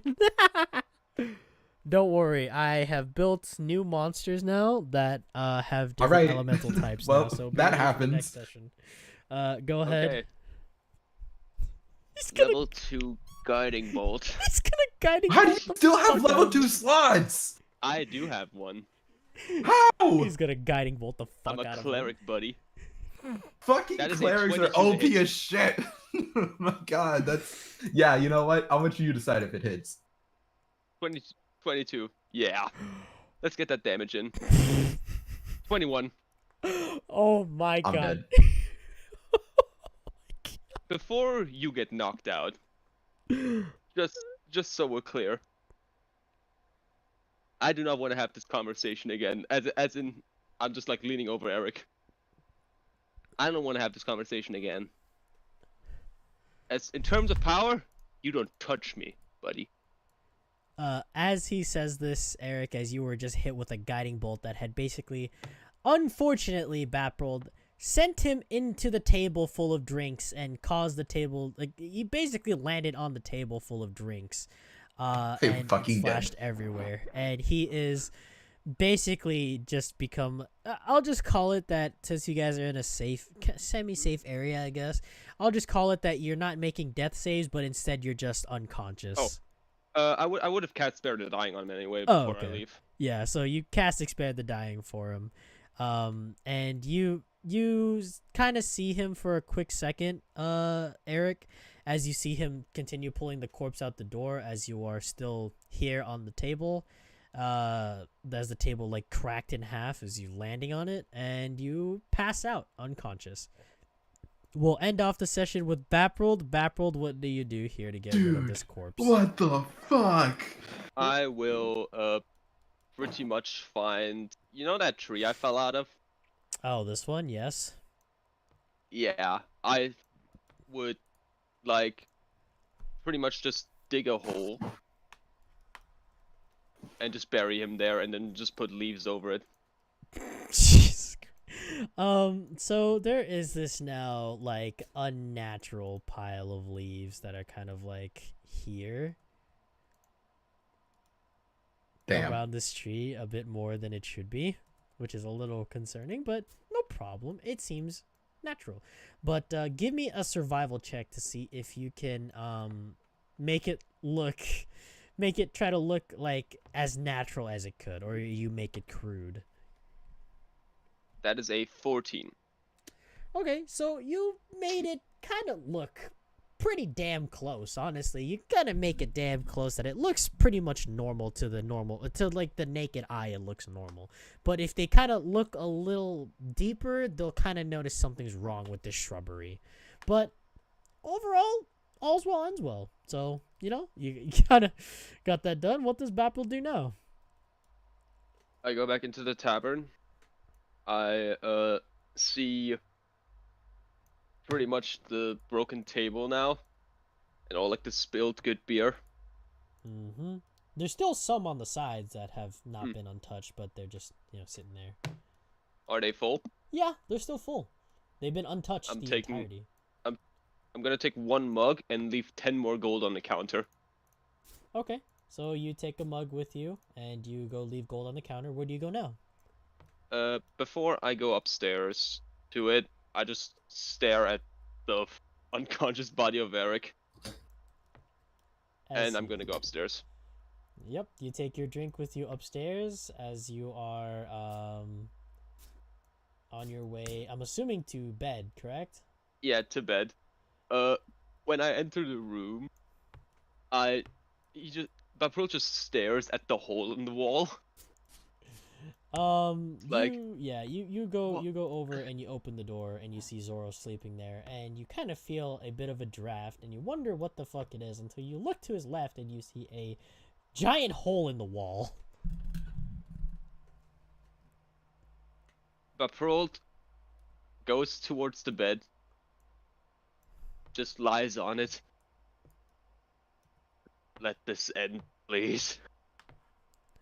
Yep, you go over to your bed and you basically get yourself some rest. Okay, that'll end off today's D&D session. Dude, what the side fuck? quest of the Jester. Having dealt with the Jester, now seemingly done over, there is but another demon that has its eyes set on you guys as you guys take a level up. You guys have now leveled up from this encounter. Everybody give yourself a level. Yay. Yippee. Another spell slot to fuck me with. Yep. And you guys, some of you guys have received some pretty good items, i.e. Celeste, a awakening of her oracle-like abilities, and also learning of her origins of sorts. And then also having the Severin, the blade of unnatural luck. Heriki managed to get his get back with Eric on twice over in this campaign. When did he get got to begin with? Well, true, actually. Instead, you know what he did? He gave Eric a combo and then gave him a side order later on. A drive-by, more like it. Honestly, that was a crime. Mercurio is there alive, but is now resting after that whole fucking kerfuffle, after his soul was essentially absorbed from a specific blade that was used that is seemingly gone. And Zoro had finally learned a bit more about his father's whereabouts while he was gone, unfortunately. About his daddy. Yep. And had basically gotten his father's trident. And is now getting it fixed by Aragon at his little shop. That'll be all for today's D&D session for side quest The Jester. Before I end off the stream, I always do this little thing with everybody here. We'll start it from bottom to top. Yakamashi, anything you want to say before I end the stream? Fuck bitches, get money. Sailor, anything you want to say before I end the stream? Emotional damage.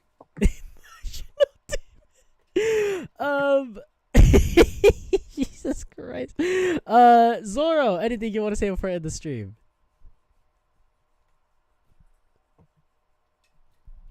Zoro? Zoro, you good? Damn, I think he's passed out. There's only a PlayStation symbol next to his Yeah, icon. I see that too. We'll kind of double back to him just in case. Haruki, anything you want to say before I end the stream? As Sun Tzu said in The Art of War, do him dirty in front of a squad. Jesus Christ. Oh, Zoro is coming back, I think. Zoro? Can you hear me? Yeah, now we can hear you. Okay, anything you want to say before I Okay, end the cool. stream, Zoro? Daddy issues. Jesus, Bro, I my got mommy issues. God. Jesus Christ. Okay, thank you. So many issues. Thank you everybody for watching the stream. You guys are actually fucking amazing. What's weird about it is that this actually took longer than the usual campaign parts. That's interesting. But That surprised me. That's the crazy part. everybody, I was gonna say, honestly, yes, go ahead. Sorry, Zoro. I was gonna just say that honestly, it was really good that we decided to do it earlier today, because I don't know if I would have been up for us to fully finish the this whole level. Side quest. Yep. Yeah. Thank you everybody for watching the stream. Any of you guys that are rewatching the stream, you guys are cool. Any of you guys that want to give extra support, join the Dollar Club. I got some kind of cool stuff going on there for anybody that's part of the Dollar Club. You will see. Anyway, I will see you guys in session 3 of our campaign, where our little party here ends up encountering a little bit of a dilemma of sorts. Not just one person having a dilemma, the whole party having one. Goodbye. My whole life's a dilemma,